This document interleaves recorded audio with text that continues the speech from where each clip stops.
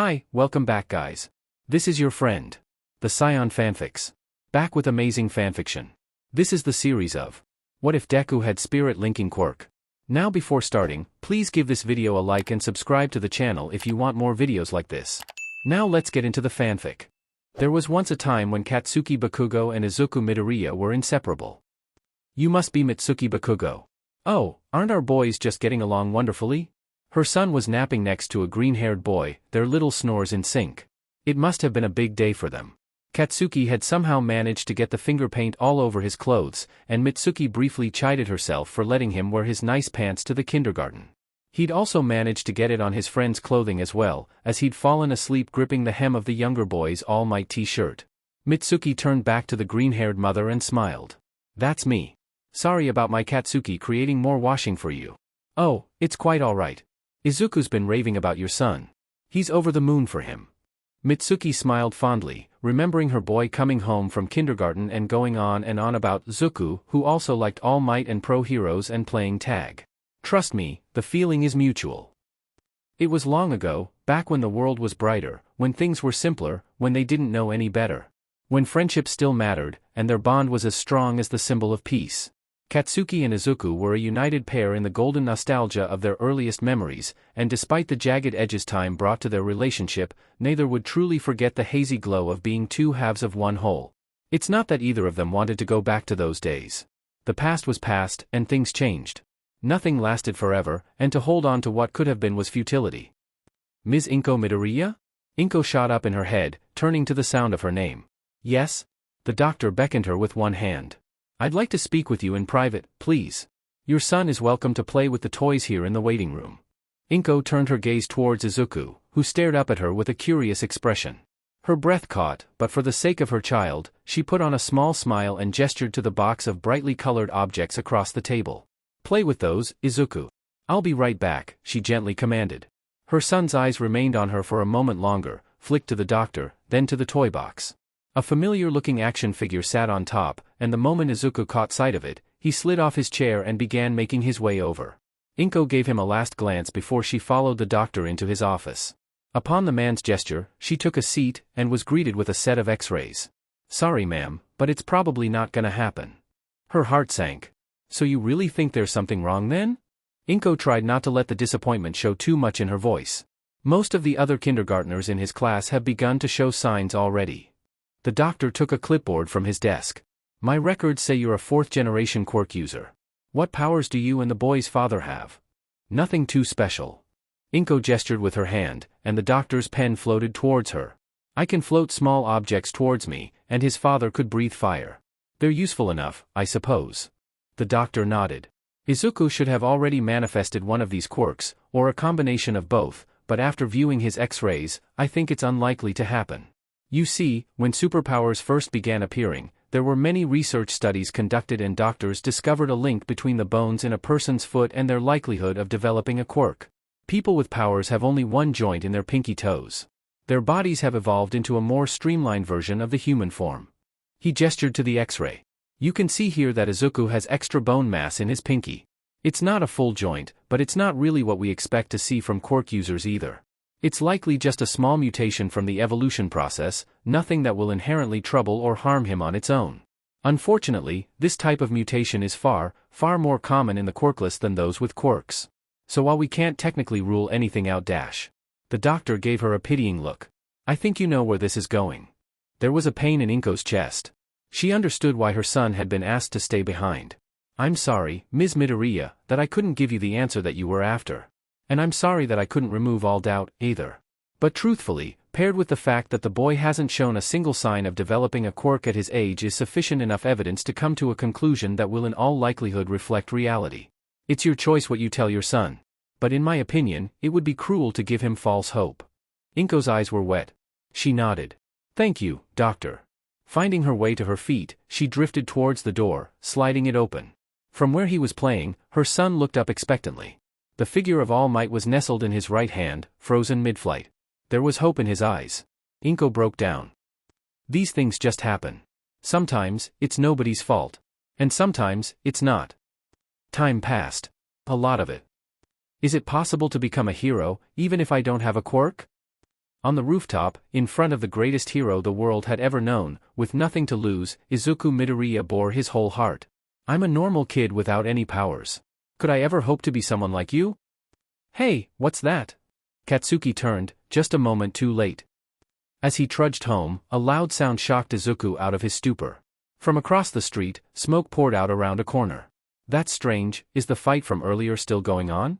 He felt queasy. The thought of observing the pro-heroes suddenly seemed so sour in his mind.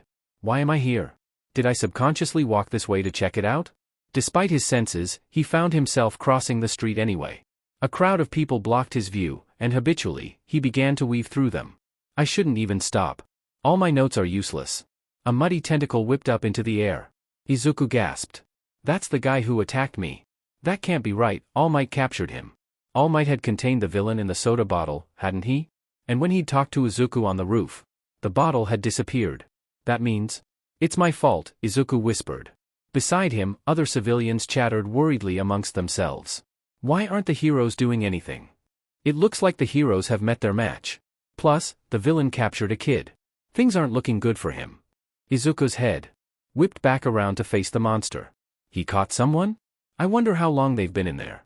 Unpleasant memories of sludge and terror flooded his mind. Instinctively, his hands reached up to cover his mouth.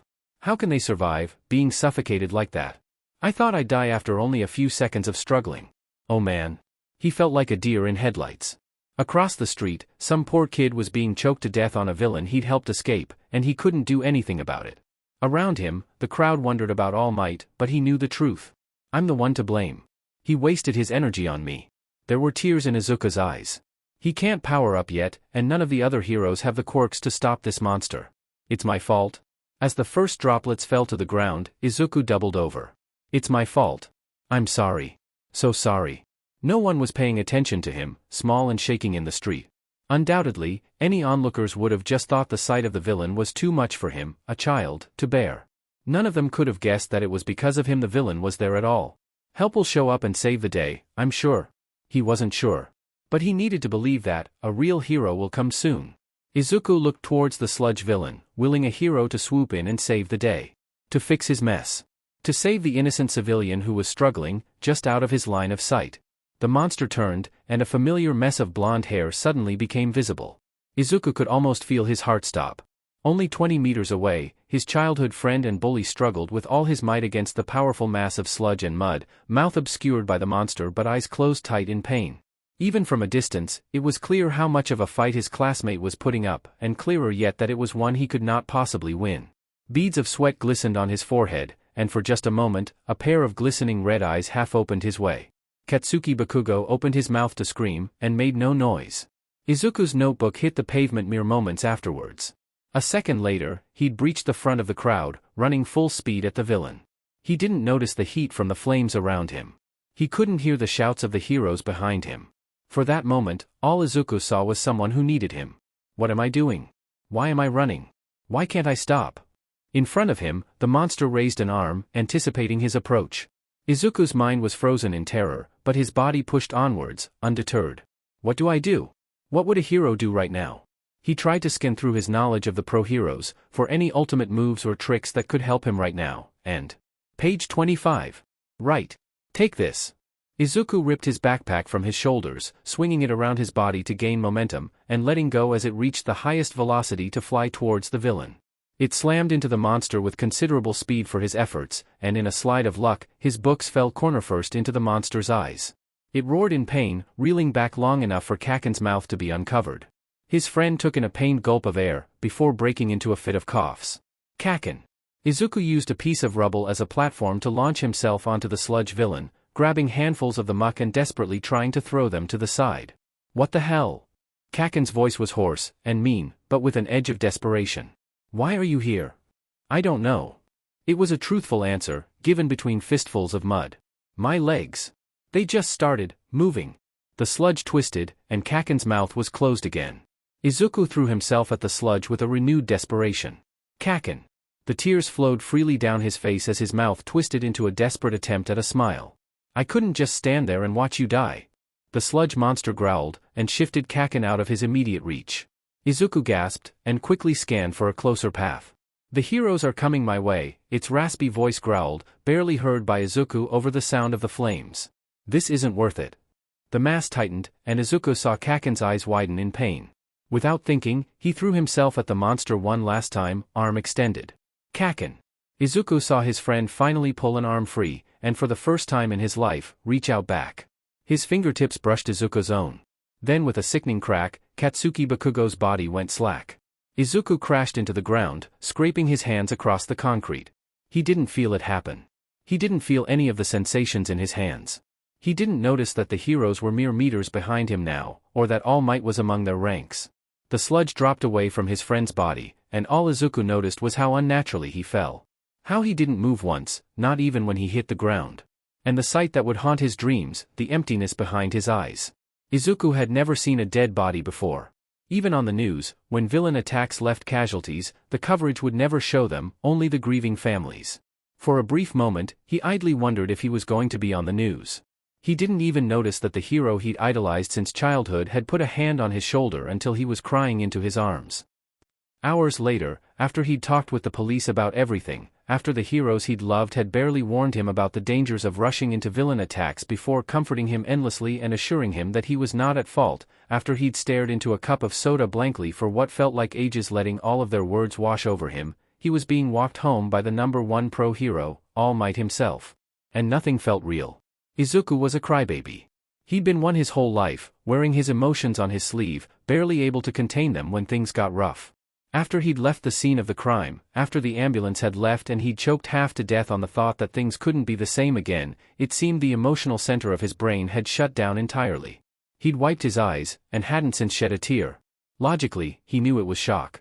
He knew there'd be countless nights ahead where the implications of this day's events would leave him sobbing himself to sleep. He kicked a rock and watched it bounce along the sidewalk. To his side, All Might had resumed the smaller, lankier, true form that he'd revealed to Izuku on the rooftop. He walked alongside the younger boy in heavy silence, as if there were things he wanted to say but didn't know how. But the silence was broken eventually. "I'm so sorry," Izuku whispered. "It's all my fault." All Might tensed visibly. "That's not true," he quickly responded. "None of this is your fault. What happened today? That's not on your shoulders. But if I hadn't tried to come with you, then you wouldn't have dropped the villain. And if I hadn't gotten in the way of your hard work, you would have at least had the energy to stop him. Do you think I could not have stopped him sooner if I'd tried?" This time, All Might's response was louder, sharper. "Do you really think that of all the pro heroes standing around, watching everything happen, not one of them could have saved him had they been willing to risk their lives as you had?" Izuku was speechless. There was a despair to All Might's words that was honestly a little frightening. He'd never heard the hero sound so remorseful. He'd never seen him have to be. "It's our job, the pro hero's job, to save innocent lives," All Might continued. "Today we failed young Bakugo. Today, young Midoriya, we failed you. Not the other way around. Do you understand me?" Only hours ago, his hero knowing his name would have blown his mind. A tear rolled down Izuku's cheek. He gaped, unable to make sound. "I want to hear you say it. Tell me that you understand that it wasn't your fault." "It wasn't," he choked, unable to get out the words. "But it was. I could have done more. I could have. It wasn't your fault. You did everything in your power to save him, and what happened wasn't your fault." "It's not my fault," Izuku managed, even though guilt ripped through every thought he had. All Might stopped at the corner of the road, a step in front of him. "That's right. Of all the actions taken today on that battlefield, yours were the most heroic by far." The pro hero visibly softened. "I really wanted to thank you, young man. I know this is a terribly difficult situation, and what happened was awful, but the only reason things didn't end up worse was because of what you did. Your actions inspired me, the story of your life did, too, and the other heroes to remember to do the right thing as well. More people would have gotten hurt if you hadn't done what you did. And frankly, I'm ashamed of myself." Izuku looked up in shock. "You told me how you didn't have a power. But of all the pro heroes on the scene, it was the timid, quirkless boy who tried to save a life. It shouldn't have been you, but it was. It's a tragic reflection of the truth, of the state of pro heroes, but more than that, it's a testament to your own goodness and potential. I was wrong about what I said to you on the rooftop earlier today."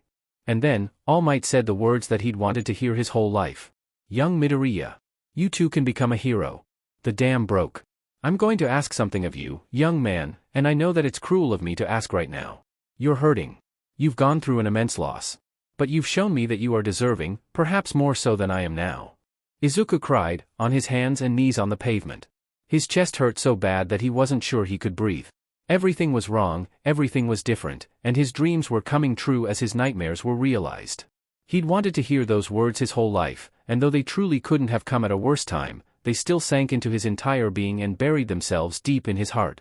Above him, All Might held out his hand. The setting rays of the sun seemed to bend and dance across his fingers. I have deemed you worthy of inheriting my quirk, the unstoppable power of one for all. I will devote my time to personally training you to be the best hero you can be, and when you're ready, you'll lead the heroes of Japan to the path of righteousness. If you choose to accept. Be warned, young Midoriya, the road you will travel will not be easy. But I will guide you as best I can, and I believe your potential is unlimited. Izuku breathed ragged breaths in and out between sobs. Kaken was dead. The most powerful person he'd known, his tormentor, and once his friend. The one of them that was going to go to UA Academy and become a top hero. He had the brightest future of anyone in their middle school, and now he had no future at all. Now Izuku was being given that future for free. He wanted it. He didn't want it. He wanted it more than anything in the world. The guilt constricted his lungs and made him cough. He owed it to Kaken to save people. To save all the people Kaken would have saved. To make up for his mistakes. To aspire to do enough good to make up for the light his actions had snuffed all too soon. It was selfish, how the conclusions he came to coincided with everything he'd ever wanted. But he needed to make up for what he'd done. Izuku Midoriya looked up, a raging fire behind his eyes. I'll do it. There was a lot more to All Might's power than Izuku realized, but he was filled in, and a training regiment was put into place. Afterwards, he went home and cried into his mother's arms. Katsuki's funeral was held 5 days after his death. Izuku sat in the middle of the hall, beside his mother. Various classmates were scattered about. Kaken's close friends sat at the front. Some of his extended family were also here and there. Even a few of the pro heroes had shown up, paying their respects at the back. It was a closed casket funeral. The Bakugos had donated the body to Quirk research, hoping that their boy might at least be able to save a few lives even now. The flowers beside the casket were orange and red, arranged in patterns reminiscent of an explosion quirk.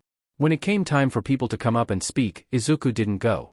He didn't feel like Kaken would have appreciated it. And he wouldn't have known what to say. Kaken was my friend, maybe some time ago. But he never really liked me. And he was mean to me. But I wanted to like him. I really tried, too. I don't think he should have died. I can't help but feel like this is my fault. No one would have wanted to hear that. Some of Kaken's jerkish friends said stuff though, and they cried, which made Izuku feel terrible for them. Even the ones who had taken the opportunity to pick on him relentlessly, even the ones who went after the other weaker kids in the classroom. For a moment, Izuku saw them all as young children, lost, in pain, and united over the one of them gone too soon, and it was just too hard to feel any other way. After the main service, when everyone got a chance to go and pay their individual respects, Izuku took the time to go up to the casket and try to think of some parting words. Nothing felt adequate. Instead, Izuku could only think about how that day, he'd been moments away from death as well. He could have easily been the one inside the coffin, with his classmates shedding tears. He wondered if the JRKS would have cried. He wondered if Kaken would have cared. His palms were sweaty, and he wiped them on his nice pants. I'm awful. My classmate is dead, and here I am, over his literal dead body, making this about myself. He gave a silent apology and a wishing of wellness and peace, before moving away.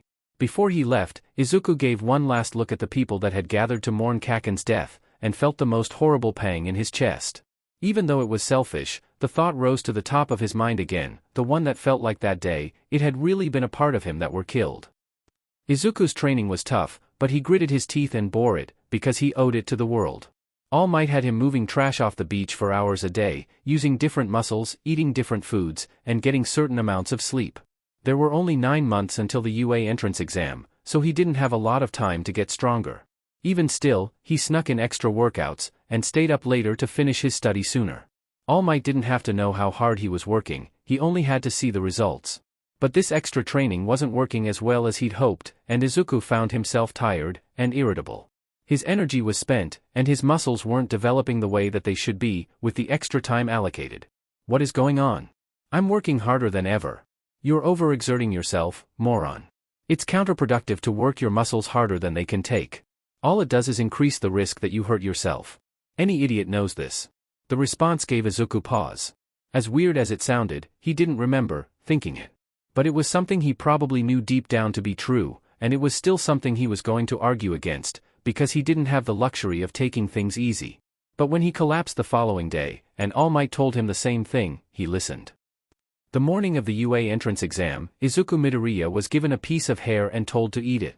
Less than an hour later, he was at the front gates of the prestigious Hero Academy. And it hadn't felt like anything had changed. Did All Might's plan really work? Am I going to be able to do this? So you're really going through with this? With a quirk you have no practice with, and one you're not even sure you have. What makes you think you stand any chance? Look around. These extras are the real deal. Izuku glanced at his competition as he walked through the gates. All the students around him held their heads high and looked confident, like they knew they belonged there. They'd been training with their quirks their whole lives, and they were the best their schools had to offer. He shook his head to clear away the dark thoughts. I'm just going to do my best. That's pathetic. Do you even have a plan? Well, He was interrupted by a misplaced pebble sending the ground hurtling towards his face. Before he could squeak in fear, the strangest sensation overcame him, and he stopped midair. Nice going, Deku. Deku? Izuku murmured to himself, but that particular train of thought was cut off by the sound of a female voice behind him. Sorry for using my quirk on you without asking, but I figured you wouldn't mind. It'd be bad luck to trip and fall right before the exam. Deku, is that your name? He ended up seated inside a grand hall with all the other students while the pro-hero present Mike explained the rules. Midway through, another student stood up to question the exam resources, before taking a moment to address Izuku. You, with the unkempt hair. You've been muttering the whole time. Stop that. If you can't bother to take this seriously, then leave. You're distracting the rest of us. Sorry, he muttered beneath his breath. Unbelievable. This guy's a bigger DMN nerd than you are. Izuku's cheeks flushed. Where were all these mean thoughts coming from? Before the exam began, it was the same student who chewed him out when he tried to thank the girl from earlier. After he'd been scolded, the other students began to take notice. Hey, over there. That's the guy who almost bit it out front earlier. He practically wet himself in the lecture hall. Dude, what a loser. One less rival to worry about, I guess. Izuku's stomach churned. Why do I feel like they've already written me out? Probably because you don't pose even the slightest threat to them. Hey, wasn't he one of those kids in the sludge monster attack? Oh yeah, where that other guy died.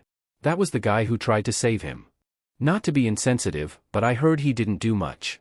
Tears suddenly bit at his eyes, and Izuku turned on his heel and walked the other way.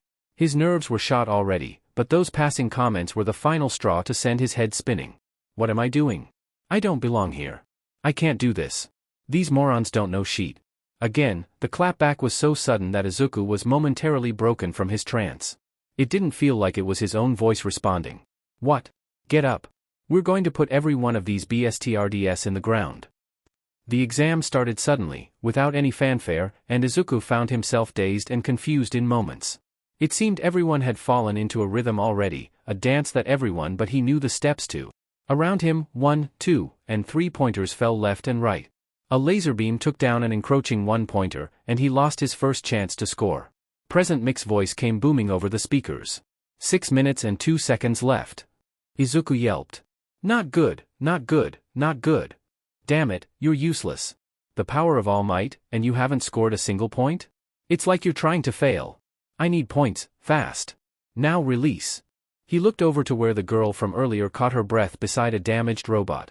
Okay, that should be at least 28 points. 28 points?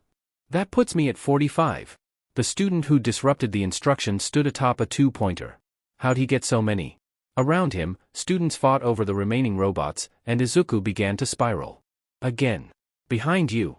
He whipped around to watch the robot leaping at him get intercepted midair by a blur. The pair crashed to the side, and more points slipped through his grasp.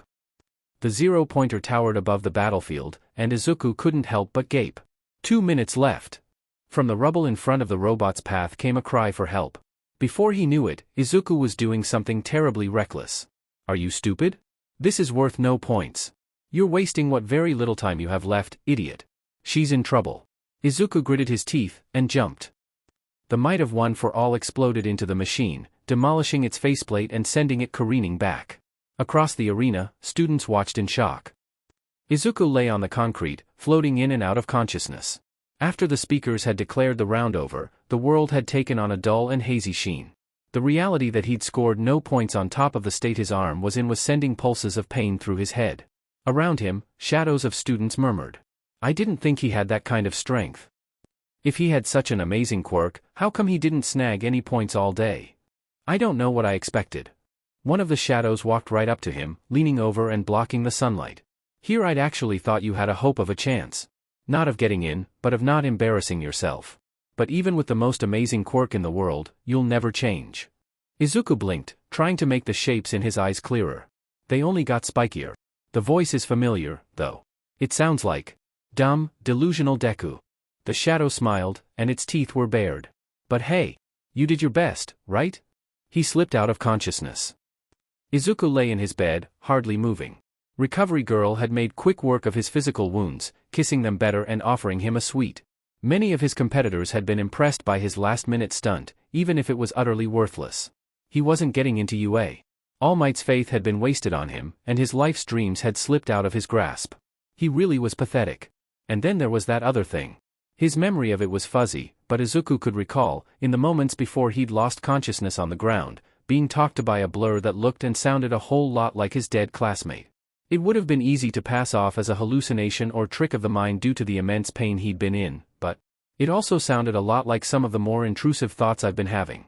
Which means it's probably less of a dying vision than it is a manifestation of some other underlying issue.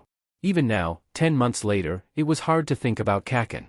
Izuku hadn't been able to close his eyes without picturing the boy's body for a while after the incident, and he'd admittedly locked a lot of his feelings about the situation away instead of dealing with them. It was hard to address how he felt, because a lot of how he felt was a mixed bag of sadness and guilt and sadistic relief. He'd taken the training with All Might as an opportunity to distract himself, and turned down the opportunity to go to therapy as to maximize what he could accomplish before the entrance exam. And now there was a voice in his head that sounded like his dead friend's. Is this unprocessed trauma? He wondered. Is it manifesting this way because I've bottled it up and pushed it aside? And now it's emerging in the form of my self-doubts and insecurities taking on the mannerisms of something I feel terrible about? If you're trying to insinuate that we're the same person, I'll kill you. Izuku shot upright. He scanned the room for the source of the noise and came up empty-handed. Did I hear something? Was that real? Oh, you can hear me now? That's just great, isn't it? Wouldn't want to get me mixed up with your intrusive thoughts. His palms were clammy. This isn't real. There's nobody here. I'm just losing it. I'm cracking. For such a nerd, you really are a moron, Deku. Izuku felt the lightest imprint of cold fingers grab his chin. Over here, idiot. His head was twisted and he found himself face to face with the spectral visage of the deceased, said Katsuki Bakugo. His jaw fell. Don't scream or you'll wake your mom, the ghost said. Izuku clamped his jaw shut and screamed silently.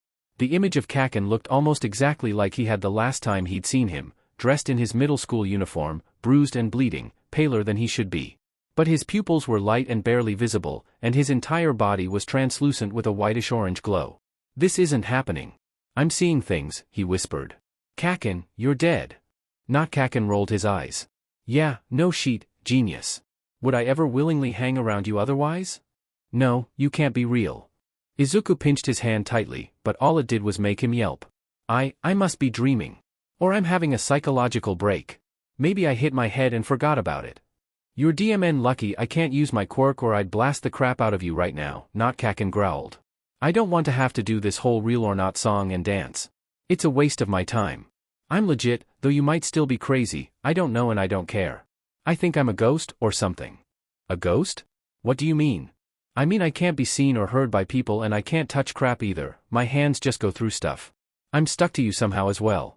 I can't go more than about 30 meters away from you either, it gets harder to move the further I go and I kind of just get yanked back, like going out of bounds in a video game. I can't use my quirk, I can't change my clothes, I can't do jack shit except hang around you and look around your stupid head. Izuku's eyes widened. My head, like you mean my thoughts? Oh God, can you read my mind? A flash of disgust crossed not Kaken's expression. Not in the way you're thinking. Because I'm stuck to you or whatever, it's more like I get a sense of what you're feeling than words on a page. Sometimes it's vague, sometimes it's like I can hear you, but I've also noticed that happens more when you talk to yourself. Which you do way too much for a normal person. Sorry. Izuku flushed. Save your apologies, idiot, I was calling you a freak. How were you supposed to know there was someone spying on your thoughts? There was a tone of sarcasm to the response, but it did remind Izuku of some questions he had. So a ghost, right? How long have you been like this? Since I died, possibly, Kaken said, much too casually. It was practically immediate. I was fighting the sludge villain 1 second, and then. He held out his hands and twisted them, making a cchh sound through his teeth. Izuku didn't like it one bit. For a moment, there was a weird pulling sensation, and the next thing I knew, I saw my own body hit the ground from your eyes, quite possibly, Kaken's ghost continued. For a second, I thought you'd had some secret body-swapping quirk that you'd never told me about. But then it turned out that I actually didn't have any control at all. He laughed dryly, but Izuku was familiar with the undertone of anger that rippled through the sound. As surprisingly cool as Kaken was playing it, this was a bad memory. I assumed the worst before I figured out I could detach from your body and move around as myself. But even still, I couldn't get far. And for a little while I figured that maybe I had somehow screwed up in my life and doomed myself to a purgatory of nerd watching. Pale red eyes flicked towards green, accusatory and alight. But there's a simpler explanation for this, isn't there, Deku? Izuku stiffened. What do you mean? I mean, Kaken growled, that you've been lying about being quirkless. You do have a quirk, and you're responsible for keeping me here. That's not true, I swear. A finger pressed deep into Izuku's forehead with a phantom sensation as Kaken got up in his face. It was an uncomfortable position he'd been in many times in past, though lacking, for the first time now, the feeling of physical contact or the telltale sparks of a quirk waiting. It was strange. Even though it was a well-run routine clearly meant to intimidate him, Izuku couldn't help but feel a little sorry for his former bully. Kaken couldn't actually do anything to hurt him anymore, and even though his ghost was mad, there was something missing. The anger seemed hollow, the edge dulled. There was a hint of desperation in the accusation, and somehow, Izuku almost knew Kaken didn't believe it himself. He considered, for a moment, the reality of the last 10 months the Spectre had been through. Helpless, quirkless, tied to someone who couldn't see or hear him. No wonder Kaken seemed mellowed out. In all likelihood, he was depressed. Stop pitying me, you a-hole. Kaken exploded. He tried to swipe at Izuku's face, but when his hand passed through hopelessly he resorted to yelling in his ear before stomping off to the other side of his room. He turned his back to Izuku, though through the tension in his shoulders and the sudden hunch in his posture, Izuku inferred that his arms were tightly crossed. You're a piece of shit, you know that, right? Deku? What? Me? Izuku gaped. Is there anyone else I could possibly be talking to? There was a moment of silence. Tell me what your quirk is or I'll kill you. I'm serious, I don't have one. I have it on my medical record and everything. Kaken went quiet. Izuku almost thought he heard him say, I remember that. But before the latter could comment on it, he was drowned out by a very audible, damn it. It was for the best that Kaken couldn't touch things, because half of the posters and objects in Izuku's room would have been quickly torn apart or thrown at the wall. But a lack of ability didn't stop the boy from trying. Once the blonde had worn himself out, he turned back to Izuku. So that's it then, huh? You got nothing? Izuku was really trying, but he couldn't think of a single thing that stood out to him as either a cause or a solution. There had only been one recent change in his life, though if Kaken really predated it, then it was nothing. But it might be worth bringing up. You don't think it could be Izuku lowered his voice, as if anyone could hear. One for all? All Might's lame but Quirk? As if. Izuku gaped, but resolved to ignore the comment for now. But I only started hearing you after I received it. You don't think it's possible that it was somehow a catalyst for that? Kaken humphed. I mean, it didn't affect me at all. It's not like I've been a silent observer this whole time, you just didn't seem to notice until recently. If it changed something, it was only your abilities. I'm not sure that can be used to fix anything. There was another moment of silence. Speaking of, your performance today was a complete disaster. Izuku slumped against his headboard, drawing his knees in close and hugging them. Everything that was happening was so strange, but his failure, that was real and unavoidable. I know. I really messed things up. I mean, honestly. It was beyond pathetic. You should have had a plan for fighting Quirkless, in case the transfer hadn't worked, but even with the power you just weren't ready to make decisions in the line of fire. Worse still, when the opportunity came, you wasted your energy and your arm on taking down the one robot worth absolutely nil points. You came unprepared, and got your butt kicked because of it.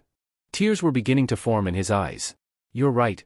I was given an incredible opportunity, but when the time came to prove myself, I wasn't ready. I blew it, and wasted All Might's time. Kaken's expression twitched, but it was too quick for Izuku to read the intent behind it. Instead, he came up and sat on the foot of Izuku's bed. So, he began, what are you going to do about it? Izuku looked up, a single tear trailing down his cheek. What? I said, Kaken repeated, annoyance creeping into his tone. What are you going to do about it? Are you going to continue being the pathetic Deku I knew from middle school, who when faced with a problem, would wilt and run home feeling all sorry for himself? Are you going to sit there sniveling, and write your stupid whittle feelings into your stupid whittle diary? Or are you going to get back up, put your next foot forward, and stop all that potential you've been given from going to waste? This time, Izuku was caught off guard. What? I'm not repeating myself. You're not getting into UA's hero course, you didn't score any points.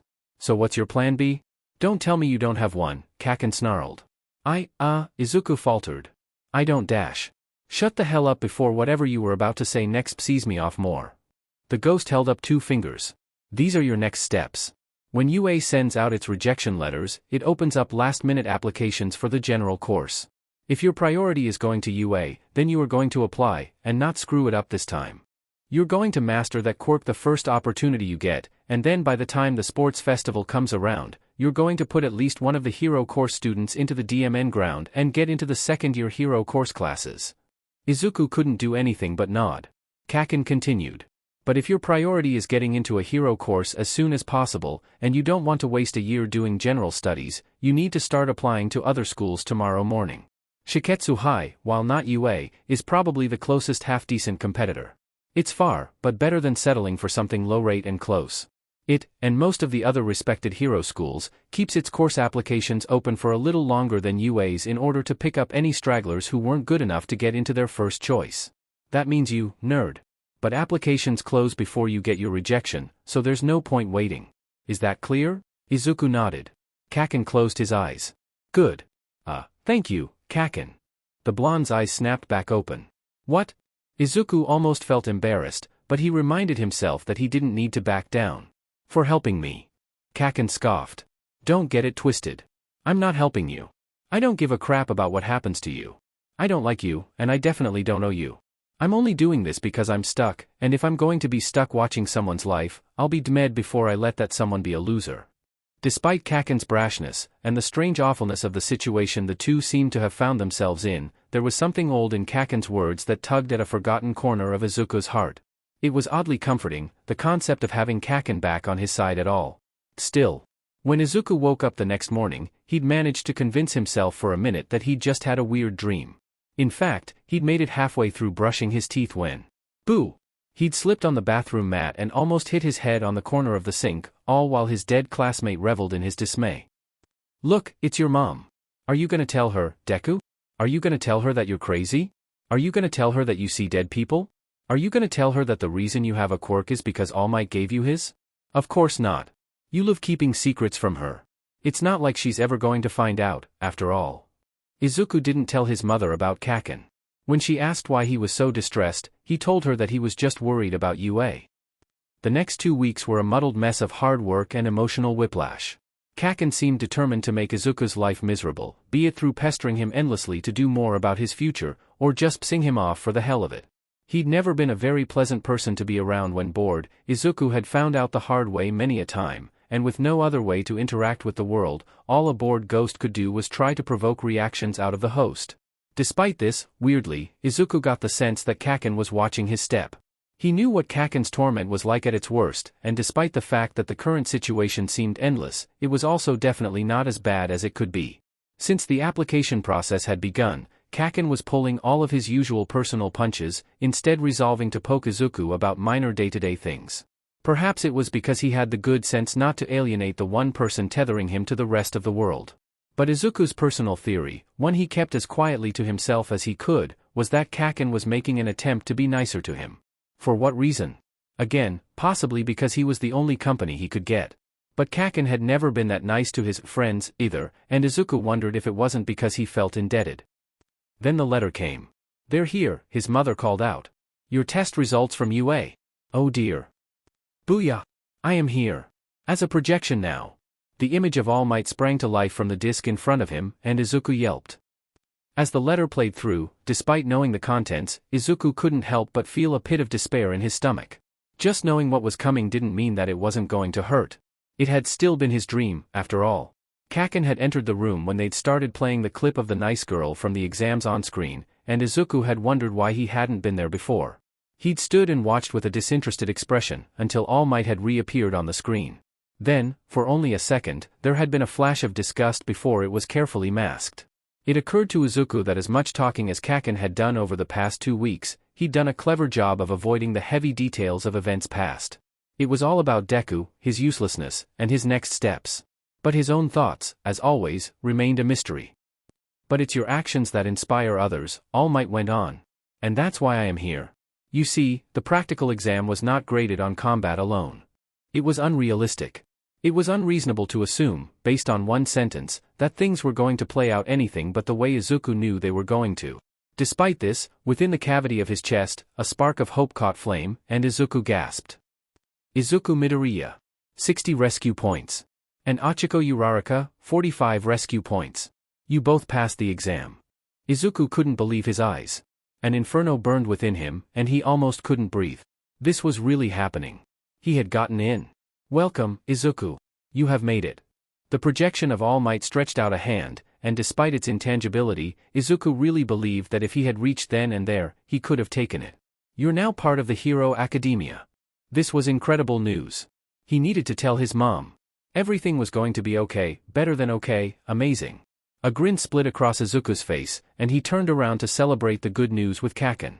Kaken was frozen in place, his mouth turned in horror. Izuku's own smile fell. "Is this some kind of a joke?" he hissed. "Are they screwing with us?" Izuku felt a cold creep up his spine. Kaken? What's wrong?" Kaken wasn't looking at him. His gaze was affixed to the spot where All Might's image had been moments prior, and he was seething. "Rescue points? What kind of made-up bullcrap is that?" He spat out the words, making no effort to conceal the contempt behind them. "Oh, the kind of made-up bullcrap that just got me into UA." Izuku shot back, annoyance creeping into his own voice. "You should just be happy for me, for once in your, for once." That drew Kaken's eye. "I should be happy for you? For what? For failing miserably? For scoring 0 points on the entrance exams?" Each phrase was a little louder than the last. "I got 60 made-up goddamn bullcrap points that mean nothing. There's no DMN thing as rescue points, and they're only pretending there is because you screwed up your chant so monumentally that All Might probably had to get on all fours and SCK the D of that DMN rat to get you considered. This is a weak attempt at favoritism, and you didn't earn sheet." Izuku's blood began to boil. "Oh, I'm sorry, are you mad that there was more to the exam than just beating up hunks of metal? That, heaven forbid, someone should do something that requires actual heroism and get rewarded for it? Is it because you were wrong about me and I can become a hero, even without your help?" he fired out. Something sparked in Katsuki's eyes. A lit fuse, and for a moment, Izuku could have almost sworn he smelt smoke. "They're rewarding you for your heroism, are they?" he almost whispered, suddenly low and dangerous. "That's so interesting. Tell me, Deku, what makes you think that any of this is about you? He always has to be the most important person in the room." Izuku bared his teeth. "I was chosen to be the next wielder of One for All. This was my opportunity, given to be by the symbol of peace himself. Because All Might believes in me. All Might doesn't believe in you, you moronic bstrd, he feels guilty." Katsuki snapped. "About what happened to me. He pities you, the poor little nobody who lost his cherished childhood friend to a villain attack that he was too goddamn useless to do anything about." The suddenness of the statement took Izuku's next words out of his mouth. Instead, an empty silence hung for a few seconds. "Do you want to know what would have happened if the symbol of peace had done his job, Deku?" Katsuki asked gravely. He didn't wait for an answer. "I would have taken the UA entrance exam. I would have scored more points, actual, real points, than all the other extras there. I would have gotten in, and I would have gone on to be the best hero the world had ever seen. And do you know why?" Katsuki's red eyes bored deeply into Izuku's own green ones. "Because I could.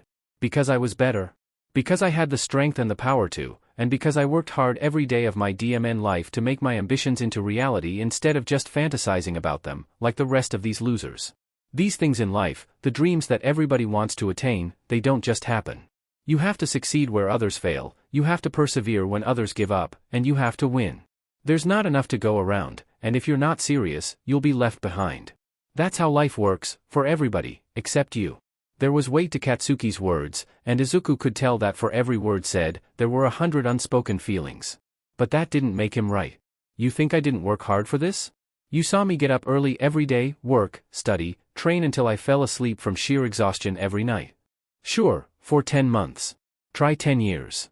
Katsuki ground his teeth together. But that doesn't change a thing. You've done nothing but benefit from my death since, and I'm sick of it. Opportunity after unearned opportunity have fallen into your lap, and even when you manage to screw them up, the universe trips all over itself to make up for your mistakes. It's sickening. There was another moment of quiet, before Katsuki continued. You're going to turn UA down. Don't even apply for general studies. This kind of behavior is unacceptable from them. See if Shiketsu's gotten back to you yet. I'm not doing that. Izuku may have felt bad, but he wasn't about to screw things up further because of it. I won't let you. I'm sorry, Kaken, I really am. I know this is terrible dash. Stop. And even if I couldn't possibly understand what you're feeling, I can't throw everything away because of it. I'd love to talk about this with you dash.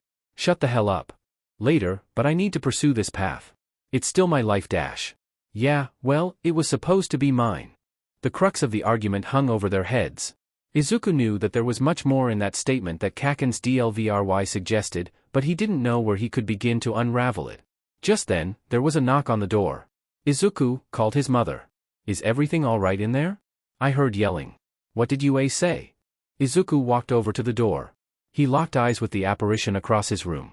Katsuki's eyes were full of anger, hatred, and sadness. Izuku hoped his own conveyed sympathy, understanding, and compassion. He broke eye contact, took a deep breath, and allowed the smile to re-emerge on his face before twisting the door handle. I got in. I'm going to UA. He wrapped his arms around his mother as the tears began to flow, burying himself deeper into her embrace instead of sparing another look back. Kaken didn't talk to him much in the following weeks.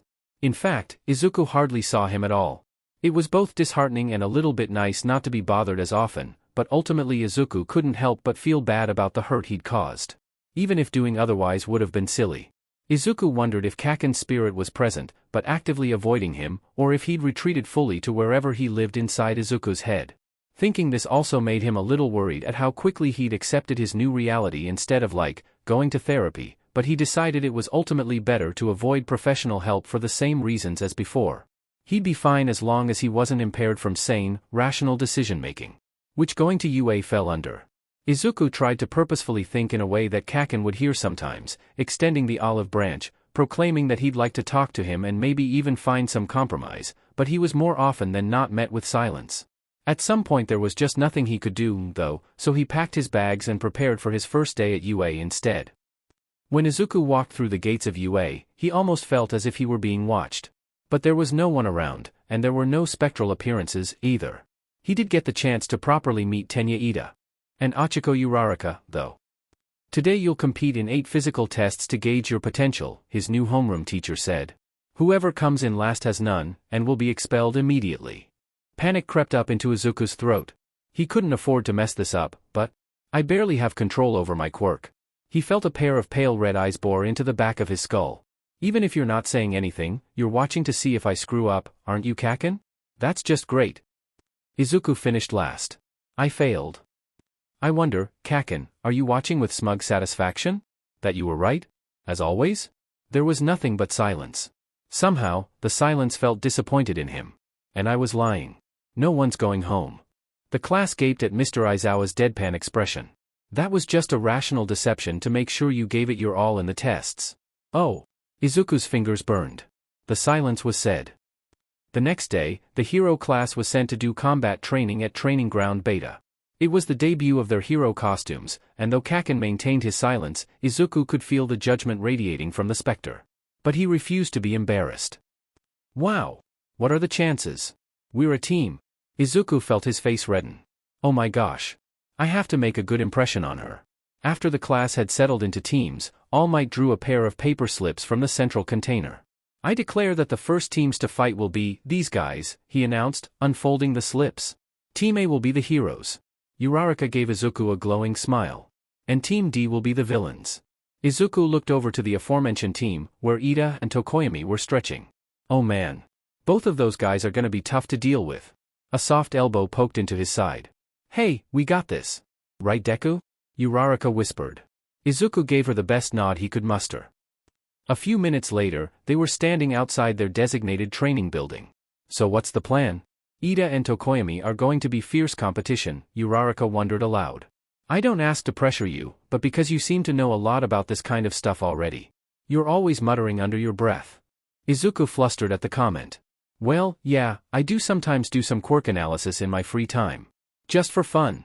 And because I think we can learn a lot from the pro heroes especially. Though I haven't really had the chance to learn much about our classmates yet. Only from yesterday's tests, and seeing Ida in action at the entrance exams. That's fine, they won't know a whole lot about us either, she reassured. Izuku nodded. So Ida has those engines in his legs, and he can run pretty fast. Tokoyami has that shadow creature thing that he can command. My guess is that since he'll be able to hide pretty well in the dark corners on the windowless lower floors, we can expect to face Tokoyami sooner rather than later. I imagine Ida will be able to find us before we can find either of them, and it's very possible that they'll go on the offensive. If one of us makes a break for it, Ida can help transport Tokoyami around, or possibly stop us from getting very far. I think we have to keep them apart from each other, and take them down on their own. Uraraka nodded. That makes sense. So you're suggesting we split up? I think that'll be the move. I'm not sure your anti-gravity quirk will be able to do much against Tokoyami, because his shadow seems to be able to move freely through the air, but I think if you got Ida off the ground, his mobility advantage would become ineffective. He'll be difficult to get close to though, I imagine. For the same reasons, I don't think I'd be a good match for him. You'd only have to touch him, but I couldn't fight him with my quirk. I might be able to take on Tokoyami's shadow, especially if it doesn't hurt him too much to hit it. Either way, I think I could keep Tokoyami busy. She nodded again. I've been meaning to ask, how does your quirk work exactly? You pretty much know mine, but I'll admit I haven't caught on to your deal yet. Izuku blinked. Oh. I guess it's like. I can concentrate, a lot of energy into a body part? And then I can use it to create a lot of impact, for like a really strong punch, or a really good jump. But I haven't quite figured out how to stop the force I'm exerting taking a toll on whatever I'm pushing it out from, which is why my arms got messed up at the entrance exam. He looked down. I'm actually not really supposed to be using it until I get a handle on it. Don't feel pressured to. Uraraka rolled the blueprints up and put them in her pocket. Winning would be nice, but not at the cost of hurting yourself badly.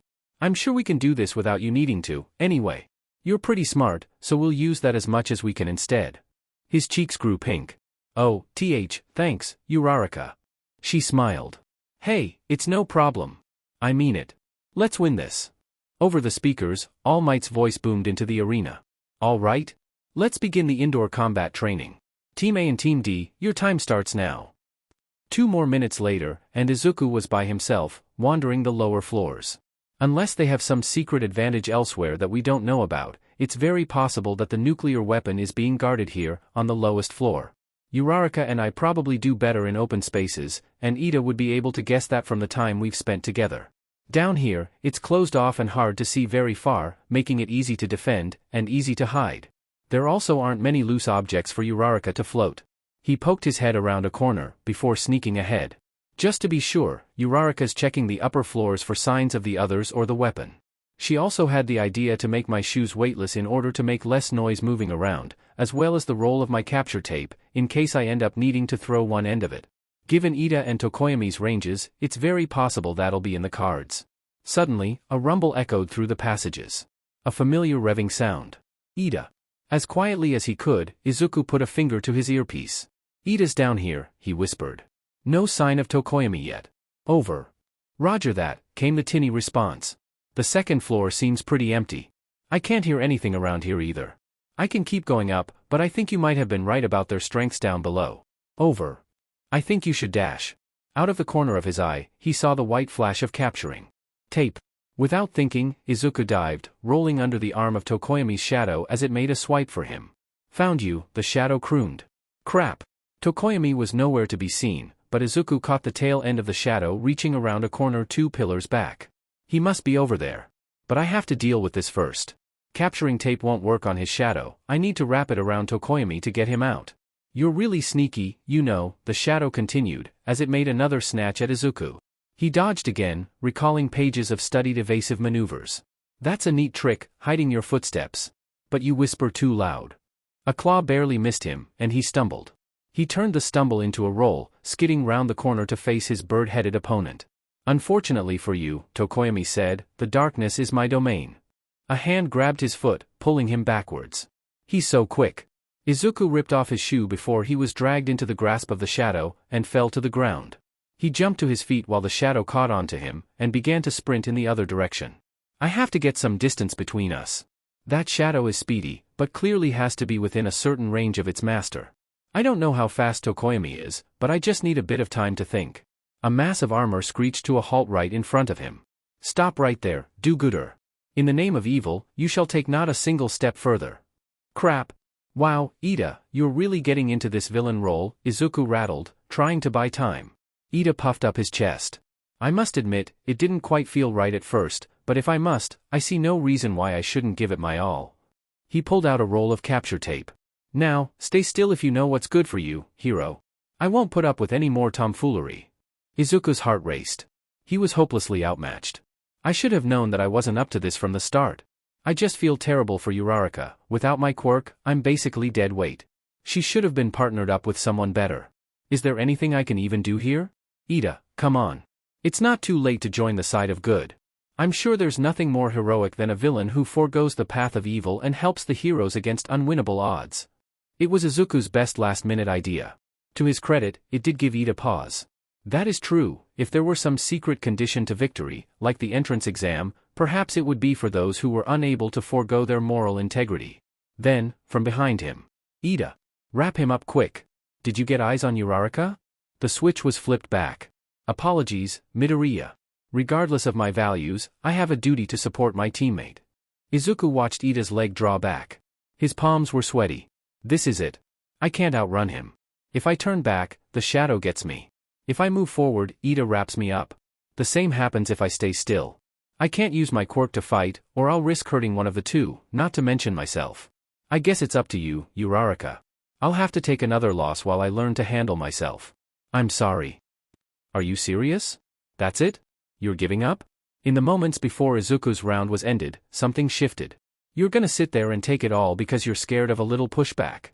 You made a name for yourself as a failure on day one, and now you're gonna make a habit of it. This is a pit that keeps getting deeper, unless you stop digging right goddamn now. But what can I do? If I use my quirk, someone will get hurt. That's what the nurse is for, idiot. You have the most powerful quirk of any of these extras, and you're worried about a little pain? You'll never get better at using it without practice, and you'll never get ahead if you're playing to learn and not to win. So what do? Win, damn it. Izuku couldn't go forwards. He couldn't go backwards. What Tokoyami said about the darkness, could it be more than just a stealth advantage? I've been thinking about his quirk as some kind of shadow, and if it's anything like a real shadow, maybe the amount of light it's exposed to could somehow make it weaker or smaller. It's a long shot, but I don't have much else to go off. Power began to build in his legs, and through his arms. Hopefully I can spread this out, or else this is going to cost me. As Ida began his dash, tape at the ready, Izuku jumped. He stretched out his arms, pointing his hands towards the corner of the roof. With a dramatic crash, he broke through the ceiling of the first floor, flying another 2 meters before falling onto the second. Light filtered in from outside, and debris fell in pieces from the ceiling. Ow! But his legs were sore, but somehow, they didn't seem broken. Maybe a couple of cracks, though. Curiously though, his arms seemed mostly okay. Given how dramatic his burst through had been, he'd expected them to take a beating. I guess my legs were doing a lot of the work. Beneath him, Ida gaped. Ida! Where's Uraraka? Tokoyami ran around the corner. I glimpsed her on the second floor about a minute ago, but if you're going to handle Midoriya, I shall find and subdue her. Tokoyami met Izuku's eyes through the hole with a curious expression. Go on, Ida. We wouldn't want to let her slip through the cracks. Izuku struggled to his feet. Okay, guess we're going to try avoiding walking if we can help it. But what can I do from here? He tapped his ear. Uraraka, Ida is headed your way. He was just at the southeast corner of the bottom floor, but he won't be long. Tokoyami is planning to deal with me. Over. His earpiece crackled to life. Opie that, sorry for the silence on my end, I heard Tokoyami say that he heard you talking and decided to wait for you to respond first. I didn't find anything on the third floor either, and since you seem to have your hands full, I made a start on sweeping the bottom floor from the northwest stairwell. If you can keep Tokoyami busy, I think I can float myself out of Ida's range if necessary. Over. Uraraka was really cool. You look injured, Midoriya, Tokoyami called up from the bottom floor. If you surrender now, Recovery Girl can take care of your injuries before they worsen. Izuku took a moment to collect himself. Even with the slivers of daylight, Tokoyami seems to want me to come down there. He could probably make it up here just by using his quirk, but if I was right about how it works, it's possible the light on this open floor puts him at too much of a disadvantage for him to risk it. I also guess that means that the warhead is most likely on the bottom floor. There's a possibility that this has been a massive bluff and it's sitting on the 4th floor untouched, but Ida seemed okay to leave his post and assist Tokoyami when Uraraka was actively scouting, and that's a massive gamble to take if that were the case. I won't have a lot of mobility down there, and to be honest, I'm not sure how fighting Tokoyami would help us. I could try capturing him, but I'm at a serious disadvantage. 5 minutes left, heroes. And I'm not sure I have the time. Just then, his earpiece crackled to life again. West, center west, Deku. The web dash before cutting off. I guess that clears things up for me. Uraraka sounded panicked. Ida must be on her. Izuku looked down at Tokoyami. We can still win if I touch the warhead. How do I get there though? If I go down, I'll have Tokoyami to deal with. Not to mention Ida, in the worst case scenario where he's taken care of my teammate already. He thought back to the blueprints that Uraraka had been studying. The bottom floor is a maze of corners, but this floor is open, and it's the same size and shape. If I get this right, maybe I can get to the warhead without playing on the villain's battlefield at all. Izuku spared a last glance down at Tokoyami, before gritting his teeth, and walking as fast as he could northwest. Grin and bear it, only 70 or so meters. The single weightless shoe he had was helping take part of the load off, and for a moment, he regretted throwing the other one away. But after about a minute, Izuku had reached the room he was looking for. I should be somewhere above it, or close to. There's only one way down, and it's going to hurt. He called the power of one for all into his right arm, before sending it smashing into the floor beneath him. Izuku was falling. The warhead was about 10 meters to the left of him. He could see Uraraka and Ida tangled in a mess of tape, and it was unclear who exactly had caught who. A dark shadow was rushing headfirst at him from behind the warhead. Izuku had his capturing tape at the ready, and swung the roll towards the approaching beast. Instinctively, the shadow caught it in its claws, and bracing for the jolt, Izuku used the momentum to swing left and downwards. He slammed face first into the nuclear warhead. Ouch, came All Might's voice booming from over the speakers. The hero team wins. Yay. As Izuku peeled off the prop, he found himself falling towards the ground again. Right before he took another bruising, a soft touch caught him. Well done, Deku. Uraraka beamed, bringing her fingertips together and releasing Izuku gently. Thanks for the save. You did all the hard work, Izuku responded gratefully. I just threw myself at a nuclear bomb. It was quite the finish, Tokoyami agreed, emerging from the shadows. Your dedication is admirable, Midoriya, though I disagree with your methods. Much of your victory looked painful. I would also like to commend Uraraka. Ida's voice piped up from behind the girl. I dare say she would have gotten the best of me, had the environment been more suited to her needs. As things stand, I think she still got the best of me. I also apologize for my uncouth behavior in the past 15 minutes. Your indoor combat training is over, All Might was saying. Our transport bots will escort you all where you need to go. I guess I'm going back to Recovery Girl, Izuku sighed. Oh, true. Uraraka pursed her lips. I'm glad we won, but I agree with Tokoyami. It's not really fun watching you get hurt, Deku. Next time, I'm okay with an honorable loss. Understood, it's just. I needed this. Izuku got an earful from Recovery Girl, but lots of compliments from the rest of his classmates. He got nothing more from Kaken, though. At least, not until that evening. As Izuku chatted to his classmates, he caught a glimpse of something in the corner of his eye. Standing just outside the front entrance to UA was a blurry shape that could have almost been mistaken for a student were it not half visible. It was waiting for him. Izuku excused himself from the conversation as unsuspiciously as he could before running out of the front door. Kaken. He reached the entrance and took a second to catch his breath, before angling himself out of the line of sight of any of his classmates still in the building. In front of him, the spectral blonde was half a step from the campus border. He didn't make any effort to come inside. Izuku wasn't sure what to say. A conversation was needed, but it was one he didn't know how to begin. Thanks for your help during the combat training today. Kaken pet an eyebrow. What help? Calling you out for being a loser and a failure? If you consider that help, then I'll help you out any day of the week. I mean it. It gave me the motivation to stop accepting anything less than my personal best and to rise to the occasion. His declaration was met with a sullen look. A breeze blew, and leaves whipped across the ground. I've been thinking. Izuku bit his tongue. It was rare to get any kind of introspection from Kaken. What happened on that day? It wasn't fair. Not the craziest statement, but there was a bitterness in the spirit's voice that insinuated he was going somewhere with it. It wasn't fair on me, Kaken continued, and there was a hint of venom in his words. Obviously. I didn't deserve that crap. To have my life taken from me right before it got good. Right in front of a crowd of useless but heroes. To have no one on my side but some clingy quirkless wannabe. Izuku tried not to take offense to the statement, because it was true. But, Kaken groaned. It wasn't fair on you. This gave Izuku pause. It shouldn't have been you, Kaken continued. You shouldn't have been the only one in that DMN crowd brave enough to get off there and actually do something. You didn't save me, but you were the only one who tried, and I can't ignore that. It wasn't your responsibility to do the heroic thing. But you did it anyway, useless as it ended up being. He looked up at Izuku. I won't lie to you, Deku. You PSS me off. Always have. I mean it when I say I don't like you, and your delusions of grandeur have done nothing to change that. But right now, I like you a whole lot more than I like every one of those posers calling themselves pro-heroes. It was the nicest thing he'd ever said to Izuku, and something about his words made Izuku's chest feel cold. But, he couldn't let this go unsaid. It's my fault the sludge villain attacked you. All Might was carrying it into custody, and because I tried to stop him, he lost it. Kaken waved a hand. I know, genius. It's not like you haven't brought it up a million times to yourself already. Not a smart move, but that wasn't your failure. It was All Might's job to look after the villain, and a seasoned veteran such as himself should have been able to keep an eye on both a crazy fan and a soda bottle. Further still, he should have done something about it when it got loose again instead of whining about it. If he had, I would still be around. That was one of the details of that day that stuck around in Izuku's mind like a rock in his shoe. It was something that he could look past, for the sake of his present, but for Kaken, who didn't have one. So the way I see it, Deku, is that we both have a responsibility now. I don't know if this is why I got stuck to you the way I did, but if this is what it takes to make something of my life, I'm not the kind of guy to half-but things. You're going to be the #1 hero, and you're going to owe it all to me. If you're going to live the life I was meant to have, you're going to have to make up for everything I was going to do.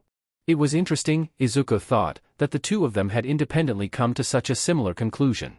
Evidently, the world has big plans for you. That's why you keep getting second chances when you screw up. You're gonna have a big part to play in whatever's coming. And as much as that pisses me off, I've been given kind of a crappy second chance too. It would be idiotic of me to waste it by not making the best of what I can do. He held out his hand. So those are the terms. I'll help you become the #1 hero, and in return, you'll dedicate everything you ever do to Katsuki Bakugo, and you'll show the pro-heroes what a real hero looks like for me. You'll beat All Might, and anyone else that comes your way. You'll listen to me, and in return, I'll cut down on the amount of crap I give you. I can't cut it out entirely, because again, I really don't like you that much, but I'll be conscientious about it. Izuku looked at the phantom limb. So like, a truce? Sure, why the hell not? He hesitated. Do I get an apology? What for? Bullying me for over a decade. Ugh. Fine. Sorry, whatever. Izuku crossed his arms. That's the worst apology I've ever heard. God, fine. An apology's in the cards if this all works out. You really SCK, you know that? He uncrossed his arms, and attempted to shake Kaken's hand. They kind of just went through each other. Midoriya, who are you talking to? Izuku whipped around. All Might was walking up to him with a puzzled expression on his face. Oh, just talking aloud to myself. Like I'm known to do, aha. That's true, you do talk to yourself often. Anyway, I just wanted to say, congratulations on your win in the training today, though we really have to figure out a way for you to handle that quirk. Izuku let himself be led by the shoulder, but not before shooting one last look over to the ghost in the wind. Kaken rolled his eyes, and stepped inside the gate. They settled into a rhythm. Izuku did his schoolwork and his training, and Kaken yelled at him. He made friends with his classmates in 1A, and tried to learn everything he could about One for All. Somewhere along the way, the USJ training grounds were attacked, and he came face to face with the League of Villains. Their leader, Tamura Shigaraki, had paused when he'd seen Izuku for the first time, almost like he recognized him from somewhere. Kaken had encouraged him heavily to destroy every villain that befell his path, but Izuku had chosen his battles carefully. He'd come face to face with the Nomu, and watched on in horror as All Might had pushed himself beyond what he could take. But they'd all come out the other side alive and okay. All that had gone in that way, at least. Slowly, but surely, Izuku was finding his footing. Maybe things weren't so bad after all. The UA Sports Festival was coming up. This is your chance to prove yourself, Kaken was saying as Izuku went through his usual workout routine. It's annoying that you still haven't worked out how to consistently use your quirk without breaking your bones, but if that's what we're working with, you're going to have to make every bone count. Izuku tried not to think too hard about the inevitable pain any success would cause him. I mean, I did manage to land a punch without hurting myself that one time at the USJ. Kaken rolled his eyes. Yeah, that's great. Waste my time by telling me things I already know and have no use for until you can figure out how to replicate them. All Might said he thought it was because I was subconsciously putting on the brakes so I wouldn't kill anybody. Izuku stopped mid-push-up. I mean, maybe we can do something with that? There was a contemplative silence from the spirit for a moment. Hey, yeah, maybe you're right. Kaken grinned and pounded his fist against his palm. Go 100% against those weaklings, and either the brakes come on and they just get mildly hurt, or they get crushed into dust. Either way, you win. Not like that. Izuku protested, only to receive a ghostly slap from the powder keg perched atop his back. Hey, what did I just say about wasting my time? If you're not going to listen to my suggestions, then shut up and do more push-ups, you dumbass nerd. That's an oxymoron. You're a moron. The day of the festival rolled around, and Izuku Midoriya gave one of the best performances of his life in the obstacle course. Without even needing to use his quirk, he pulled ahead of Shoto Todoroki to take first. The same could not be said about his cavalry battle. Thanks to the incredible inventions of Mei Hatsum, the support of Ochiko Uraraka's quirk, and the dark shadow of Fumikage Tokoyami, despite losing 10 million points, their team scraped just enough together to make it into the final rounds. Which were, finally, an actual chance to fight and show off. None of that lame but middle school playground sheet. One-on-one tournament-style quirk battles. The top 16 competitors would compete in a bracket of 4 elimination rounds for one to win first place. Izuku was, admittedly, worried. Kaken was not. I may have gotten this far without it, but if I want to do well, I'll likely have no choice but to use my quirk. Izuku looked around at his competition. There were not many who he stood a chance against quirkless. I have more base physical strength than, say, Shiro, Yororozu, Aoyama or Uraraka, but all 4 of them have incredible quirks that could keep me at bay. And then there's that Shinso? I don't know a thing about him, but he must have some kind of trick up his sleeve if he's made it this far. Is he the one with the wild purple hair? Take a look at the brackets, my dears. These are your opponents. Midnight pointed her hand towards the large screen with a flourish, and Izuku searched for his name and opponent on the bracket. It's that brat from the normie classes who tried to be threatening. Oh, that's perfect. We're gonna put that wannabe punk in his place. Kaken laughed, and Izuku tried not to feel nauseous about the matchup. We still don't know what his quirk is. What if he's been concealing some incredible power? Are you seriously worried? His quirk can't be anything special if he got put in general studies. That was a little hypocritical. Just 2 months ago you were telling me to apply for general studies. Kaken waved a hand. Yeah, but he didn't even get any of those made-up cop-out points or nothing. Stop being such a PP and focus on kicking his butt, and then when we come out on top I'll get to say I told you so. Izuku was about to protest again when he heard a voice behind him. That is you, right? Izuku Midoriya? With a yelp, Izuku whirled around, coming face to face with none other than the man of the hour. It's him. Shinso regarded him with sunken purple eyes and an unreadable look. A pleasure. Despite his words, his face betrayed no emotion that suggested that was what it actually was.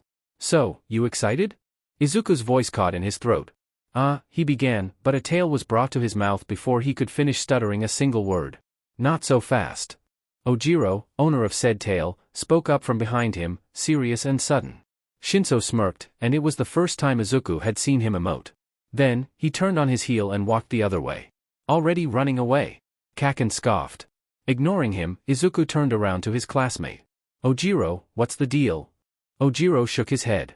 You can't say a word to him. Midoriya, come with me. I'd like to let you in on some knowledge I have that will be key to your first battle. Hitoshi Shinso was going to win. This was an opportunity he'd been preparing for since the entrance exams. His quirk wasn't the kind that gave him an advantage against machines, so he'd been relegated to general studies after failing to score points. But now, at the sports festival, things were going to change. This was his chance to show everyone what he was capable of, that he could become a hero. And all he had to do was win. His first opponent was Izuku Midoriya. Class 1A, scored relatively poorly on his physical tests, according to my sources. In possession of a quirk of great power, but with little control. A prime example of someone born with great luck, the kind that allows them to get far in life without difficulty. Waiting outside the arena, Hitoshi stretched his arms. If you're the student whose place I'll take, I apologize in advance for it, Midoriya. But that's the way things must happen. He sighed, recalling the moments prior to the cavalry battle. If only it could have been that little grape-haired freak. All right, audience. Present Mick's voice boomed around the arena, outside the gate. Let's cut to the good stuff and not delay these finals any longer. As Hitoshi waited for his cue, he continued to plan. It'll be annoying if that monkey managed to tell Midoriya about my quirk back there. But even if he knows, I doubt he'll be able to avoid it. Responding is habitual, and Midoriya of all people seems like a bit of a mutterer. I just need to catch him off guard once, and I'll be fine. I just need to get under his skin. Welcome our first fighters. Whoa, he looks kinda scared in that picture, doesn't he?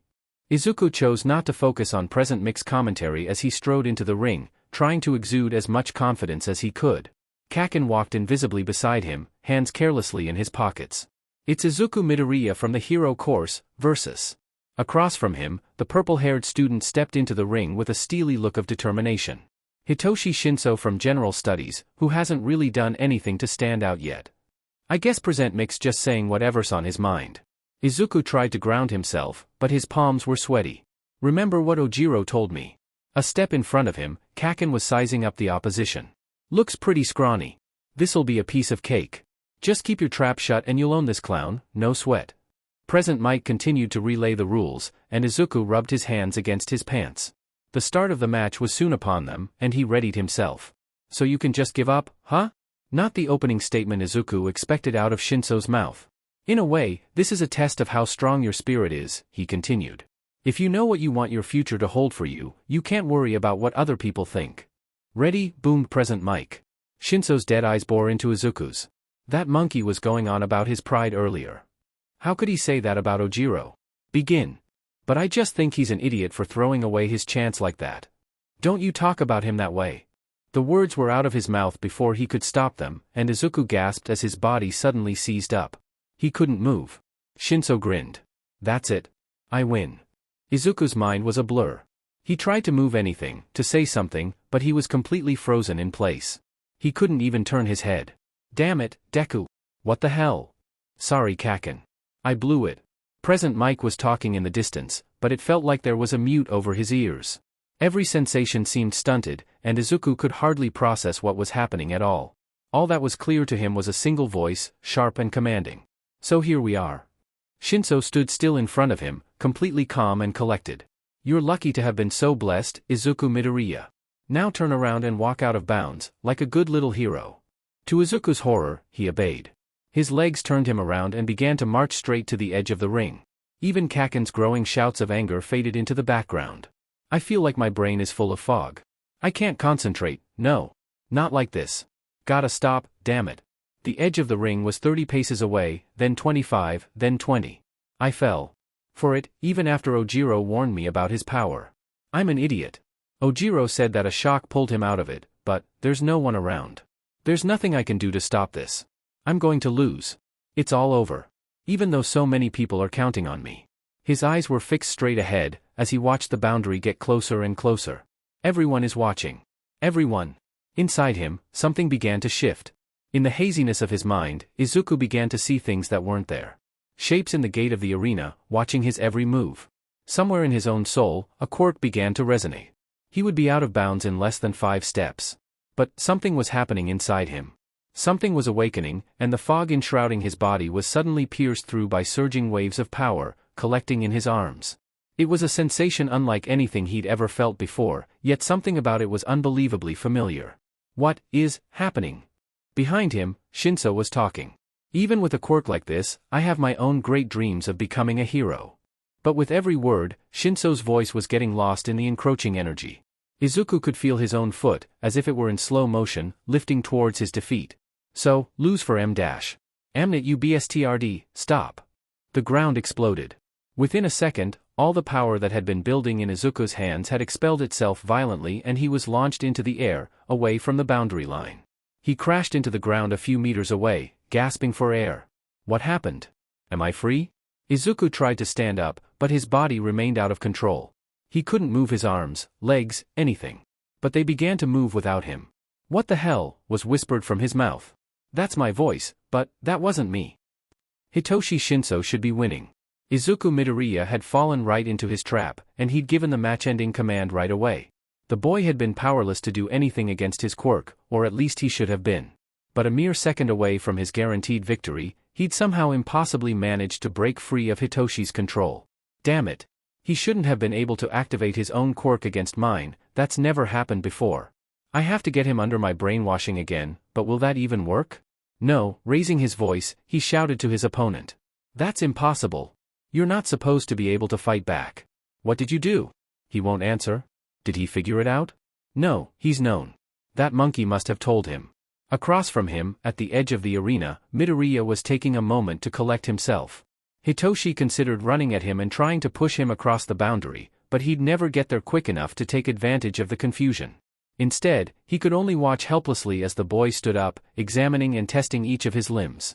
My brainwashing must really have had an effect on him. From the moment he got control back, he's been treating it like a thirsty man in the desert would treat a glass of water. Maybe it was willpower alone that caused him to break free? But again, that's never been an issue before. Shinso stood in fear of what awaited him once Midoriya pulled himself together. He was playing on his opponent's timeframe now, there was no point in rushing or prolonging the inevitable. He's not even looking at me. I have to get him to talk again. Come on, say something, he yelled. I didn't know you had so much power at your disposal. I'm kind of jealous of you. It was then that Midoriya finally turned around to face him, and Shinso's heart skipped a beat. There was a grin that he could only find within himself to describe as sadistic splitting across the younger boy's face, and if Shinso had known a thing about him, he would have considered it immensely out of character. And even from a distance, Shinso could see the light of hunger in his eyes. Did he just lick his lips? I need to stop him.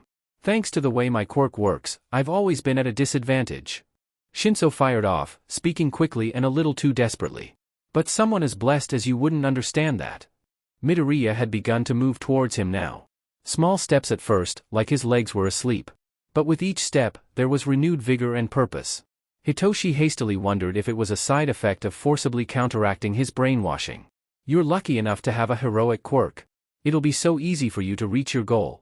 Speaking of his quirk, Hitoshi watched as sparks gathered around his opponent's hands, flickering in and out of existence. I thought his quirk had something to do with powering up his limbs. Was I misinformed?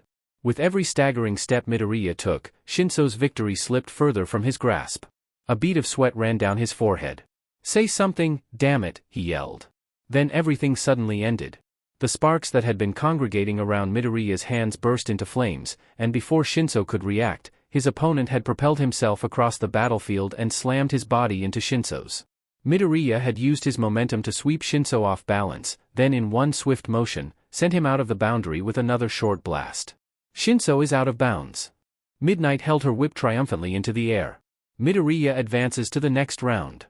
Shinso felt his heart crumble as the crowd cheered. In the distance, Present Mike concluded the battle commentary and hyped the audience up. Shinso heard none of it, taking his place in the center of the arena to pay his respects before he could leave. How did this happen? I didn't even progress past the first match. It's over. Hey, Gen Ed. Midoriya's voice caught his attention. Shinso looked up. Something about his opponent's demeanor had visibly changed from what it had been before the match. Maybe this is the effect that winning has. Shinso didn't really like it. Your quirk has potential.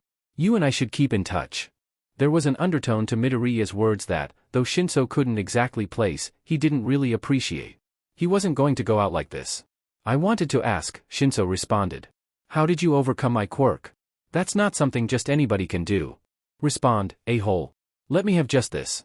Midoriya opened his mouth, and for a moment, Shinso's hands tensed in anticipation. Then he closed it, and with a cheeky little grin, wiggled his fingers tauntingly, as if to say better luck next time, loser. There's nothing I can do but accept my failure. Maybe next year. As Shinso turned to leave the arena, he heard voices from the crowd. You were awesome out there, Shinso.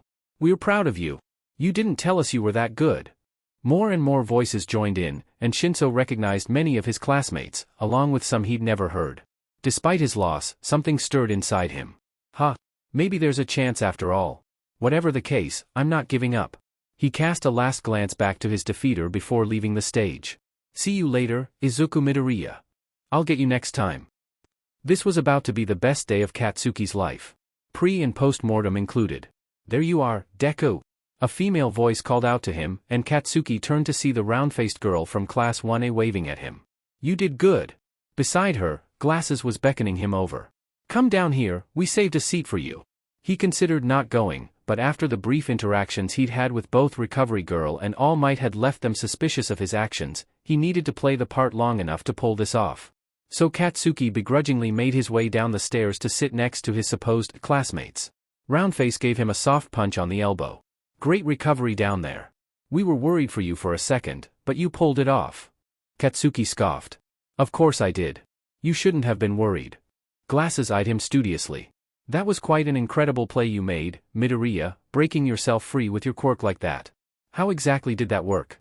I've never seen you use it that way. Of course, he'd thought about how to answer this. What would a nerd say?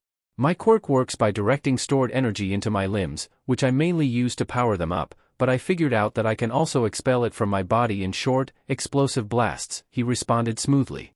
Hey, that's pretty cool. Their names are Uraraka and Ida, JRK. I've been in class with them for weeks now, how could you not know? I don't bother with extras' names. You're unbelievable. Give me my body back or else. Katsuki smirked. Take it from me. Once Deku's classmates filed off to go prepare for their own matches, Katsuki left the stands to get some air. He avoided All Might, and anyone else who might be a problem, beelining to a small back garden just outside the arena. When he was alone, he sighed, and leaned against the wall. Holding out a hand, he concentrated for a moment, letting the familiar mechanisms of his quirk course through the unfamiliar layout of Deku's body. I can still use it normally, he murmured to himself. That's good. What are you trying to get out of this?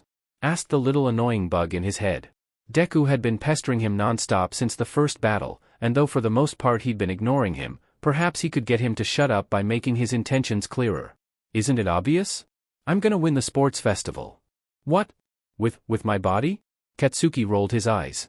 With whatever I got, nerd. Deku gasped. You can't do that.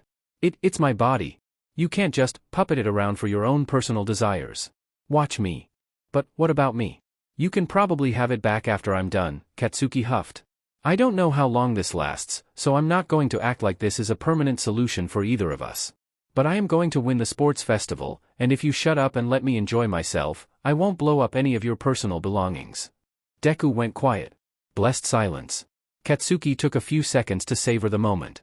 A soft breeze was blowing against his skin, and the air smelled sweet and fresh. He could feel the sun's rays, and he could lean against the stadium walls. It was nice to be alive again, even if it was fleeting. But he couldn't get hung up on sentimentalities. He needed to crush the hopes and dreams of these wannabes before his time ran out. With a last look, he turned and headed to the waiting rooms. Guess I'm up against Tokoyami next. Was he the bird? Katsuki's eyes drifted across the brackets. If there's any relevant information here, feel free to put names to faces. Deku's clingy friends had both won their rounds, and though Todoroki hadn't fought yet, one look at his opponent told Katsuki that he too would be moving on. A naval laser just really wasn't an impressive quirk. Good. I'm hoping for the opportunity to face him in the finals. Once he beat Tokoyami, his next opponent would either be Kirishima or Yayorozu. And they are? Kirishima's the one with spiky red hair and the hardening quirk. Yayorozu's the recommendation student with the creation quirk.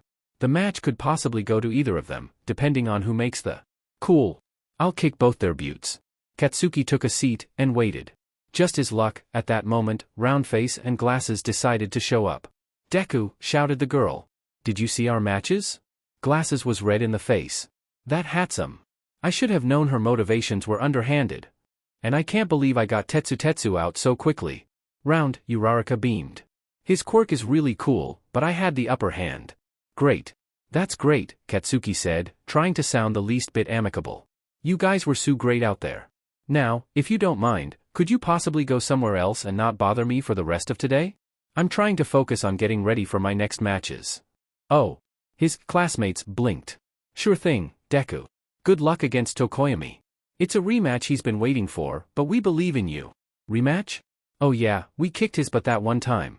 What was his weakness? A light sensitivity. That's perfect. Tokoyami stood no chance. Katsuki had him pinned down in about 3 minutes, where the bird had no choice but to surrender.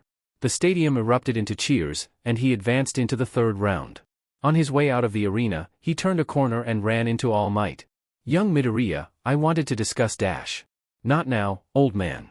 Katsuki ducked under his arm and turned a corner. Come back tomorrow, or something.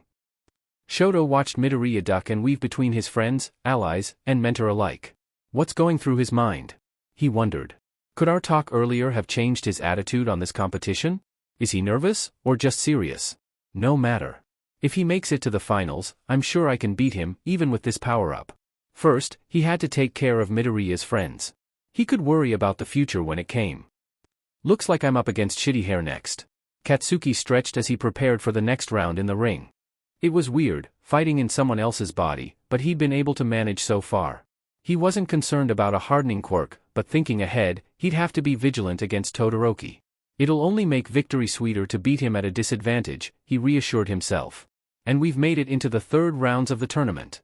The crowd went wild, and Katsuki took his place at the entrance. Present Mick's voice bellowed through the air, the rising star from 1A who's been pulling out all kinds of surprises, we're back with Izuku Midoriya. Katsuki stepped into the spotlight again, to the thunderous acceptance of the audience, calmly making his way up to the arena. The red-haired bruiser who's tough as nails, it's Eijiro Kirishima. Across from him, Kirishima made his way up to the stage, a big smile plastered across his face. Hey, Midoriya, he called. Congrats on making it this far.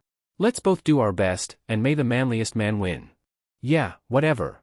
Kirishima's smile was unbroken. I won't go easy on you just because we're friends. So, no hard feelings. On the word hard, the boy activated his hardening quirk. TCH. So stupid. The barest smile tugged at the corners of Katsuki's mouth, and he popped a couple of cautionary blasts as a warning. Sure thing, but don't come crying when you're face first in the ground. Kirishima laughed. You're really in the spirit of this competition, Midoriya. Ready? Died ready. Begin. Katsuki launched himself at the redhead with a strong blast, knees colliding with what felt like rock as Kirishima threw out an arm to intercept him. He spun out of the air and landed on his feet, before a punch was swung his way and he had to dive to dodge it. Katsuki rolled into a crouch, before sending another blast at his opponent. Kirishima was unfazed. Nice try, explosion boy, but those aren't going to work on me. Any goodwill Katsuki might have been feeling towards his opponent shriveled up and died. He sent another few blasts off, one after another, but true to his words, Kirishima's hardening quirk tanked every last hit. Kirishima swung another fist his way, and this time, he wasn't quick enough to dodge without blood being drawn. DMN, he's actually countering my attacks. Not good, but he can't let down his quirk for even a moment, because he knows I have the reaction time to take advantage of any small slip. If I can wear him down, outlast his quirk, I can beat him. Katsuki wiped his cheek, and blew up the blood on his hand. He fired a series of small shots at Kirishima, probing for any weak points in the boy's armor. None of them found their marks. Kirishima charged, and Katsuki propelled himself into the air with a series of small blasts, before twisting around and firing at his opponent's back. Again, Kirishima showed no signs of slowing down. As he landed, Kirishima swung again. I have to get out of reach. There's no point wasting my own shots until... A rock-hard fist connected with his head, and Katsuki's world went black. Crap, Midoriya. Are you okay, dude? Izuku's head pounded. Kirishima? Did we get hit? His eyes fluttered open, and he sat up. He sat up. I'm me again. And I'm in the middle of a round, oh crap. Midoriya is dash, Midnight cut herself off. Up? Midoriya, are you alright? If I say no, I forfeit the round. I feel fine, if I have a concussion, recovery girl can just take care of it, right? I'm fine. Izuku yelled. Keep going. Midnight held up her whip. The round continues. Izuku looked at his hands. Can I use Kaken's quirk? He thought really hard about sparks, then explosions, then being angry at everyone and everything all of the time. Nothing happened. Kaken. How do I use your quirk? No response. I guess he's out. Oh well. Izuku turned his attention back to the battle, where Kirishima was waiting for him to make the first move. You sure you're okay, dude? I didn't mean to hit you so hard, I thought you would dodge. Izuku nodded. I'm okay, I promise. You knocked me off my feet, but I can take it. No holding back, remember? Kirishima wiped the worried expression off his face and smiled. Right. Then he charged again. I didn't think this through. How do I win against Kirishima? It wasn't a fight he was going to be able to win quirkless. He couldn't use explosion, but one for all was still very much an option. It helped that he hadn't sustained any previous injuries, so that I can do this. Izuku lifted up his hand, and willing the power of one for all to flow into his middle finger, used it to shoot a blast that knocked Kirishima off his feet and about 10 meters closer to the boundary. His opponent was knocked off balance again, and Izuku readied a second finger to end the fight before he got back up. As he fired, Kirishima managed to roll out of the direct path of the shot and was only knocked back, not out. Izuku gritted his teeth. The pain was starting to catch up to him. I need to end this now. One final shot, and Kirishima is out of bounds. Midoriya advances to the finals. The crowd went wild. Izuku let out a deep breath he hadn't realized he'd been holding, before running over to help his friend back onto the stage. Sorry, Kirishima, he apologized, holding out a hand. That was a really good fight. Kirishima took his arm, positive as ever. Hey man, like I said, no hard feelings. I'm happy I was able to give you a run for it, and I'm happy that you're going to the finals. Sorry about your fingers, though. Izuku blushed. You were just too tough. I had to pull out the big guns. The two made their way to the center of the stage, where they bowed to one another. The audience cheered them off, and as Kirishima left he shouted back to Izuku. Good luck with Todoroki. Hey, thanks Dash. Oh crap. I have to fight Todoroki now. In the finals. Izuku stumbled off the stage, head spinning. He saw All Might and Recovery Girl waiting at the door, ready to corner him and pounce. Are you going to run off on us again, young man? Prodded the nurse as Izuku drew near. No, not at all. I'm sorry for giving you guys such a hard time earlier, he apologized. All Might sighed. You've had me worried, kid. I presumed it was just the energy of the competition, but it seemed so unlike you to be so pushy. Izuku chuckled nervously. Yeah, sorry, I was just stressed out, maybe? I think I have a concussion. From that lovely young man, no doubt. Recovery Girl tooted. And 3 of your fingers. All Might, you need to put a leash on your boy. Izuku had only just made it out of the nurse's office when he was cornered by a two-toned competitor. Todoroki was waiting for him outside with a troubled expression. Midoriya. Todoroki. Izuku wasn't sure what his classmate could possibly want from him. Have you fought your third match yet? Todoroki shook his head. Not yet. I'll have to beat Uraraka if I want to take you down in the finals. I have 7 minutes before I'm expected in the arena. Right. Uraraka. I need to wish her good luck. I shouldn't have counted her out already. I mean, she's made it this far, which is incredible. Izuku bit his lip. You've come to see me, though. Todoroki nodded. I noticed you hurt 3 of your fingers in your previous match. You wanted to see if they were healed before we fought, Izuku finished. To decide whether or not you'd adapt your fighting strategy to take advantage of my weakness. His classmate nodded. Yes. Thanks, Izuku responded dryly. There was a slight awkward silence. If you won't tell me, I have another question for you. Todoroki was looking at him with that contemplative expression again. I'll answer honestly so long as I get to ask you a question in response. Todoroki nodded. Those explosions of yours? Do you have a second quirk as well? Izuku paused for a moment. It wasn't the question he'd been expecting. Well, not exactly. They're kind of a spin-off of my original quirk. I store up energy, and instead of using it to power up my limbs, I release it outside of my body in bursts. Todoroki looked at his arms. But you stopped using them in your fight with Kirishima, though you could have won eventually. Yeah. Izuku lied through his teeth. Even though they don't break my bones, they still take a toll on me.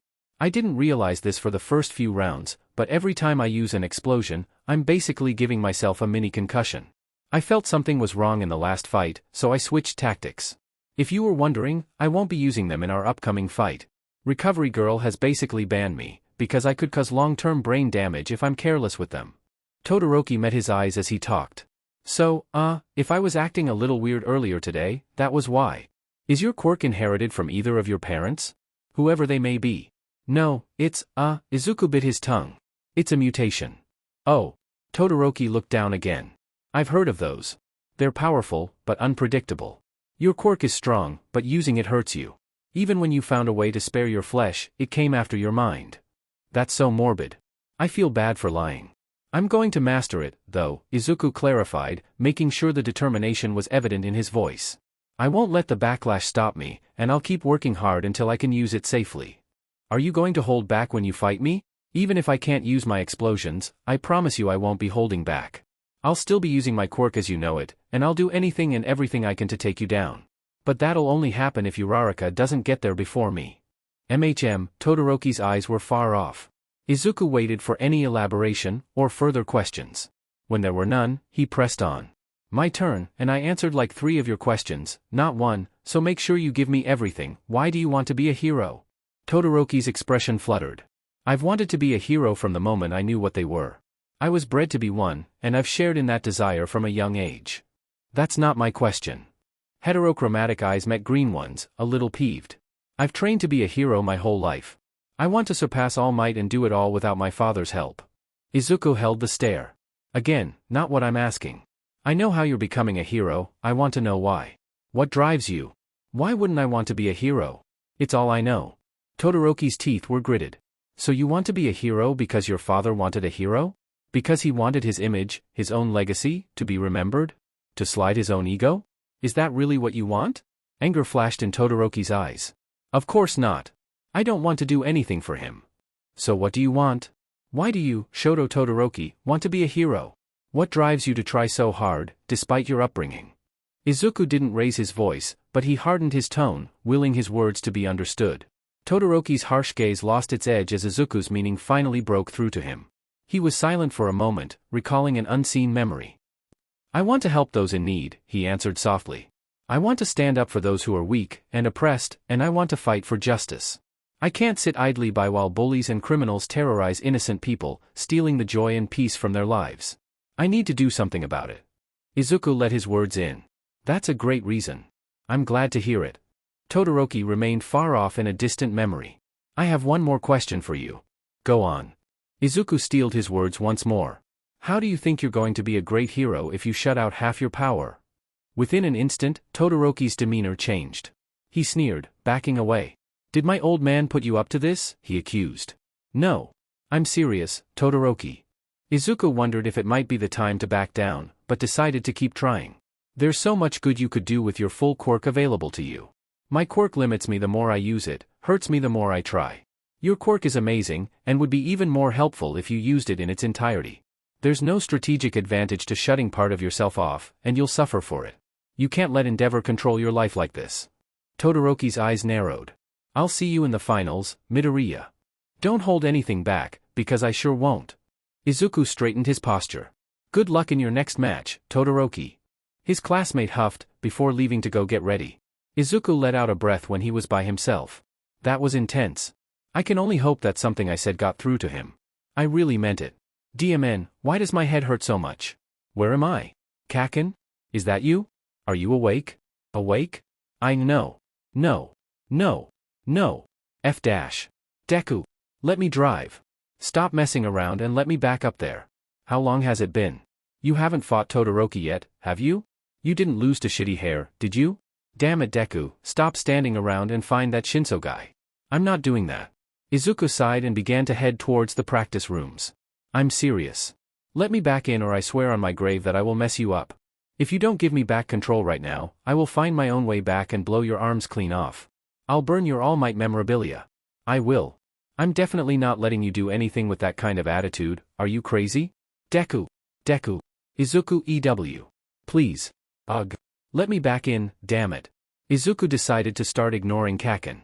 You piece of shit, Deku. Listen to me. I was so close. You're going to screw this up for me. Stop ignoring me, BSTRD. I hate you. I hope you die. Uraraka.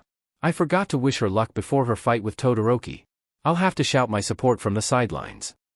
Izuku took a seat beside Tokoyami while the semifinals continued. Psst, Tokoyami, he whispered. I didn't say it before, but you put up a really good fight. I know the environmental factors were tipped in my favor, but even so, it wasn't easy. Tokoyami bowed his head. I will admit, you certainly made it look easy. Your quirk has developed in such a way that is antithetical to mine, and that is the simple nature of things. It does comfort me, however, that this development seems to involve you hurting yourself less. Izuku gripped his pants. Well, it's unsustainable. But I'm working on it. That was about as good a response as he was going to get. As he settled in, Izuku looked around. Hey, where's Ida? After his loss to Todoroki in round 2, he got a phone call, allegedly regarding family matters. It seemed to be of some severity, and he left shortly after. Izuku put a hand to his mouth. Oh no. Is he okay? Tokoyami's brooding expression didn't waver. I cannot say. I don't know much about the situation, only what Uraraka told me. I imagine she would have come to you too, had you not asked us to leave you alone. I also imagine it may be weighing on her as she enters this next battle. Sure enough, down in the ring, as Uraraka was entering the battlefield, a grim expression was written on her pretty features. Izuku felt sick at the fact that he hadn't been there for either of his friends beforehand. On the other side, Todoroki was walking up the stairs, and he similarly bore a troubled expression. Either my words got through to him, or he's gotten the wrong impression entirely. I hope I didn't rub him the wrong way. Present Mic finished up the ceremonies, before counting the competitors in. Izuku shuffled to the edge of his seat. Ready? And begin. Down below, Izuku watched as Uraraka moved lightly on her feet, sprinting full speed at Todoroki. Her arms were poised and ready to land a single touch as quickly as she could. Within seconds, she was buried in a mountain of ice. The audience collectively winced. Seems a little overkill, doesn't it? Present Mic commentated. But it appears that Uraraka has, indeed, been immobilized. Let's see what our referee has to say. Midnight turned to face Uraraka, whose face and right hand were sticking just out of the ice wall. A couple of words were exchanged, before, Uraraka is unable to continue. Todoroki wins the match, and moves on to the final. Izuku had to pick up his jaw from the floor. He could see Todoroki move in to help unstick Uraraka from the ice, but he couldn't help but feel bad for his friend. He gave her no chance. Brutal, but within his rights. Did I provoke him to do this? Would she have had a chance anyway, if he was able to pull out this move right away? Am I done for? Looks like our final match is going to be slightly delayed while we pack all this ice away, folks, Present Mic continued. But be sure to tune back in 20 minutes for the spectacular finale, the blazing Izuku Midoriya versus the super cool Shoto Todoroki. In the arena, Todoroki's eyes drifted up towards the crowd, scanning. They fell upon Izuku's, and with no change in expression, Todoroki simply held his gaze. Izuku gulped. Uraraka was resting in the nurse's office, wrapped up in a warm blanket. Uraraka. Izuku barreled through the doorway. I'm sorry I couldn't wish you luck before the match. I'm also sorry it ended up the way it did, but you did very well. His classmate beamed, taking a sip from a mug of hot chocolate. Ah, Deku, that's all right. I'm not too worried about it. At least Todoroki got it over with quickly, and I still got third, technically. It's no first, but for my first ever try? I think I can be happy with it. Izuku rubbed his neck. I think I may have provoked Todoroki by accident right before your match, which is why he was so overkill with the first attack. If I hadn't done that, maybe you would dash. Nope. I'm gonna stop you right there. Uraraka lifted up her hand in a snapping motion. I lost this fight because I didn't put up the fight required to win it, and that was between Todoroki and I entirely. You just worry about your own fight, Deku, because you're not done yet. Thanks. Izuku took a seat beside his classmate. Her eyes dulled. Truthfully, I don't mind losing on stage, she admitted. But I am worried about Ida. I heard from Tokoyami. I'm so sorry that I told you guys to go away, I really didn't mean it. I wish I could have been there for him. It's okay, you couldn't have known. I hope he's okay. Me too. Both of them stared at the floor for a little while. Uraraka took another drink of her cocoa. You should go get ready for your grand finale. Yeah, you're probably right. Izuku slid off the mattress, and started for the door. Hey, Deku. Uraraka's voice turned him around for a last look before he left. Despite her tense expression, she gave him a big smile. You got this. Go get back Todoroki for me. Izuku returned her efforts, before heading to the waiting area. Todoroki? Izuku knocked on the door of his classmate's practice room. There was no response. Izuku swallowed his guilt and went to get ready. Welcome to the final battle of the UA High School Sports Festival. In just a moment here, we'll see which first year comes out on top. The audience's anticipation thundered through the walls, and Izuku could feel the floor beneath him rumble. Yes, it all comes down to this, folks. From the hero course, Izuku Midoriya. For the second, or fourth time, Izuku walked out into the arena. The crowd cheered him on, but almost like he was back in his very first battle, the noise disappeared behind his thoughts.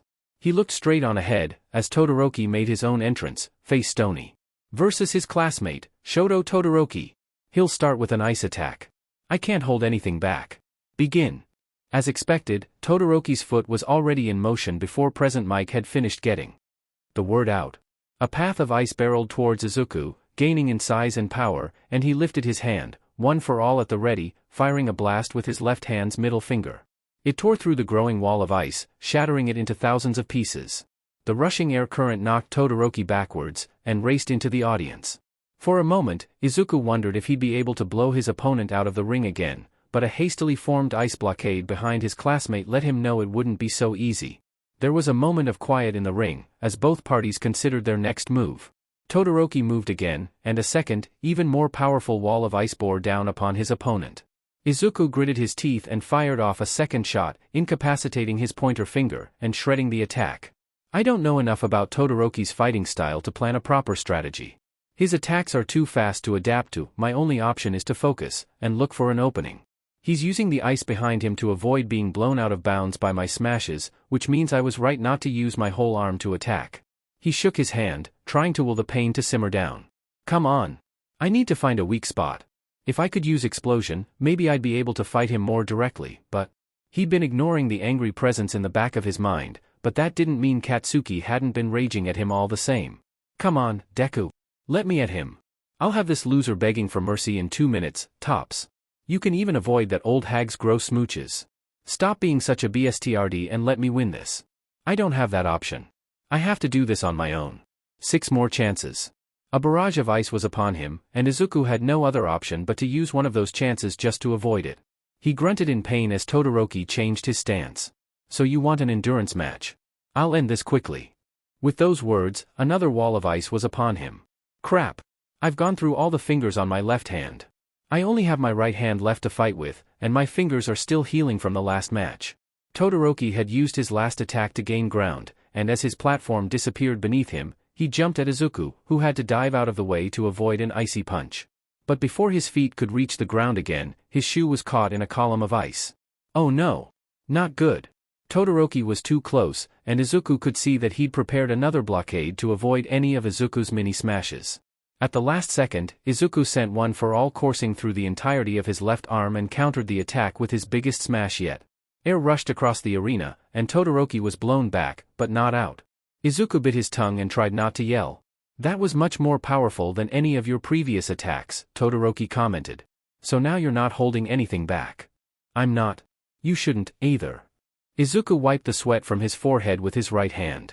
Todoroki nodded his head in the direction of the crowd. See my old man? He's furious that I'm not using his power. He shifted his stance.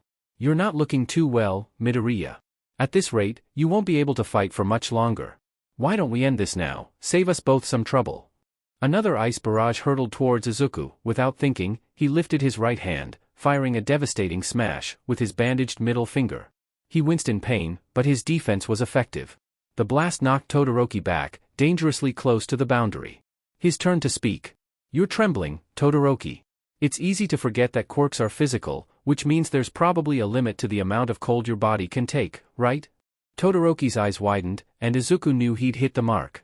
Even from a distance, he could see the frost creeping up his classmate's neck and across his cheek. I get it, he continued. Usually you'd make up for the drop in temperature by using the heat from your left side, right? But you refuse to do that now. Izuku's arm was shaking, and he used his working fingers to steady it. Listen. Today, we've all given it our all to try and win. And you think you're going to be able to do that with only half your strength? I won't let you. Look at me, Todoroki. He was sure he looked quite the sight. Bruised and shaking, small and broken. Determined, and unwavering. You haven't put a single scratch on me yet. Don't you dare think it'll take anything less than your full might to win. Come at me with all you've got. Todoroki's expression flickered. This again? What's your goal, Midoriya? Are you trying to lose? I want to become a hero, Todoroki. I want to save people, to give them a reason to smile. Izuku yelled. It won't be easy, but I'm going to give it my all. And you should too. I can't know what you've been through, or why you're here. I haven't lived the same life as you, but we want the same thing, right? You want to save people too? So stop screwing around. You'll never be the best hero you can be if you don't give it everything. With that, he launched himself off the ground with his pinky, twisting in midair to avoid Todoroki's hasty counter, and landing the first hit on his opponent. Todoroki fell backwards, and before he could get another sheet of ice up, Izuku was on him again with a second right hook. That's why I'm going to win, he shouted. I'll surpass you. Todoroki hit the ground hard, and as he staggered to his feet, the frost enveloping his left side became only more apparent. But even still, he grounded himself with his ice facing forward. I refuse, he spat through gritted teeth, to use my left side. Izuku's heart was in his throat. It's yours, he cried out. Your quirk. Not his. Todoroki froze. Both fighters were still for a few seconds. Then, steam began to rise from Todoroki's frostbitten skin. A blazing inferno sprung to life, enveloping the teen. Izuku stumbled as a wave of heat hit him, but regained his footing. "You fool," a voice emerged from the fiery tornado. "You're helping your opponent. Now which one of us is screwing around?" Todoroki's silhouette became clear, and Izuku could see the flames strkng off his right side. "I want it too. I'll be a hero," he declared, a grim smile etched on his features. Izuku smiled back, though the pain made it possibly more of a grimace. Todoroki shifted, sending a wave of heat at him, and he dodged, rolling to the left. "Even though I may be using my flames, don't be fooled."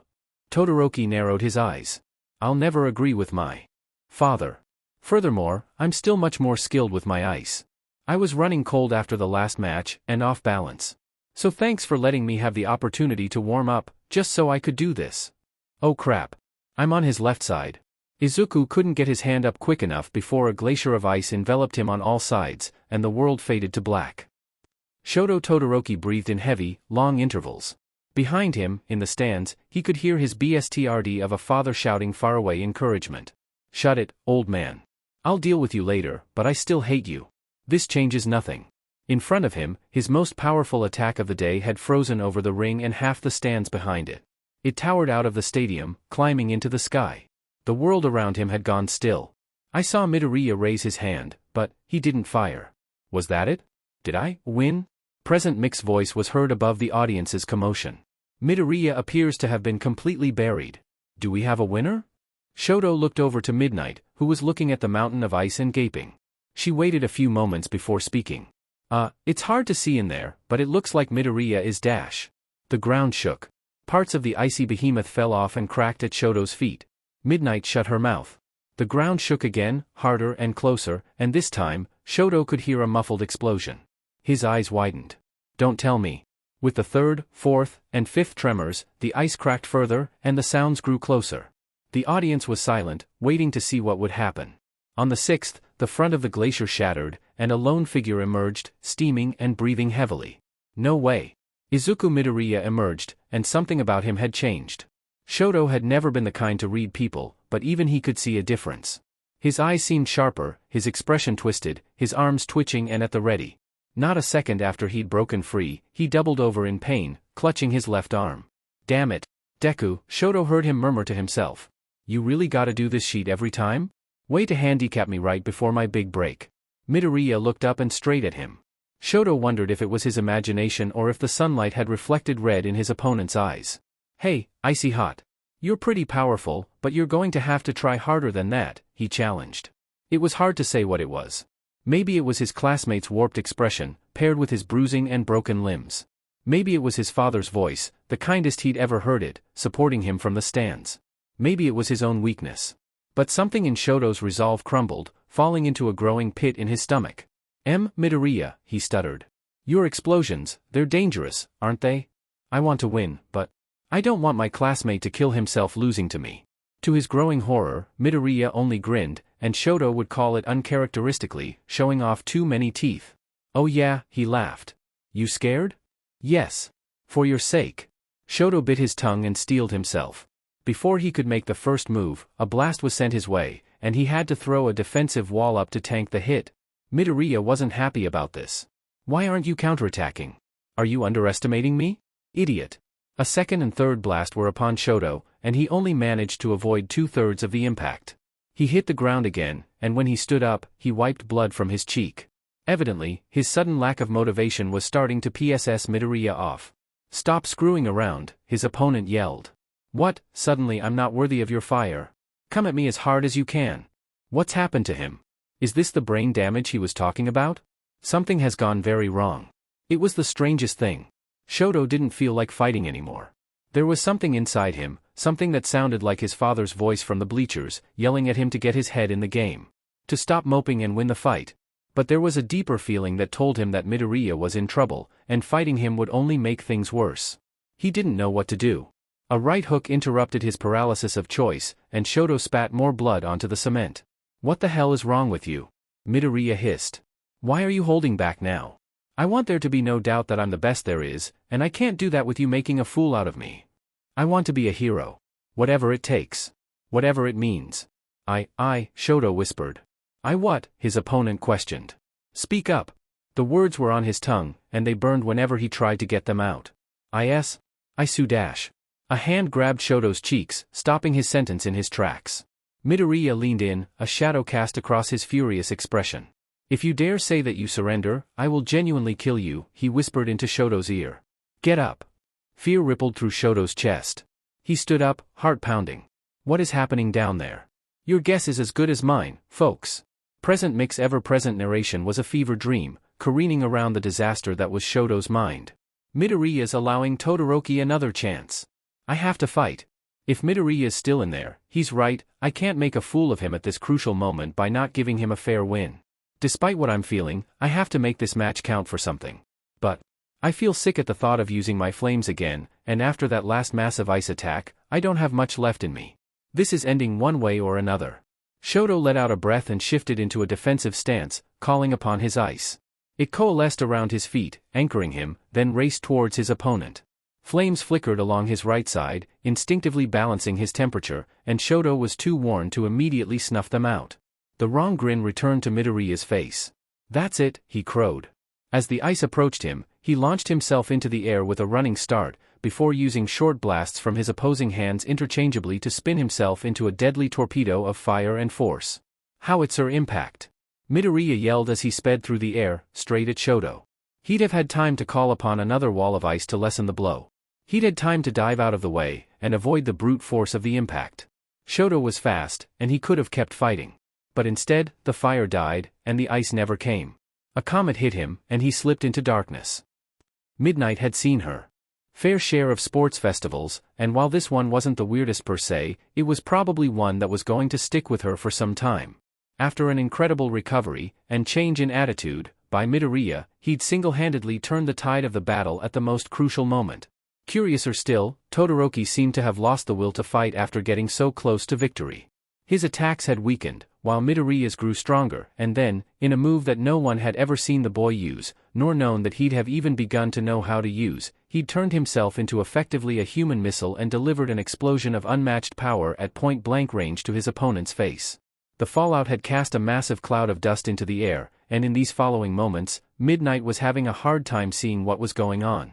She could see Midoriya vaguely in the center of the arena, though she couldn't tell if he was still conscious. Todoroki was still somewhere in the haze. "Ha," she heard. Midoriya was awake then. "You decided not to use your fire?" Midnight followed the competitor's gaze outside of the ring, where Todoroki was decidedly out on both counts, unconscious and outside the boundary. The poor boy had been blown out of the competition with such force that only his previously placed ice could cushion his fall. No, the victor was struggling to his feet, and Midnight watched as he staggered towards his defeated opponent.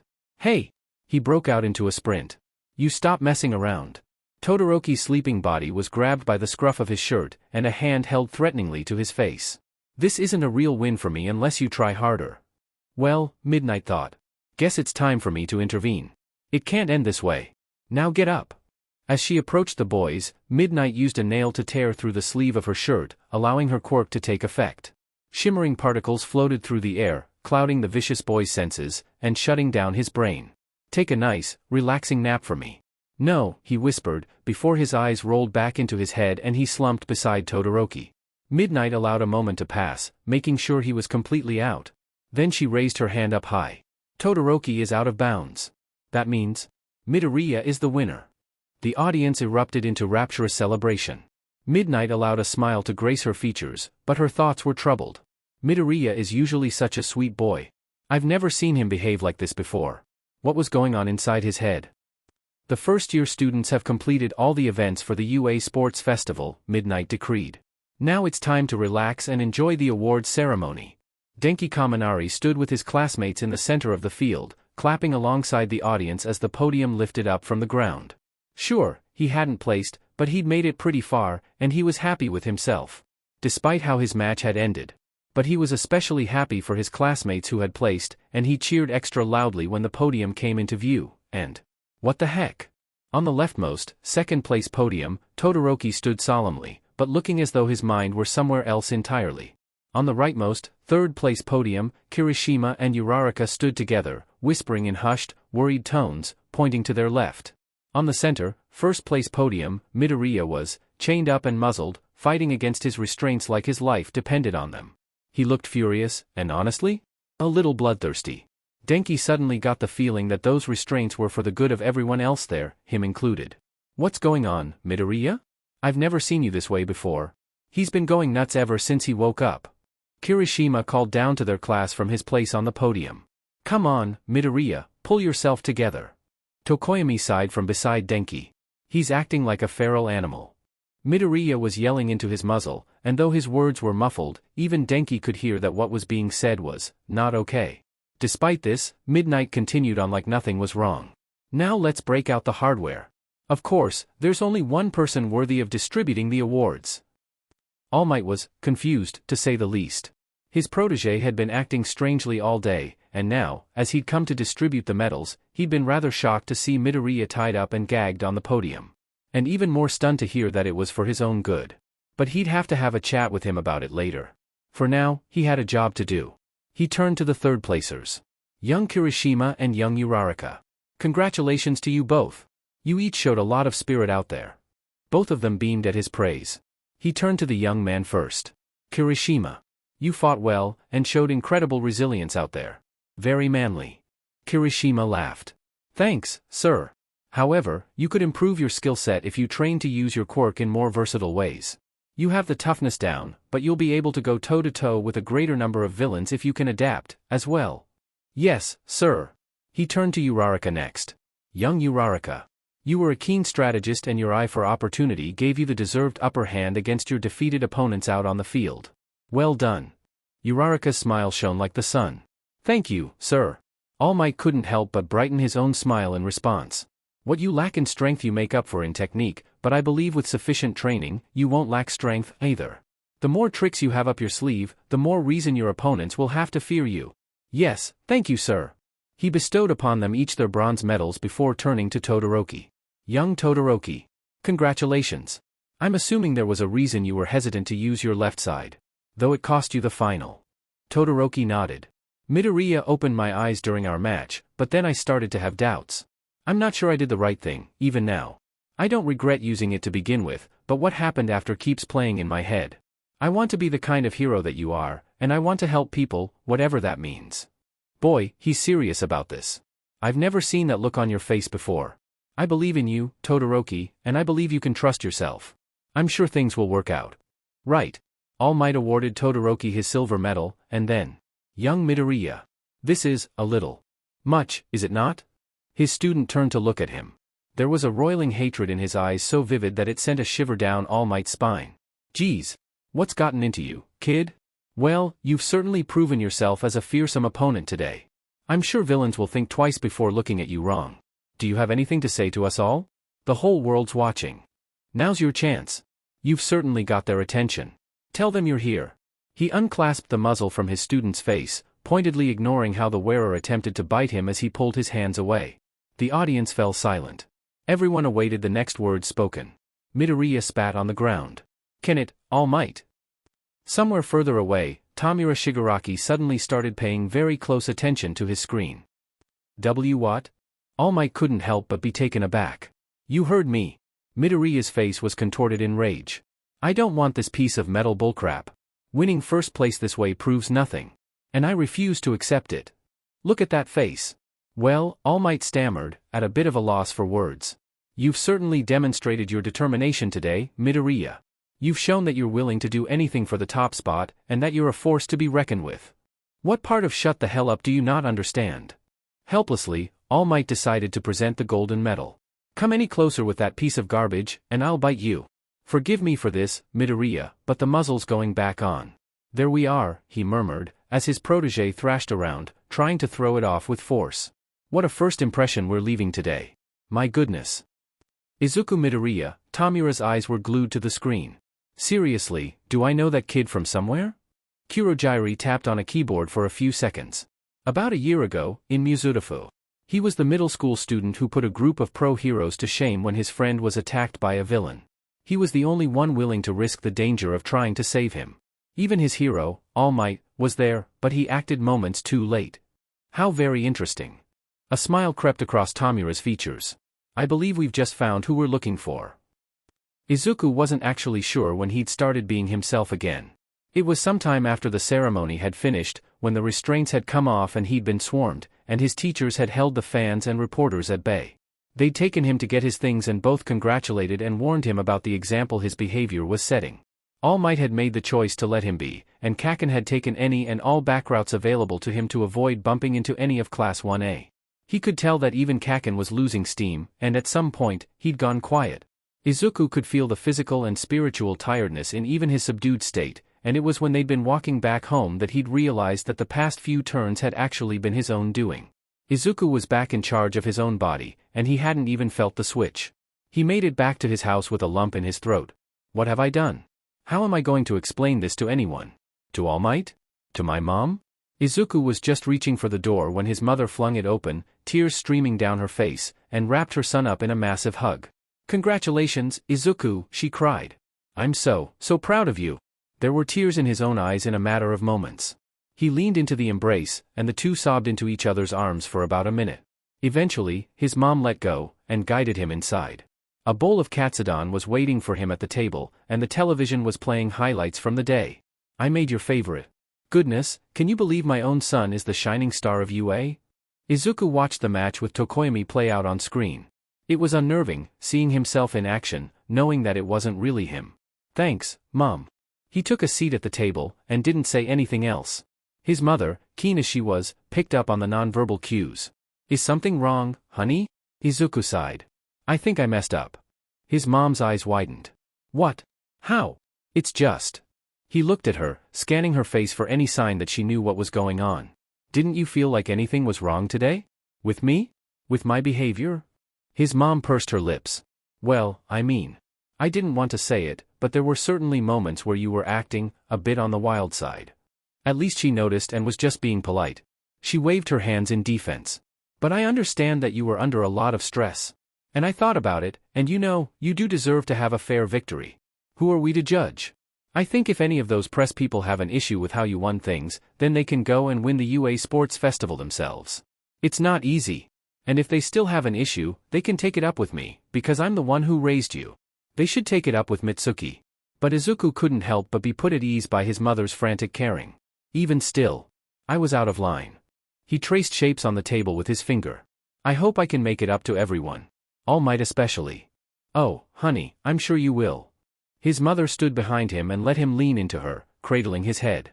"It's been such a big day for you. And you were so amazing. Admittedly, it was kind of nice watching you stand up for yourself like that. And your quirk, wow.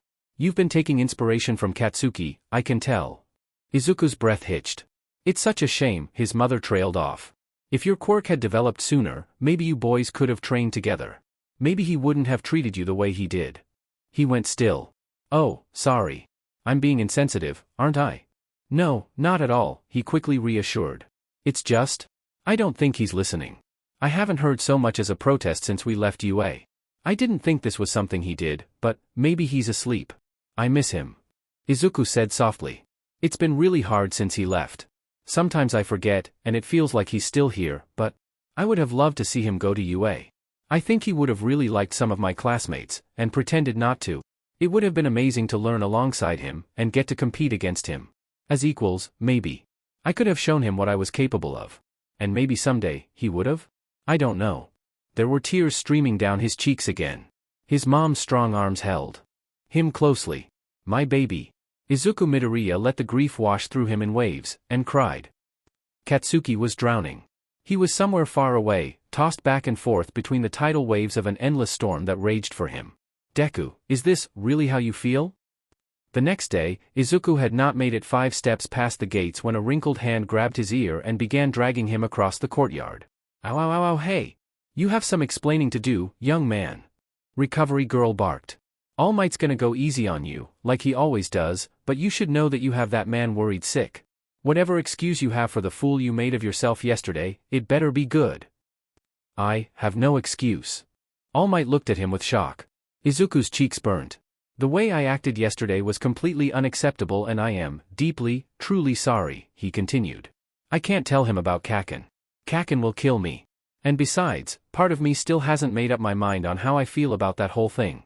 It's evident that Kaken is holding it against All Might, and even though I still look up to him, I don't think it would be fair to take this away from him. For now, I just have to take this blow, even if it makes All Might lose faith in me. Kid, I'm not that bothered that you gave me a hard time. I just really want to know why. It was so unlike you. All Might pleaded. Izuku couldn't help but feel terrible. I was under a lot of stress, and I guess the competition was just going to my head, he lied. I got so caught up in the moment that I lost myself. Izuku was keenly aware of how terribly this was going to reflect on him. The next holder of One for All is a child who throws temper tantrums and loses all reason when placed in a mildly high-stakes situation. Yeah, All Might's definitely thinking he made the right choice. Not. From the not concealed well enough look on his mentor's face, it was evident that All Might was indeed having some doubts. Izuku felt like he'd swallowed a block of ice. But, he felt himself saying before he could stop the words coming out. There was something. I can't tell you, but there, may have been a reason that I was acting a teensy little bit different to the way I normally do. But I really can't say. All Might gave him a look. You're confusing me, Midoriya. Izuku swallowed his heart. I know this looks bad, and I know that you're probably thinking gee this kid can't do anything right and I am so sorry for the way I acted and the way I treated you and I know that I made a horrible, terrible first impression to everyone and that I didn't say, I am here, like you wanted me to and that I blew it, I totally messed it all up dash. Whoa, hey kid. Breathe. Izuku couldn't help the tears springing from his eyes, and the hiccuping between words from a lack of air intake. And I'm so sorry, and there's a reason but I just can't tell you why. I know I wasn't myself, and if it were anything else, I'd love nothing more than to give you the full story and explanation. And I know I don't have the right to ask you to trust me, but I swear it when I say that it will never happen again and I will do everything in my power to make it up to you. All Might was visibly stunned. The following quiet was punctuated by Izuku's choked sobs. So you're saying there was actually a reason. And you can't tell me, All Might clarified. Izuku nodded, shamefully. And for the same reason, I don't think I can continue using the explosions I used during the festival. All Might's eyes narrowed. Izuku, was this out-of-character behavior the result of somebody else's actions? Is it possible that a villain was using their quirk on you? Are you in any danger? I assure you, I and your teachers are fully capable of protecting you. He shook his head. It's not like that. I really wish I could tell you. But all I can do is tell you that I'm sorry. There was another moment of quiet. Well. All Might stood up. You've never acted out like this before, Izuku, and though you refuse to tell me what it is, I can't help but believe you when you say there was a reason. I'm sure you understand your actions will have serious consequences. They won't come from me, but as a result of what you put out into the world there yesterday. Personally, though, I am willing to do my best to help you move on from this. If this happens again, I will need to do something about it, but as a one-off incident, I won't hold it against you. Izuku's crying only got harder. Thank you, All Might, he wailed. I'll make it up to you, I swear. All Might held up a finger. But just because I'm not holding this against you doesn't mean you're getting off scot-free. As you may have expected, your impressive performance at the sports festival drew many eyes from potential recruiters, and you have received a multitude of offers. Most notably so, from the current number 4 pro hero, Best Jeanist. I can't imagine what he would want with you, he stated, the barest hint of sarcasm creeping into the final sentence. Izuku's eyes widened. But. All Might pointed at his protege. You're going to turn them all down. Wait, what? But Mr. Aizawa made it clear these work studies are mandatory. They are indeed. All Might nodded. You're going to accept the internship that I've already picked out for you. This is a special offer, coming from none other than my old master, Gran Torino. I believe there's no better candidate both to train your skills and to knock some sense into you, be it needed. Hey, Deku. Izuku looked up from his bookwork to see Kaken standing in front of his desk, a bored look on his face. What do you want? It's the middle of class. Kaken climbed onto Izuku's desk, sitting crisscross applesauce on his books. Izuku tried not to betray his frustration in order not to disturb his classmates, who were all working peacefully. Get off my books. I'm trying to do my work. Just keep doing it. It's not like I'm actually in your way or anything. Anyway, Deku, Kaken deadpanned, swinging one of his legs off the side. I've been thinking. That's great. Have you felt any changes in your body since my passing? Been sweatier than usual? Like PBRTY? Like my quirk, idiot. You know I secrete nitroglycerin from my palms. Evidently, you somehow can too, because I was able to use my quirk to win the sports festival. Izuku thought back over the past few months. Well, now that you mention it, I guess I have a little bit. Interesting. After school, let's go to that clearing near the old playground. We're gonna do some testing. Oh. Okay. Sure. Izuku squinted to see the equations beneath Kaken's foot. Is that why you're sitting on my desk? Kaken raised an eyebrow. What does that have to do with anything? You can't just do something nice for me, so you have to make sure you PSS me off when you suggest it so I don't notice you being thoughtful. Die. I'm not doing this for you. I'm curious, that's all, Kaken growled. Next time I'll just tell you to walk into oncoming traffic. Sure thing. Wah, hey! Kaken was squirming around so that his face was directly on top of Izuku's math work. The latter's pencil was poking through the bridge of his nose. Hope you enjoy your differentiation with a side of direct eye contact, he grumbled. 14. 15. 13. 21. 114. Stop that. You're throwing me off. 6. 9/25. Midoriya. Is there a problem? You seem quite distracted. Aizawa's voice mused from behind him. No, sir. 99 bottles of beer on the wall. A few hours later, Izuku was in a small circular clearing, a little ways down the reserve trail by his house, holding his hand out in front of him. You have to envision the act of lighting a spark, like a flint striking steel, Kaken instructed. It's almost a click, or a pop. One of those should work for you. Izuku held his hand and imagined sparks clicking or popping into existence. None did. There should be a slight pressure built behind your palms at all times, his trainer continued. You're using that force to kind of flick energy off and outwards, and that's what actually ignites the chemicals. There was a pressure in Izuku's hands, but he was pretty sure that it was just one for all, instinctively coming to his aid. If he tried to flick it, he'd just hurt himself. I'm not doing it, he said apprehensively.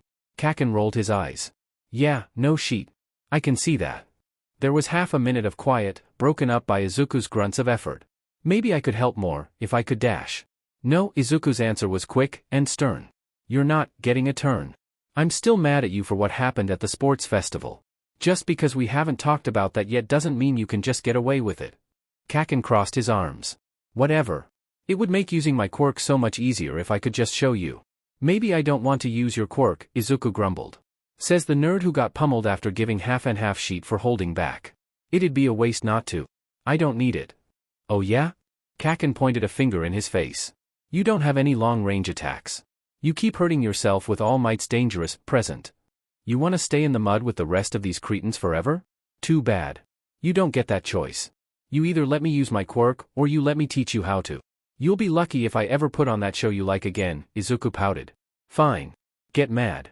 That helps too. Then channel that anger through your arms, and outside of your hands. Izuku thought of the events of the sports festival. He thought back to the entrance exams, then the day everything changed, and what Kaken had said to him before they'd both left the school. He thought back to their childhoods, and growing up. He let the seed of bitterness take hold inside him, and once it had sprouted, willed its vines to grow along his arms. Pressure built up behind his hands. Izuku bit his lip, and aiming away from the flammable trees, let it explode outwards. About 3 small sparks popped and fizzled. That SEKED. Kaken wasn't even the slightest bit impressed. Izuku let the anger subside. I don't have it in me to do this right now. I'm going to have to keep making do without explosion. I'm going to go practice one for all before I have to show anything to Gran Torino, he sighed. Kaken humphed, but didn't protest. Izuku didn't get much of a chance to speak to Ida between the end of the sports festival and their work studies.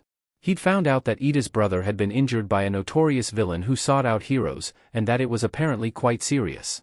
It had happened in Hosu City, which was coincidentally where Ida had accepted his internship offer.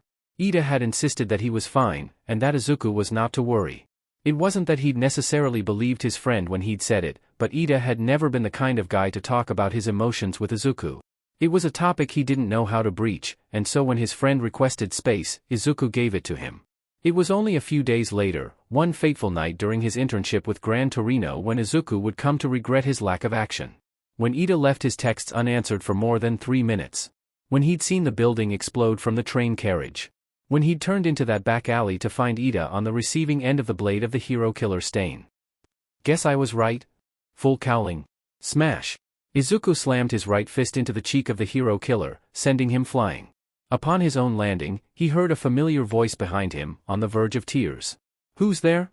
Midoriya? How? He'd seen Ida on the ground when he'd made his entrance, and from the looks of things, he'd taken a few hits in whatever battle had ensued prior. His friend's voice shook as he spoke, and Izuku tried to quell the nervous feeling in his chest. "Don't worry, Ida," he responded, trying to sound unafraid. "I'm gonna save you." In front of him, the hero killer was still, looking at him with curious eyes. Recognition sparked in them, and Izuku tried not to think about what that meant for him. "You found him too?" Ida questioned from behind him. "But how?" "I saw it on TV," he explained. "Most of his victims were found where there weren't many people, so I had to search far away from the panic, in the back alleys of Hosu City." The hero killer was still unmoving. Izuku angled himself towards his fallen comrade. "Let's go. Back towards the street. We have to get help from the pros." Ida grunted, but remained stationary. I can't move my body," he realized. "It must be his quirk. Since he cut me, I've been paralyzed. That's what the people on TV thought he might have. Cutting somehow activates his power, huh?" Just then, something else in the alley caught his eye. "There's someone else here." A pro hero was bleeding and unconscious about 8 meters from them both.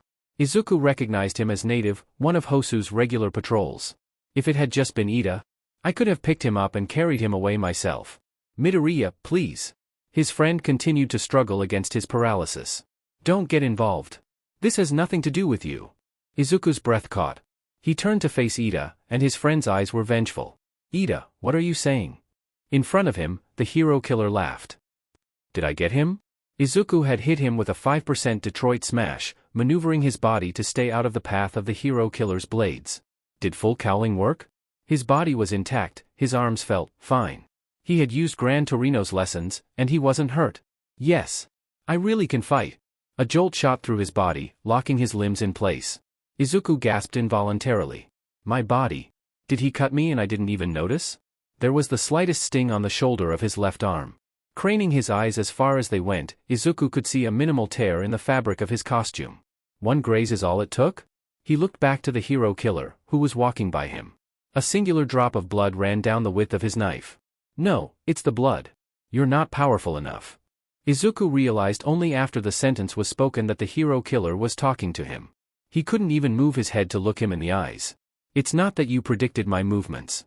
You just left my field of vision, and maneuvered so that you'd be able to get in a clean shot. But I saw through your plan. This guy's pissing me off." Kaken, who had been quietly observing the fight thus far, found it necessary to add his invaluable opinion into the mix. The hero killer continued to walk towards Ida, while addressing him. "There are countless false heroes around here who are all talk, but I think you're worthy of staying alive. You're different from these two." He unsheathed his blade, bringing it to Ida's face. "Wait, don't." Izuku pleaded. "Stop it." The hero killer lifted the sword, ready to strike. "Get away!" Izuku yelled, desperately. A column of fire twisted towards the hero killer, forcing him to temporarily abandon his prey. At the other end of it, Shoto Todoroki stood in the alley, wreathed in flames.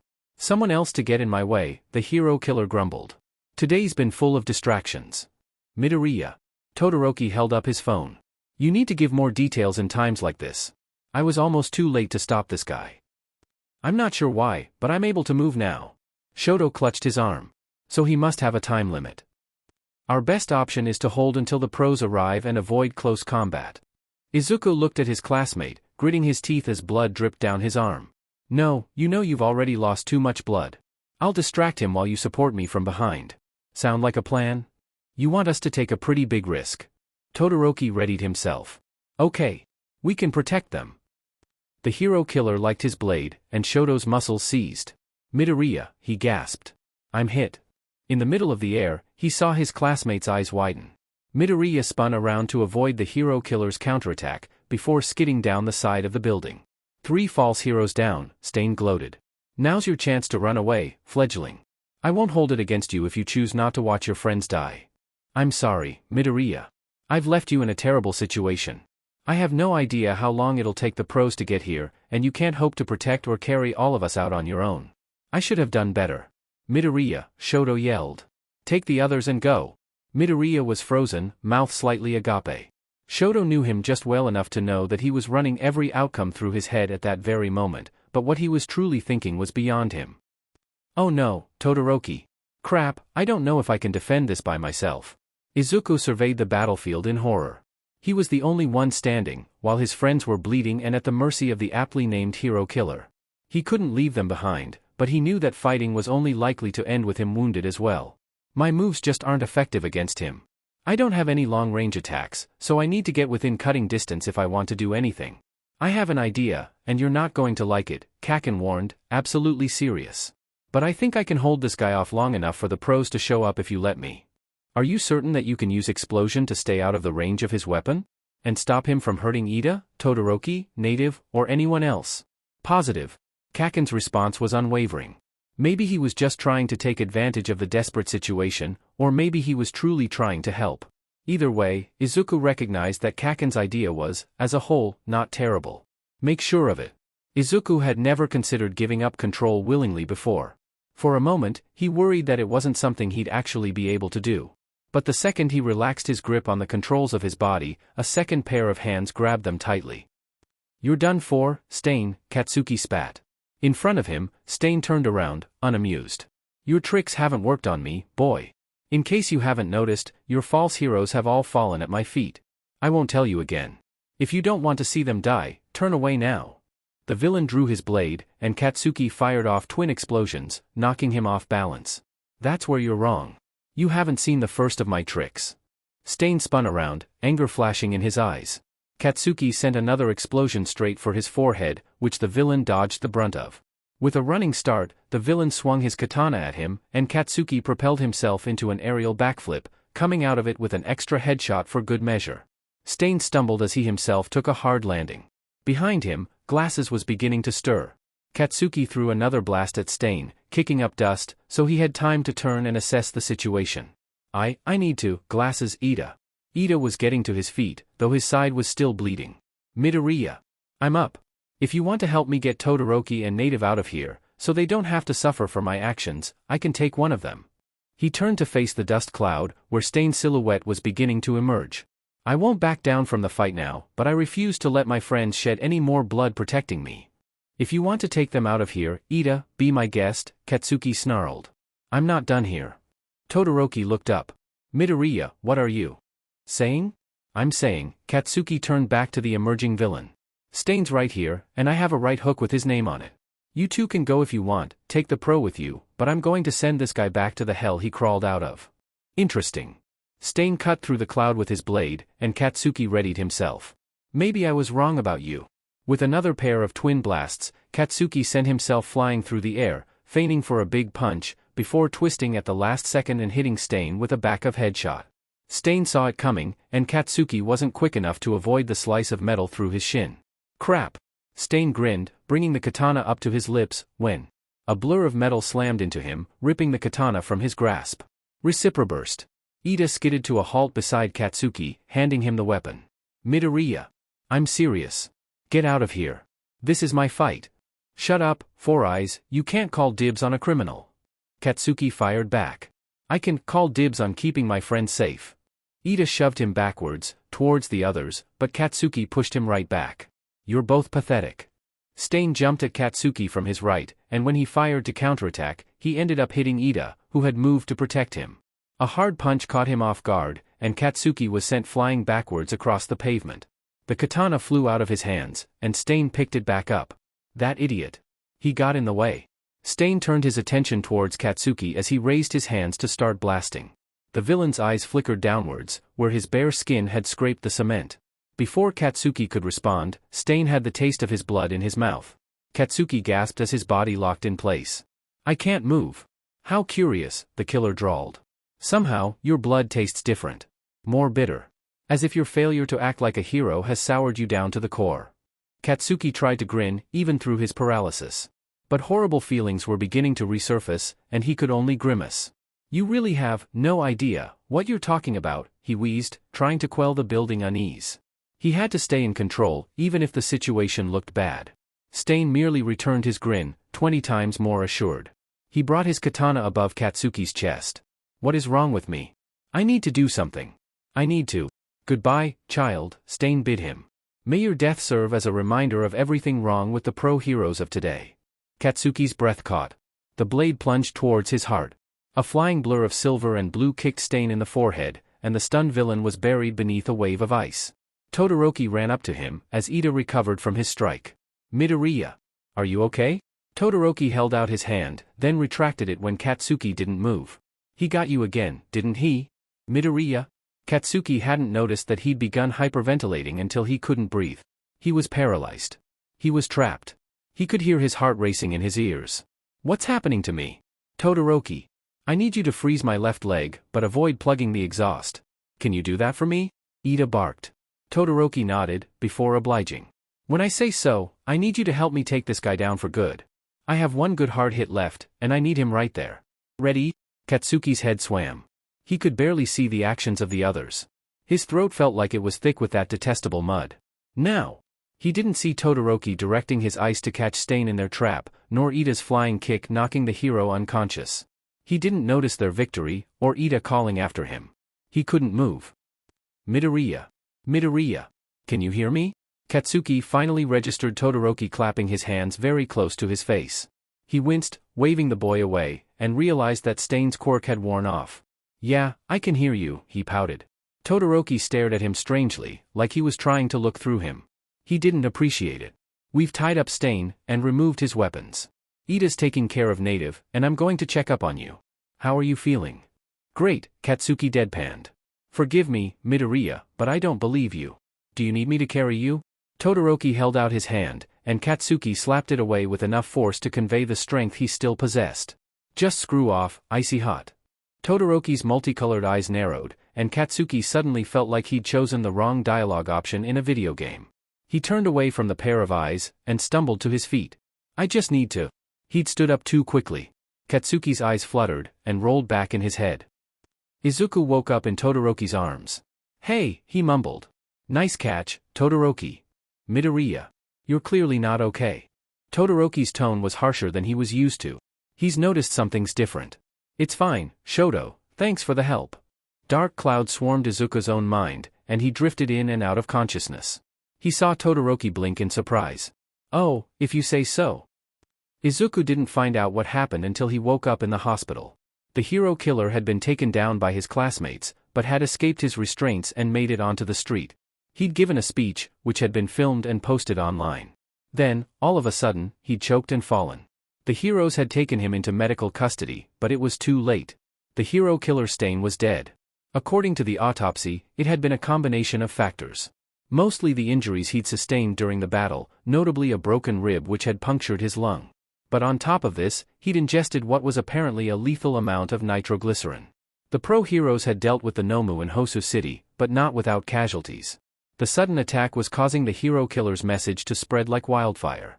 All four of those who had been in the alleyway had made it out of the fight alive, and both Ida and Todoroki were in the next rooms, receiving treatment for their wounds.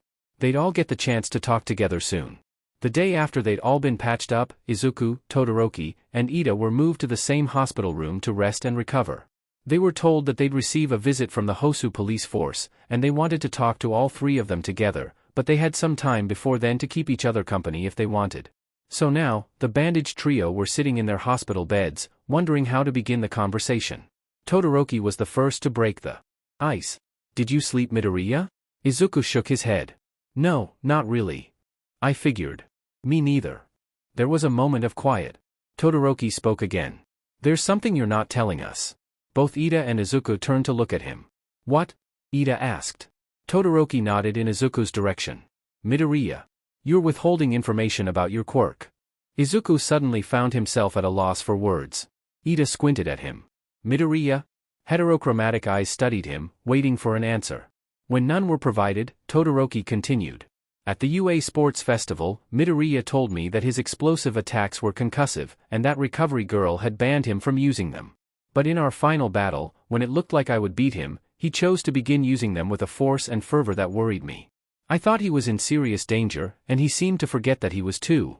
He looked towards Ida. That was why, after the festival, I sought out Recovery Girl, to ask whether or not he'd be okay. But she told me that she'd never given Midoriya such an order, and that the explosive attack seemed healthier for him, in fact. This confused me, and at first I wondered if he had lied to me before our match in order to gain a strategic advantage. Upon the idea's CNCPTN, this seemed at first like a wildly out-of-character thing for him to do. But the more I thought about it, the more uncharacteristically I realized Midoriya had been behaving. Izuku gaped slightly while Todoroki read him like a book. I wondered if this was Midoriya's true nature, and what I expected of him was simply a mask he put up in the classroom to gain trust. But again, this was a convoluted answer, and upon further deliberation, I realized there was a common denominator to all of these oddities, Todoroki reasoned. Every instance of strange behavior from Midoriya was directly tied to the use of his explosive quirk. And when we fought Stain, I'm sure you noticed, Ida. The moment he started using those explosions, Midoriya once again began to act differently. Even our opponent noticed, and called him out on it. He turned back to Izuku, staring expectantly. Ida's eyes clouded over in thought. Much of what you're saying is news to me, he confessed. I was not present for the latter half of the sports festival, after our match, and my mind has been occupied the past few days with notions of vengeance. I still haven't watched any of the matches I wasn't there to witness in person. Midoriya did act towards me in a way that seemed slightly unusual when I was there, but I'd forgotten all about it. And I agree, during our fight with the hero killer, he did begin to act brashly. And I know I'm not the right person to be saying this, but even selfishly. Todoroki nodded. So, Midoriya? I believe the two of us are owed an explanation. Izuku's mouth was dry. Can I tell them? Across the room, the silent ghost shook his head. He laughed nervously. You guys are sure saying a lot of stuff. What do you guys think? I actually did have a theory, Todoroki considered. I think it's possible that these explosions of yours are actually an entirely different quirk to the one you typically use. What? He got that spot on. Like my ice and fire, he continued. It's the combination of two half-quirks working together to make a complete one. This might also explain why your usual quirk usage hurts you, if there's some way you're supposed to be counterbalancing it. Okay, not a bad guess. But using this second quirk is somehow tied to an alteration in mental state, and this discomforts you somehow. It's possible it makes your personality more explosive, or something along those lines.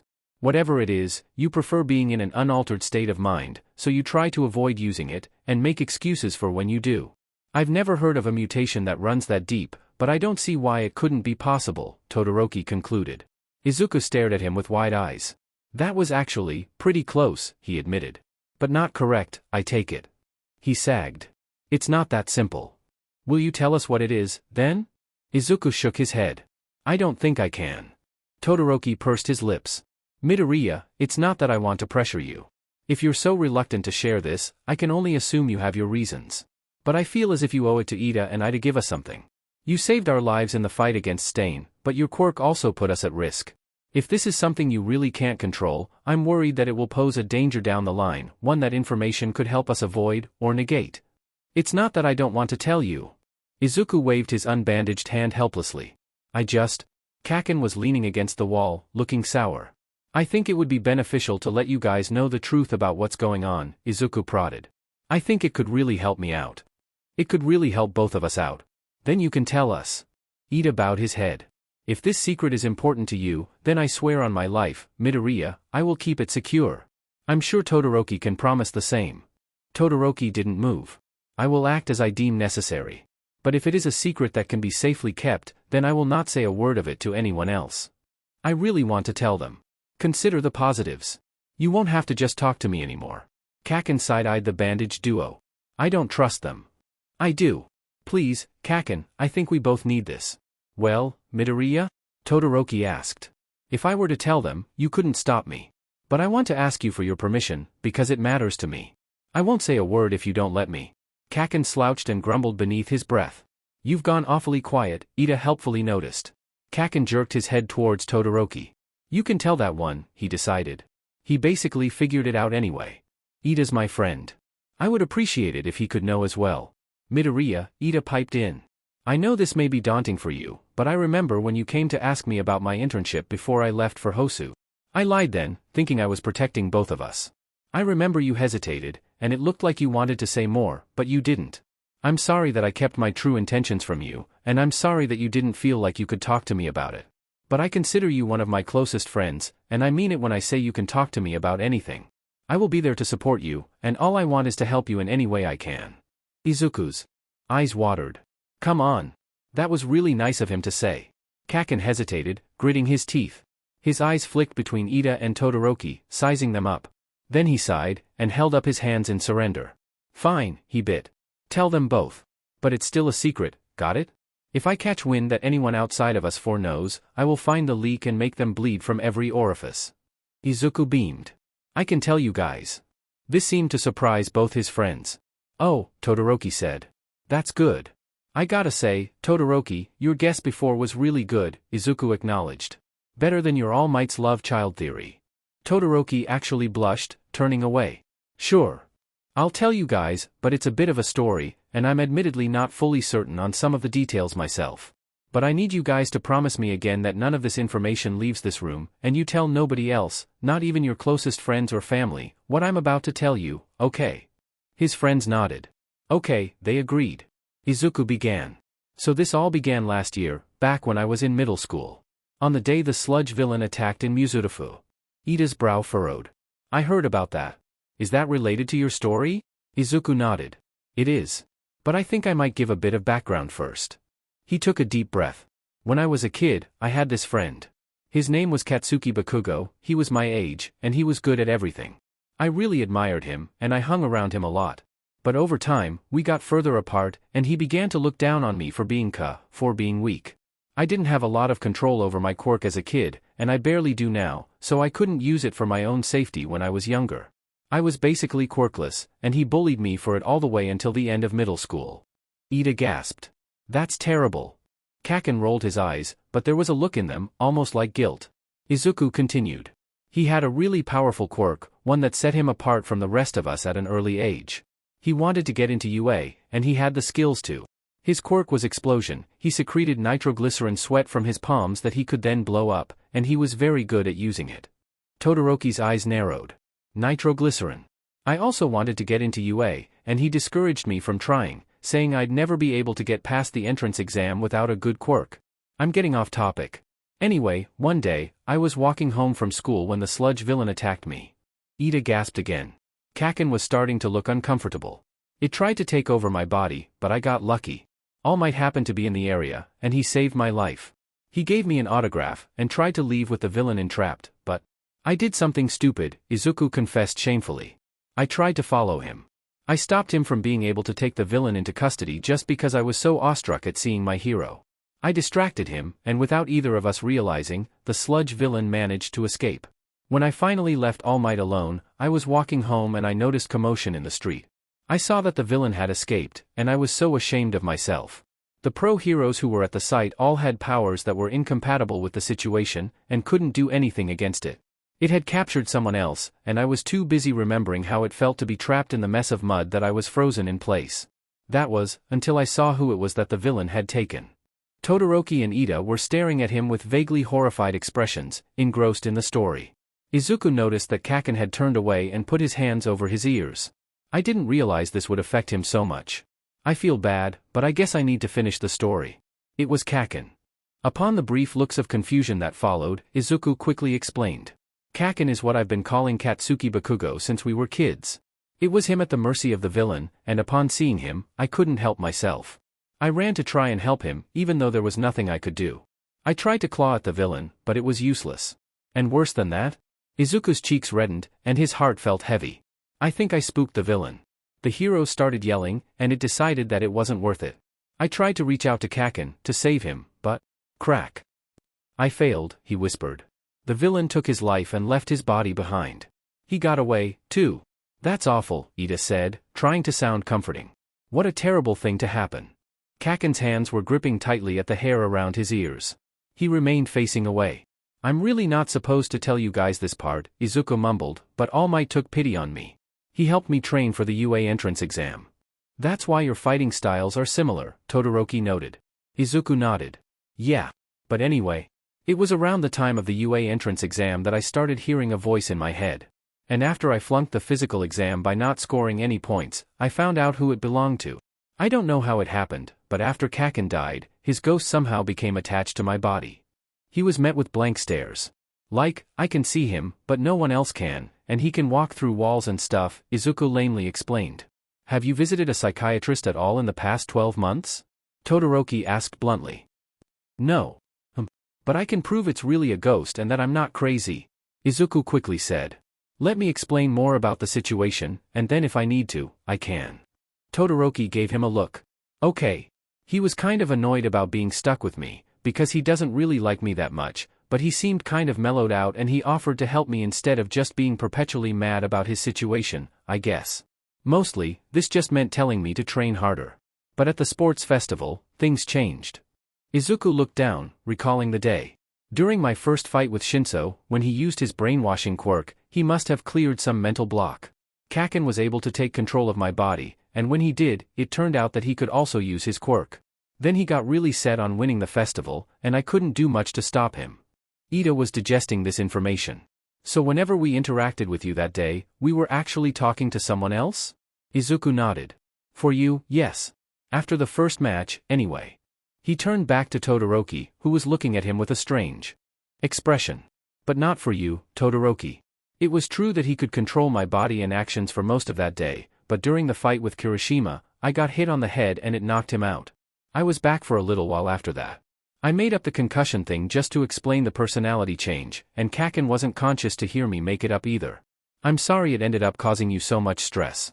I was also myself for most of our fight, and I meant everything I said about your quirk genuinely. It was the giant ice wall of yours that took me out and gave him another opening. He won, and then got upset with All Might on television. I still haven't told him.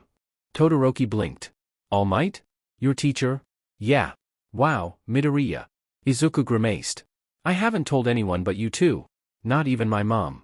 I'm reluctant to tell people, Kaken even more so. I guess I'm afraid of people thinking I'm crazy. This is also something that I kind of want to deal with myself. He continued. I've tried to use Kaken's explosion quirk myself, and while I can theoretically use it, I can't do much besides producing a few sparks. I wasn't intending to give Kaken my body again for any reason, but during our fight with the hero killer, I was desperate for a longer range attack, and I don't have any in my arsenal. I gave the controls back to Kaken in hopes that he would be able to save you too, though I'm sorry that it was stressful and dangerous. That brings us to here, I think. The trio sat in quiet for a moment while all the new knowledge was processed. Ida spoke up first. That's really quite the story, Midoriya.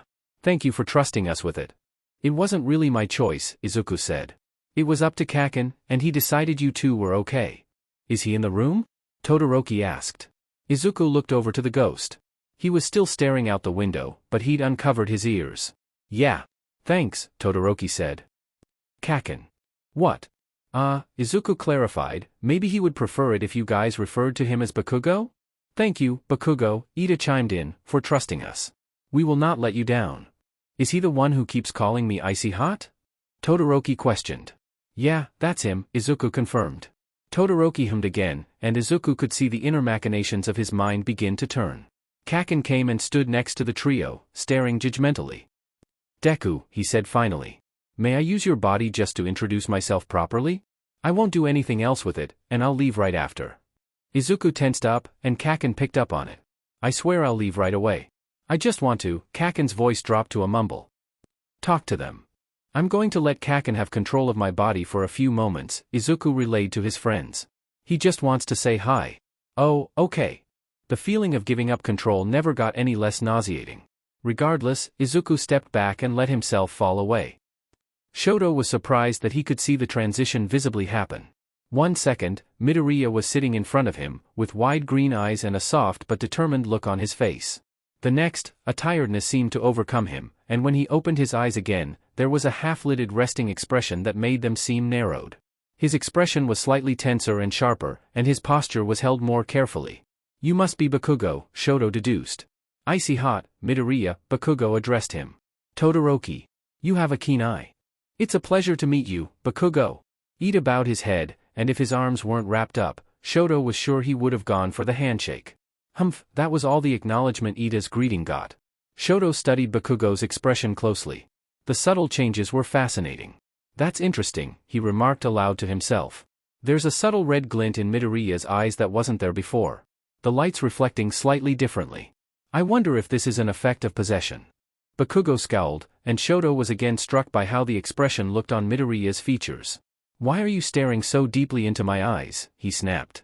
Look anywhere else. Shoto didn't waver. It was curious to me, that's all. Bakugo huffed. My eyes were red. Maybe that's why. Oh. Also interesting. So, Bakugo, Ida spoke up again, what's your favorite school subject?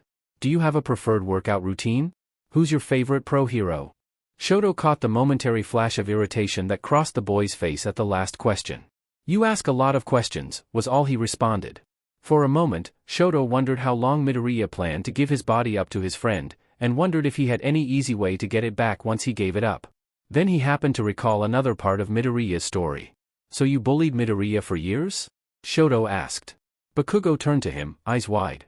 Instead of anger, which seemed to be his default resting emotion, he just looked shocked at the sudden accusation. His mouth was slightly agape, as if he were about to say something.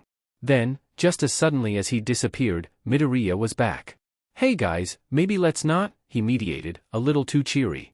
"We're working through it. Anyway, that was Kaken. So you guys are basically his friends now too?" Shoto nodded. "Kaken sure has an attitude on him. I don't mind that much. I can be pretty rude myself sometimes. But he has been taking advantage of Midoriya's goodwill, and so if we're going to be friends, I want to take him down a notch. Midoriya, I have a suggestion." His classmate turned to him. "Yeah?" Shoto gestured vaguely. "Since we're going to be keeping this a secret, I've been thinking. Ida and I may want to refer to Bakugo sometimes without drawing attention to ourselves, and it will be hard to explain away calling you by an entirely different name. Is it possible we could use some kind of nickname as a code word to refer to him?" Midoriya looked thoughtful. "That's a good point. I didn't think of that.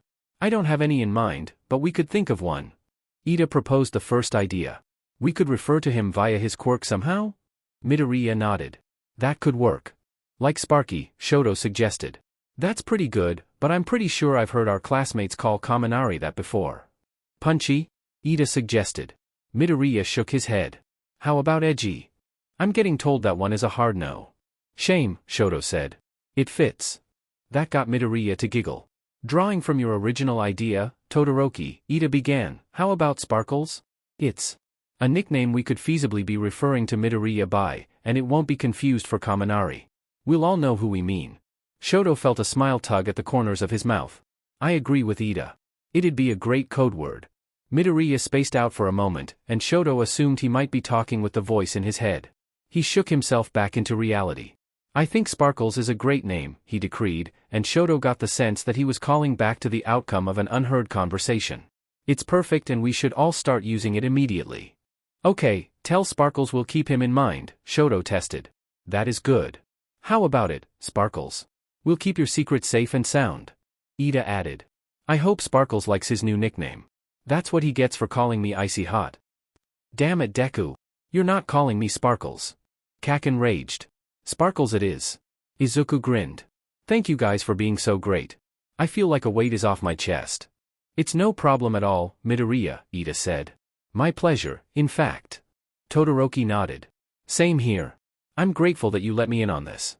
It's going to be weird moving forward from here, but we've got this, right?" Izuku looked back and forth at his classmates, who both gave him big smiles. "Hey, didn't they say the police chief was going to come talk to us soon?" Todoroki questioned. "It's been 20 minutes. "You're right. Where are they?" Ida realized. The trio waited for a moment, as if it would cause the chief to emerge from the door. He didn't. They could hear crickets outside their window. That fight, huh?" Izuku fished. Todoroki sighed. "I thought we were done for." Kaken's existence wasn't the only thing the three of them would have to keep secret that day. The police chief came and talked to them about their battle with the hero killer, and they were asked that they not share the word of what had truly gone down that night. Credit for Stain's defeat was given to Endeavor, and as a thank you, the students' punishment for breaking the law was kept minimal and off their records. So they were allowed to finish their respective work studies, and after their work studies, they were allowed to return to their classes at UA with relative normality. Relatively speaking, that was. Denki Kaminari was trying to balance a pencil between his upper lip and nose when Todoroki walked over to Midoriya's desk and asked him a simple question. "How are you doing today, Sparkles?" The pencil clattered to the floor. The entirety of Class 1A suddenly got very quiet. Did Todoroki just use a casual nickname of endearment for Midoriya? That's so unlike him. It sounds so wrong to hear such a colloquial term of endearment escape his stoic mouth. Exchanging a wide-eyed glance with Ishido, Denki confirmed that his classmates were all thinking the same thing. They all turned back to see how Midoriya would react to this shocking declaration of platonic intimacy. Midoriya blinked, looked off to a random corner in the classroom for a couple of seconds, before giving Todoroki his attention again. Fine, he responded. "Or whatever," he added politely. "This is weird, right?" Kirishima whispered from the seat behind him. "It's not just me, right? I mean, maybe they've just become better friends since the sports festival," Tsuyu added quietly. Perhaps Sparkles is a nickname that originated from that massive final battle they had, and there's some kind of camaraderie about it. I feel like my brand is at risk here, Denki complained as Todoroki nodded and silently took his seat. It's nice if Todoroki's warming up to him, though, Ashido added. No reason for him to be so cold all the time. Okay, so it's a little strange, but this is a good thing for the class. Denki picked his pencil up off the floor and began spinning it between his fingers. Just then, Ida walked in, strode straight to Midoriya's desk, and declared, "Good morning, Sparkles.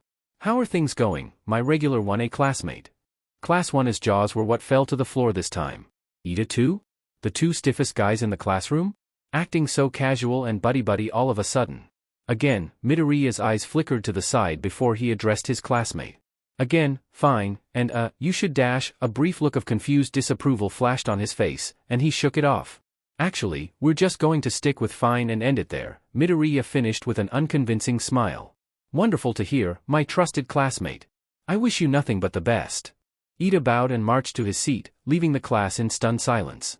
No words were exchanged, but Denki was certain that everyone had the same question on their minds. What on earth went down in Hosu City? Despite their confusion, nobody in Class 1A came to Izuku, Todoroki, or Ida with any prodding questions. Their term continued as per usual, if only with regular check-ins from Kaken's new friends, though he himself wouldn't go so far as to call them that.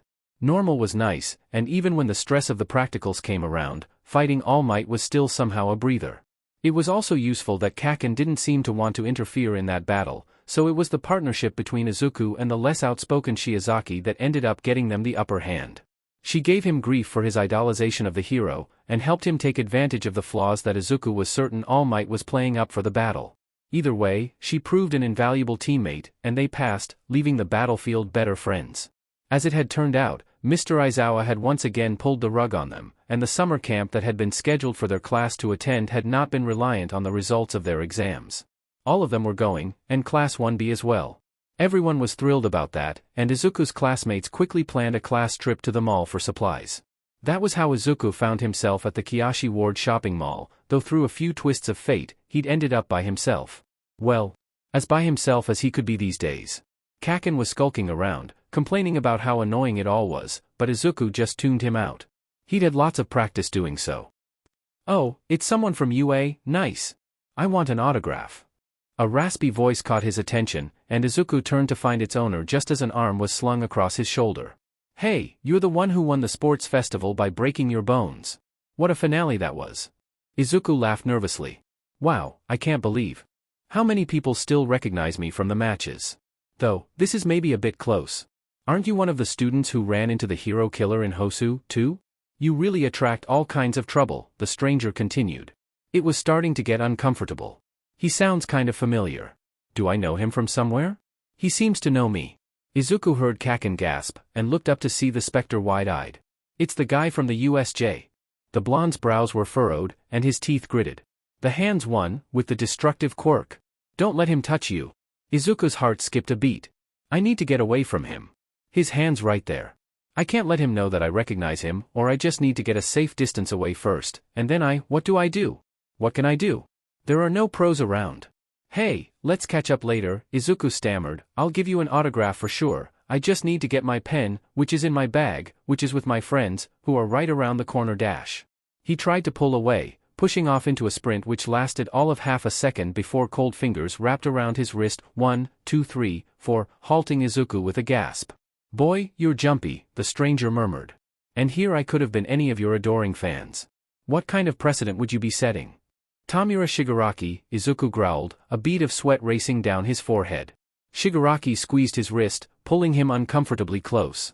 "Izuku Midoriya," he whispered, low and under his breath, but with an audible smile. "Don't look so tense. Let's catch up." 2 minutes later, the pair were sitting on a bench beside the central greenery, as the world continued to move around them. Shigaraki had seen it fit to move his hand onto Izuku's neck, and was keeping his ring finger a coin's length away from the latter's demise. "I'm sure you know how my quirk works," he'd said. "The moment all 5 of my fingers are in contact with your neck, your throat will be the first thing to disintegrate. In a matter of seconds, you'll be nothing more than dust and powdered bone." Now, as the two sat in a dreadful silence, Shigaraki sighed. "The truth of the matter is, I have no intentions of killing you, Midoriya. This is a formality, more than anything. You're quite interesting to me, in all actuality. Izuku's eyes widened. There's no good interpretation of that, that's for sure. But make no mistake, Shigaraki continued. If you try anything, I will not hesitate to follow through. All I'm saying is that it would be a mighty shame for the both of us. They'd talked a little more, mostly about the hero killer, before Shigaraki had asked. What do you think the difference between us is, Midoriya? Between Stain and I? And Izuku had answered truthfully. What's the difference? I don't understand you. I don't agree with anything you do. I don't agree with the hero killer either, but I can at least understand him, sort of. Both of us have something in common, in that we're inspired by All Might. Shigaraki's grip tightened. Is that so, Izuku Midoriya? Does All Might inspire you? At the hint of a smile in his voice, Izuku felt his throat contract. He does. You're so interesting. That's not how I remember it.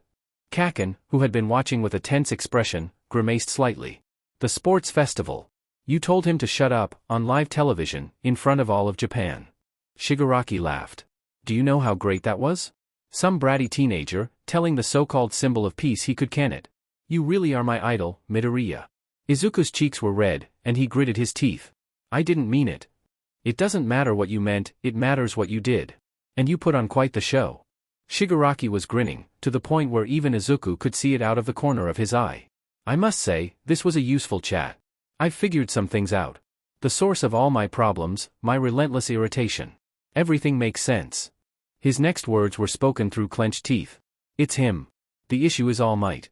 Izuku's blood ran cold.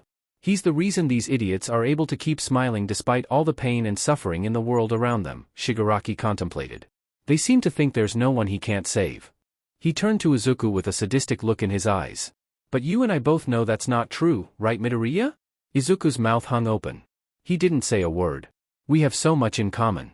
I feel like you could understand me, if you tried just a little bit, Shigaraki crooned. I do like you, Midoriya. You're such an interesting guy. Izuku couldn't respond. He couldn't do anything, but look around helplessly. He focused on Kaken, who was staring at Shigaraki with a truly unreadable expression. The ghost remained silent. I really am so glad we had this talk, Shigaraki continued. I can't thank you enough, Midoriya. And don't struggle now, I really am happy I won't have to kill you. Let's catch up again sometime soon. Deku? A familiar voice broke through the darkness, and Izuku looked up, tears in his eyes, to see Uraraka standing in front of him. Her eyes met his. Is this a friend of yours? The question was asked cautiously, like she already knew the answer. As Izuku looked on helplessly, he could pinpoint the moment she recognized his captor. Oh, wait, no, that can't be right dash. Uraraka's eyes widened in horror. Hey, let go of him, she demanded quietly, frozen in place. I don't want her to get hurt. This is nothing. Izuku yelled out, hoping that he could draw Shigaraki's attention away from his friend. Everything's fine.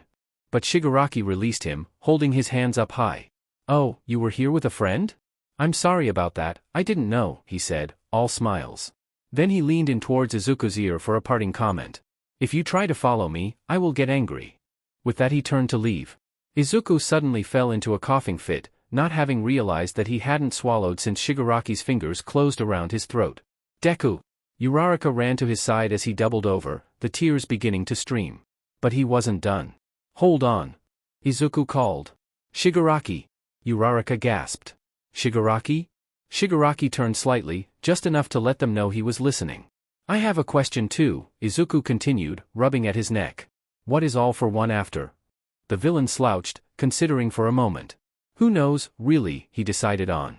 But I'll let you in on a little secret. The next time we meet, I'll bring something you're sure to like. With that, he walked away from them. Uraraka turned back to Izuku, pulling out her phone. I don't know what he meant by that, but we can't let him leave. I'm calling the pro heroes, Deku, unless there's a good reason for me not to. No, call them, please, he rasped. As Uraraka dialed, Izuku turned back to face Kaken. The blonde was still blank-faced, watching Shigaraki's every step towards the door. What is he thinking? Later that day, Izuku found himself back at the police station. He sat in the waiting room, staring at the blank white wall, noticing how the prominent paint drips were in different places. They'd rearranged the layout of the chairs. I haven't been here since. His throat felt tight, and Izuku knew it was both a combination of the day's events, and the unpleasant memories the room was uncovering. I remember trying not to cry. Swirling around a flat soda in a plastic cup. Being asked questions and talked at while I wasn't really there. Thinking I'd seen Kaken for the last time. Kaken, in question, was sitting 2 chairs across from him, one leg positioned on the floor and the other resting on the wooden armrest. He was slumped sideways, lost in his own world. I guess I had. I don't really know how much this is supposed to count, Izuku thought glumly. That day, Shigaraki brought it up indirectly. He implied that he knew about what happened, and he expected me to hate All Might for it, like he does. I don't know how to feel, truthfully. Even now. I can't help but look favorably on the hero that defined my passions growing up, and the one who took a chance on me, even if it was just out of guilt. I want to believe he's capable of doing incredible things, and that it was just bad luck. But I know that that's not all I feel, and I've been swallowing my true feelings about what happened, because they go against everything I've ever wanted to believe about him. It hurts to think that he really could have done more. I've been pretending I don't blame him at all, but I blame him at least a little bit, I'm just not sure how much. Izuku sighed. I've had the privilege of being able to act like everything is fine, and I wonder if that's been selfish of me. All Might has done so much for me, personally, and I'm not going to act like that hasn't tipped me in his favor. But he turned back to the slouching spirit. I wonder what Kaken thinks of all this. Kaken? Izuku whispered. Yeah, nerd? What did you think about what Shigaraki was saying? Kaken didn't even sit up. What do you mean, what that guy was saying? What specifically? I don't know, Izuku mumbled. A moment passed. The All Might stuff. Why? Kaken's voice was light and devoid of emotion. You scared, or something? I just want to know what's been going through your head, Izuku whispered. You've been in your thinking quiet ever since the interaction. I know you must have opinions. My thinking quiet? Geez, Deku, psychoanalyze much? No wonder no one wanted to be friends with you in middle school. You'd probably have their times of the month on a schedule. God, Kaken, forgive me for noticing a habit in the multiple months we've spent in close unavoidable proximity together, Izuku snapped back quietly. One anyone could have guessed anyway, how's this for psychoanalysis, the most obvious deflection in the history of terrible subject changes. So what? I don't owe you an explanation. But you can still talk to me. He said some stuff that even I don't know how I feel about, and maybe I just want a second opinion. Kaken considered for a moment. You want my opinion? I really do. Okay. Forget Shigaraki. He's an extra. He's just some gum somebody scraped off their shoe and stuck under a rotting park bench that you happen to sit on. I don't care about what he has to say, and neither should you. It doesn't matter, anyway. Izuku frowned. But all for one. Shigaraki's not just dangerous, he's working with a threat that I can't just ignore. Kaken's tone didn't change. Then just get stronger. Beat him. And you can stop worrying your little head about all those big thoughts you're having. Despite his continuation of their conversation, Izuku could sense the subtler deflections in his friend's words. Whatever Kaken was really thinking, he wasn't going to talk about it. And as always, he didn't really care for what Izuku was going through. Izuku looked back at the badly painted wall. Both times he'd been left to stare at it, the future had suddenly seemed uncertain, and all too concerning. Summer camp was right around the corner, and Class 1A was buzzing with excitement. Despite the hardships of the past few months, and despite the fact that they'd been promised it was anything but a break, spirits were high. With the camp came the opportunity to set some boundaries, and hopefully make some compromises. I can't say I'm a fan of you possessing my body, Izuku had put out there, but now that it's possible, knowing you, this isn't going to be something I can just put my foot down on. It's going to happen again, so if it is, I'd rather it was CNSNS and planned. I'd be willing to give up some of my waking time for the peace of mind that you're not behind my back at every moment, praying for my downfall, just waiting to catch me off guard. Kaken had raised an eyebrow, but not denied the imagery. What are you getting at? I want to make a truce, for the both of us, Izuku had offered. Your quirk is useful, I can't deny it, and I'm just not learning how to use it quick enough for my efforts to be worth the time spent. It would be even more useful if you got the chance to train it, and got the chance to practice using it in heroic situations. And maybe there's some part of me deep down that still feels like all of this is my fault. Kaken's interest was visibly piqued. 3 days a week. You can use my body to train your quirk for a set amount of time I allocate, and during our upcoming training camp, I'll ask Mr. Aizawa to allocate space and tools for you to practice with. In battles, or dangerous situations, what I get in return is that I can call on you to help, and you listen to what I say. If I get knocked out, I want to trust you to do the right thing without me. These are my basic terms. He'd left Kaken silent for a solid few seconds, but Izuku knew his companion well enough to see the hungry glint in his eyes. That's not a half-bad offer, Kaken had mused, clearly considering it. But if we're in a fight, I'm not taking orders from you. Izuku shrugged. Then you're not using my body, either. What, you think my judgment is inferior, or something? My battle IQ could run circles around yours. Those are the terms. Change the terms then, idiot. Oh yeah, Izuku remembered. You can talk to my classmates and stuff while you're in my body, but only if you're considerate towards them. I don't want to draw any unnecessary attention, or they'll catch us, like Todoroki did. They're also my friends, and you can be a total JRK, so if you don't play nice, I'm taking away your control privileges. Kaken frowned. Fine. I don't want to talk to your shitty friends anyway. You must cede control for any reason if I say so, or you'll risk losing access to it in future. And yes, Izuku had hammered in, you must listen to me. At the end of the day, this is my body, my reputation on the line.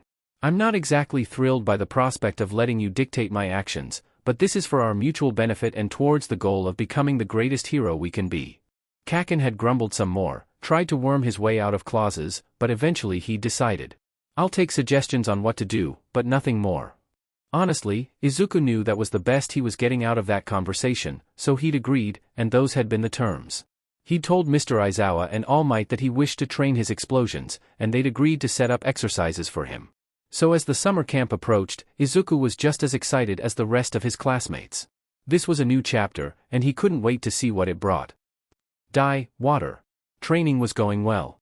Tenya and Todoroki had been filled in on Midoriya's plans, and it looked like Bakugo was currently the one in control, if the substantial quantity of yelling and exploding coming from the ground was anything to go by. As Tenya sped past to complete another lap, Bakugo tore his hands out of the barrel of steaming water, faced them palm up to the sky, and let out a throat-destroying screech coupled with a blast that would make any villain run in fear. My goodness, Tenya thought to himself, pivoting and sprinting back the way he came. I should have a word with Bakugo. I'm sure Midoriya thought this through, but his poor vocal cords. And I have no doubt Todoroki and I might have to help him explain things later. Luckily, no one seems to have caught on that the three of us are involved in any kind of undercover alliance thus far. We're keeping this secret excellently. Katsuki's borrowed palm stung, from the combined excessive use of his quirk and temperature of the barrel. He'd been forced to produce sweat at a higher, condensed rate in order to push past his own limits. But the last few explosions had been strained, and he needed 30 seconds to catch his breath before he kept going. It was unfortunately in this tiny break that a smiling redhead decided to encroach on Katsuki's personal space. Midoriya. My dude. You're really going ham on that barrel, huh? The intruder grinned. Oh. It's you, mop for hair. Kirishima, Katsuki finished, after being given a little mental reminder that he should know these people's names already. What do you want? Kirishima didn't seem the slightest bit fazed by his spikiness. I was just thinking about our battle in the sports festival, and how you've been improving on your explosion since. Wouldn't it be fun to go for a round 2 where it was just your blasting versus my hardening? I know you switched tactics because you weren't getting anywhere dash. Bullshit, Katsuki interrupted. I could have kicked your butt without breaking any of my bones, even back then. Really? I don't think you would have. There was an obviously goading tone to Kirishima's voice. Katsuki didn't miss it, but unfortunately, it was still working. If you're so dead keen on getting your butt beat, sure, we can work out a time. Katsuki grinned intimidatingly, and smacked his fists together, making sure to set off a small explosion. I'll come out on top, explosions only, with all my bones intact. I can't say for sure if yours will be, though. Kirishima hardened his fist and held it up in a challenge. Bet, you won't so much as leave a scratch. Land any hit you want, I'll eat it for breakfast. Don't say things you can't back up, broomhead. I'll eat you alive. Katsuki was about to say something else, before he stopped himself. Is this considerate? But Kirishima laughed. Gotta say, this newfound competitiveness is a good look on you, Midoriya. He looked behind him for a moment, his expression falling. I think Tiger wants me back over there. But let's set a date and time. Round 2, Midoriya. I want to spar with you. With that, he was running off back the way he came, and Katsuki stared after him for a moment, a little dumbfounded. What was that about? He yelled, to no one in particular. What does shitty hair want with me anyway? Ah, it looks like you made a friend. Shut the hell up. Katsuki growled and plunged his hands back into the water. Break time's over. Hey guys, what's up? Izuku sat down next to Uraraka, Ida, Asu, Tsuyu, and Todoroki. You okay, Deku? Your voice sounds really hoarse, Uraraka pointed out. Izuku flushed. Fine, just overdid it today training, I guess. A perfectly normal thing to expect from our classmate, who's known for working excessively hard. Ida added. Todoroki nodded. Sparkles was just pushing himself, I'm sure. There it is again, Tsuyu mumbled just under her breath. Uraraka took a bite of the curry in front of her, and her face lit up. Wow, we actually did a really good job. This is great. Wait, yak. This tastes amazing. The five of them ate in relative quiet for a little while, enjoying the fruits of their labor. Did you guys hear what we were doing after dinner? Tsuyu piped up. Wasn't it some kind of test of courage? Todoroki wiped his mouth with a napkin. Although I'm not sure what that means for us out here. I guess we'll find out. 1, 2, 3, 4, 5, 6, 7, 8. I'm all alone. Izuku looked around at the pairs around him. Thanks to the 5 students in remedial lessons, there were odd numbers for the exercise, and he'd evidently drawn the short straw. Am I going to have to go into this test of courage on my own?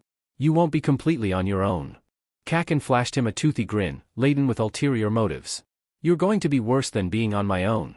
You're going to try and make me jump when there's nobody there. Kaken only smirked at the accusation, and while it certainly did nothing to ease Izuku's nerves, a feeling long forgotten stirred within him. What is this foul smell in the air? Izuku squinted. It looked like there was smoke or something arising from the trees. You see that? Go on ahead without me. Izuku looked to the cliffs. Mandalay and Ida turned back, worry in their eyes. What are you saying? Koda. I know where he is. Izuku scooped the kid up in his arms just as the villain's arm swung down, leaving a crater where Koda was just standing. The pair crashed and rolled to a stop a few meters away, and the dust sent Izuku coughing as he moved to stand back up. What are you doing? Koda cried out. Huh? Now, you I recognize, the villain said. The name's Midoriya, right? Izuku gritted his teeth. What's it to you? I'm taking you in. Shigaraki wants you specifically. Fear gripped Izuku's body, but he wasn't going to let it show. Not in front of Koda. If I come with you peacefully, will you cease your attack on this camp and leave this boy alone? The muscular villain shrugged. Beats me. I don't call the shots. It'd make my life easier, not that I needed it to be. Izuku looked out at the blazing forests. Is there a chance? His opponent simply smiled, and beckoned him forward. Izuku was about to take a cautious step, when he felt a small tug at his shirt. Don't go. Koda whispered, tears streaming down his face. It's him. Izuku's blood ran cold. No, he doesn't mean, this is the villain that killed Koda's parents? The villain laughed. Are you second-guessing yourself, hero? Good. He flexed, and a spasming mass of muscle fibers wove around his body, building thick defenses. For a moment there, I was worried this was going to be too easy. Izuku's body hurt so badly he almost couldn't feel it hurting at all. He'd protected Koda, and taken down the villain, but if every villain out there is as dangerous as this one, everyone's in a lot of danger, he murmured. Then he turned back to Koda. Get on my back. We have to get back to camp. Mandalay. Izuku yelled. I have one more thing I need to convey. The pussycat turned back towards him. I know why the villains are here. They're after me. Izuku saw Mandalay's eyes widen, and Kaken turned to follow her line of sight, a moment too late. Sheet. Behind you. A shadow fell over him, and he barely had time to turn around, before he woke up in a dark room, bound to a chair. Where am I now? My arms are still broken. Crap, I can't move them. Izuku looked around and squinted, his eyes adjusting to the darkness. Am I in a bar? A shadow moved, and he realized he wasn't alone. You're so cute when you're out cold, a female voice crooned. Tamura-kun? He's awake. The dark figure flipped a light switch, and Izuku blinked furiously while his eyes adjusted. The other person appeared to be a girl, around his age, who was looking at him, quite intently. Izuku blushed under the heat of her gaze. They weren't alone for long. Around the room, dark portals opened up, and Izuku gasped as Shigaraki, and presumably members of the League of Villains who he'd never seen before came through. Izuku Midoriya, Shigaraki smiled. Didn't I say we'd be seeing each other soon? I must have been captured at the camp. Oh no, is everyone else okay? Izuku swept his eyes across the room, taking in the audience. There was Shigaraki, and Kurojiiri, both of whom he knew. There was the girl, and another lady in sunglasses at the back of the room who he remembered catching a glimpse of at the camp. There was a villain in a gray and black full-body suit, one in the flashy getup of possibly a stage performer, the reptilian heteromorph he'd also seen briefly at the camp, and a young, scarred man with dark hair and dead eyes. All of them were standing around looking at him with varied, but expectant, expressions. Izuku also took in his restraints. He was bound in what felt like a tough leather, multiple bands cutting across his shoulders and torso. His hands were encased in what felt like a cement block, and it pulled on his arms, causing him to grit his teeth in pain. Shigaraki seemed to notice his expression. "Sorry about your arms. We don't have a healer in our party," he apologized, a little too gleefully. "Consider it what you owe us for doing such a number on muscular like that. And tell you what, if you hear us out, maybe we'll let the doctor take a good look at you." "What's this about, Shigaraki?" Izuku spat. His arms were on fire, and he didn't want to waste time dancing around some kind of point. "What happened at the camp? Did you hurt anyone?" Shigaraki tooted. "Disappointingly, your classmates and teachers put up quite a fight. I tell you, they were not happy about your disappearance. But there wasn't much they could do, and well, ultimately we got what we wanted. They're only broken and bruised, thanks to your compliance. Thank goodness for that at least. But I'm in a bit of a tight spot myself, it seems. What can I do here?" "Again, what do you want?" Izuku snapped. "You've got my attention. I told you, I'd have something for you this time, and I do." Kurojairi poured a glass of something tangy and brown, and Shigaraki picked it up with 3 fingers, swirling it performatively. "I have an offer for you, Izuku Midoriya." "An offer? What, that you'll leave UA alone and crawl back into the depths where you came from?" Maybe not the nicest, or smartest thing to say to one's captor, but pain was clouding Izuku's mind and reason. Shigaraki continued to swirl the glass, tapping his 4th and 5th fingers in an alternating rhythm against the rim. "My, so impatient. I suppose some kind of protection could be on the table, if that's what you want in return." This surprised Izuku. "What? In return for what?" "I want you, Midoriya. I want you to join us, to join the League of Villains." "What? What?" Izuku spluttered. "Me?" Shigaraki nodded. "This may come as a surprise to you, but you've really impressed us. Not just me, but everyone relevant. This is a real opportunity for you, young hero." "I'm not joining you guys." Izuku growled. "You're villains. It's in your name. You hurt people, not help them." True, Shigaraki agreed. Although the villain part of our name isn't really supposed to represent evil, per se. It's just a signifier of our opposition to the heroes. And yes, we hurt people, but for a lot of us, that's just in our nature. Our quirks. The roles this world has forced us into. Not all of us take pleasure in it, and it's all a means to an end, Midoriya. Don't be so quick to turn us away." Izuku winced as a jolt of pain ran up his arms. "I don't care why you hurt people. The point is that that's all you do." "Oh dear, you're in pain, aren't you?" Shigaraki turned to the magician. "Did you bring those painkillers I asked for?" The masked villain produced a little tray of pills, and upon Shigaraki's gesturing, he took a small cup of water from Kurojairi, walked over to and knelt down beside Izuku. With his left hand, he tilted Izuku's head backwards, forced 2 of the pills in his mouth, and then lifted the cup to his lips. "Swallow," he commanded. Izuku tried to spit the water out, but a hand was clamped over his mouth, and he was forced to let the pills slide down his throat. "It'll take a little while for these to kick in, but they should help." "As you were saying," Shigaraki mused. "We hurt people. But is that so different to society's precious heroes? All Might has a whole moveset named after punching people really hard. Violence is violence, no matter how government-sanctioned it is. All that sets us apart is we don't deny it." Izuku didn't waver. "You kill people." Shigaraki was quiet for a moment, contemplating something. "Think about my quirk, Midoriya. You know how it works, essentially. 5 fingers touch something, and the 4th and 5th fingers came to rest on the glass he was holding, and it crumbled, liquid and all, into dust. Oops. Gone." He stood up, and took a step towards Izuku. "You're a smart boy. Quirks manifest at a young age. How do you think I discovered mine?" Izuku drew in a sharp breath. "No.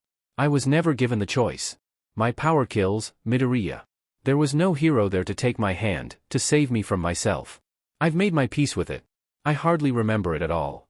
Despite what he was saying, Shigaraki's body movements betrayed no tension or regret. "I'm only telling you this because I believe, despite what you told me, Midoriya, that you do understand me. You can relate to what I'm going through.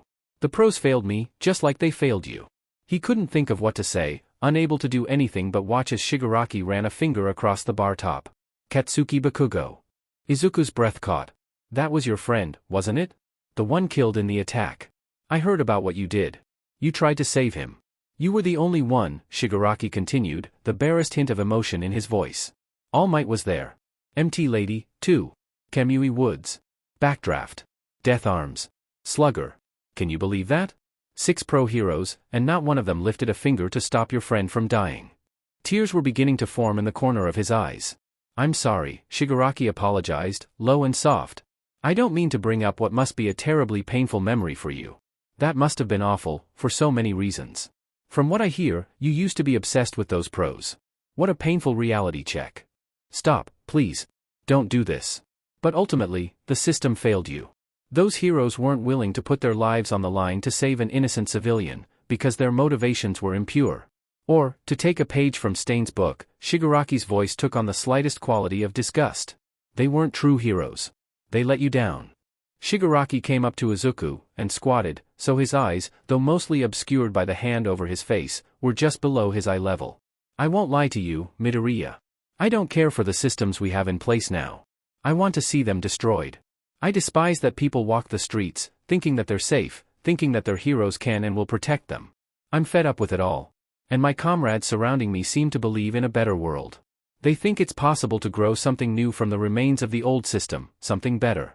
They don't think the systems in place can be fixed, our only option is to start anew. He scratched at his neck. I saw your anger at the sports festival. I saw your power at the USJ. I saw your heroism, true heroism, at Mizutofu. You're not like the rest of us, Midoriya. You have a whole lot of good left in you. That's why you're fighting, even now, for the people who have let you down. You want to believe there's good in them, too. But we could use you here.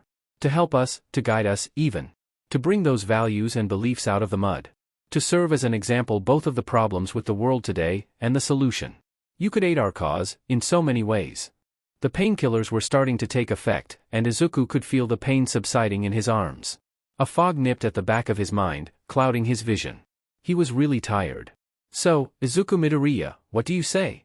Shigaraki asked gently. If you agree to help us, we'll avoid UA.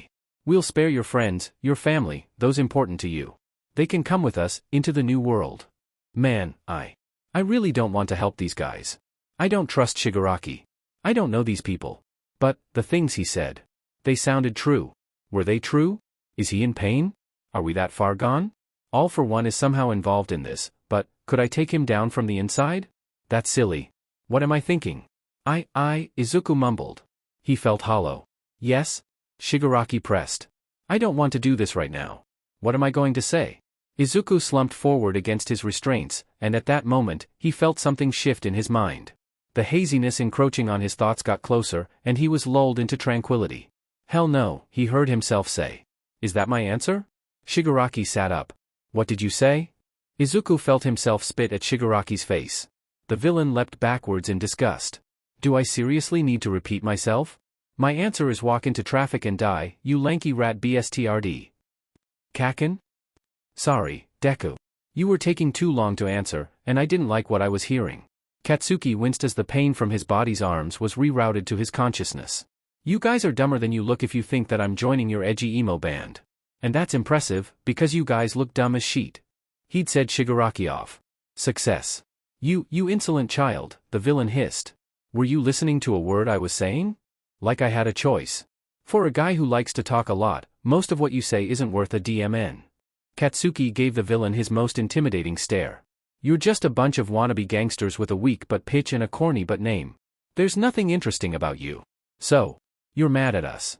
I understand that, Shigaraki growled. But don't forget, the heroes failed you. Oh sure, sensationalize the tragic death of that incredible kid for pity points. That'll go down so well. Katsuki fired back. There's nothing that pisses me off like people who pretend they care. So you know the name Katsuki Bakugo. Tell me something about him, then. What else do you know? Shigaraki didn't answer, instead regarding him carefully. Katsuki continued. Do you know that he was going to be the #1 hero? That if he were here right now, he'd wipe the floor with you punk but extras? Do you think you can make a martyr out of someone like that? No, all I want is to see his legacy fulfilled. So come a little closer, and I'll happily celebrate his memory in through one side of your thick skull and out the other. The head villain had calmed himself slightly, and didn't rise to the bait. He did take a step back, which Katsuki considered a small victory.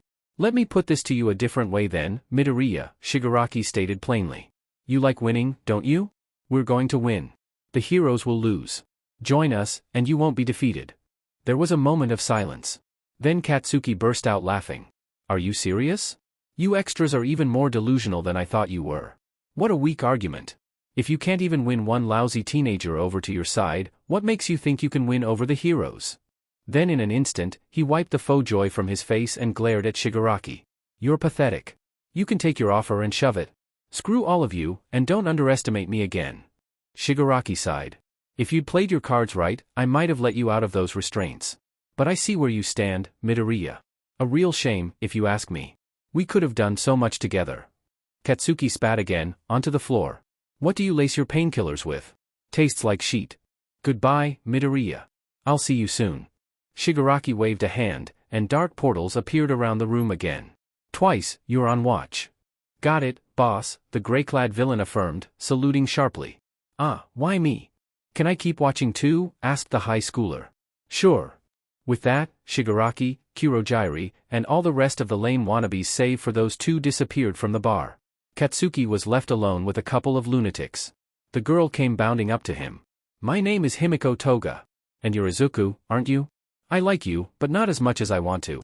Tamura-kun forbade me from drinking your blood, apparently it's what killed Mr. Staney. Katsuki grimaced and pulled away from her closeness. She doesn't understand the concept of personal space. If my hands weren't tied? Forbidden love, how romantic is that? Toga sighed. It's such a shame, I'd love to be you. You look so good bruised and bleeding. What a creep. Are all of Shigaraki's goons such freaks? And what about you, shiny Hizuyan Voltorb? Katsuki twisted his head to look at the other villain, making sure not to make eye contact with the freak. You after my blood too? Not at all. Well, if you insist. The other goon, was it twice, made all kinds of confusing gestures. I'm here because I believe in Shigaraki. I'm just here for the snacks. Katsuki groaned. Great. I'm stuck with a couple of psycho nutjobs. Whatever was in those painkillers, I think Deku's out for the count, so I'm holding down the fort. A few hours later, the shift switched, and the two freaks were replaced with tall, dark, and emo. If Icy Hot was a knockoff Zuko, this guy was a knockoff Raisin. Katsuki could almost smell the personal angst from the moment his new captor entered the room, and took his watch leaning coolly against the wall. What a poser. So what's your deal? He asked, hoping for any information that could possibly help him out. He'd tried to engage with Toga and twice a couple times during their watch, but he received nothing but uncomfortable nonsense for his efforts. Maybe this newcomer would be more open to conversation. Trip and fall at the candle store? Plastic surgeon operated with an open flame? Your friends pulled a classic prank where they replace your facial mask with molten lava. Boy, you're mouthy, the emo said, betraying no indication that Katsuki's words were anything but slightly amusing to him. And one to talk. Your arms feel like you ran the insides through a woodchopper and poured the resulting sludge back into your skin. They're scarred like you lit fireworks at the bottom of a barrel with them. Your quirk control must be excessively poor. What are you talking about? I haven't Katsuki cut himself off. I haven't caught them in a single explosion, he wanted to say. He knew how to use his quirk, he wasn't stupid.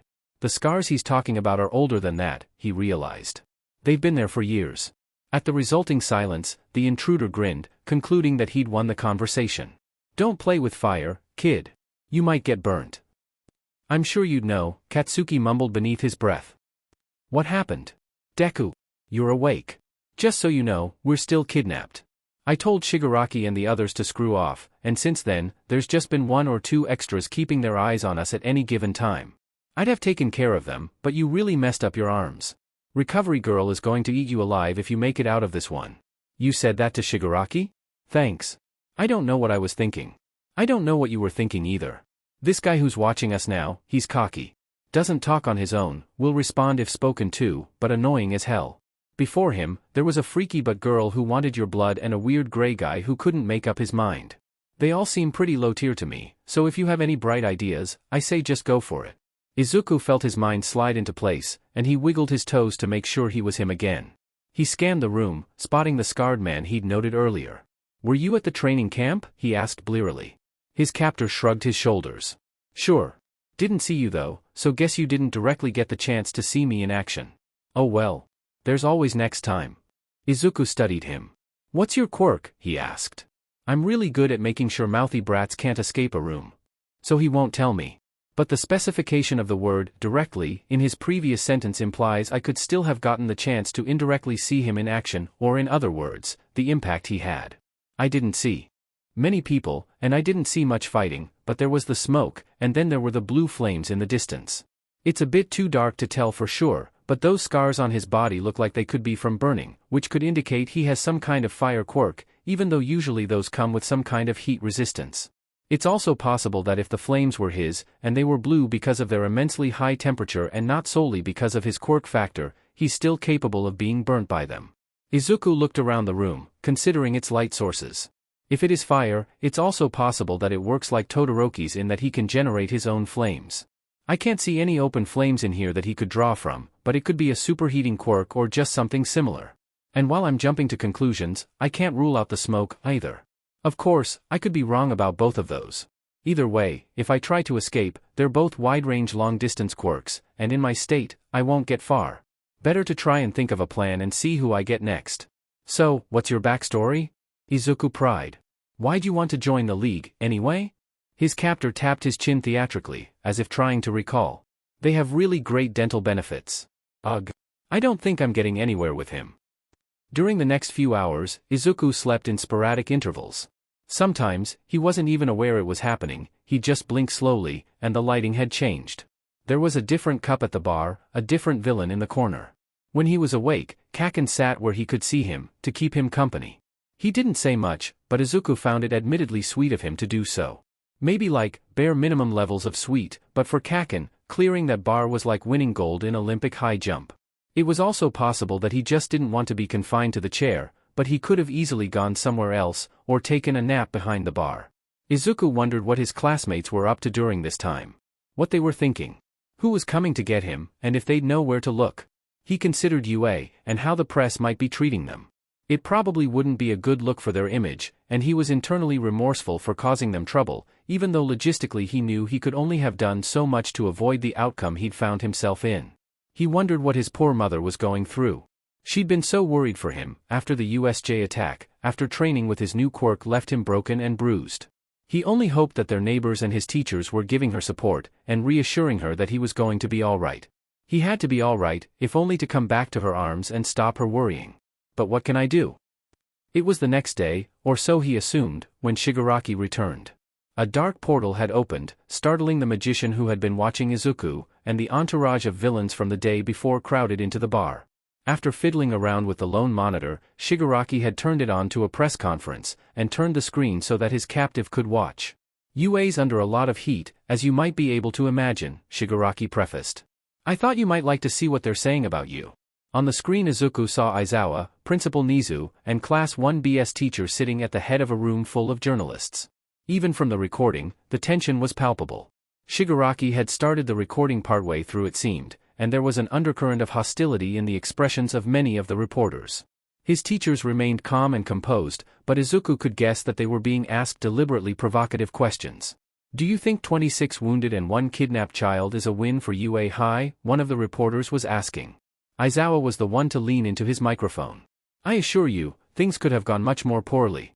At that moment, the worst-case scenario I imagined was one involving the deaths of my students. Nizu picked up where he left off.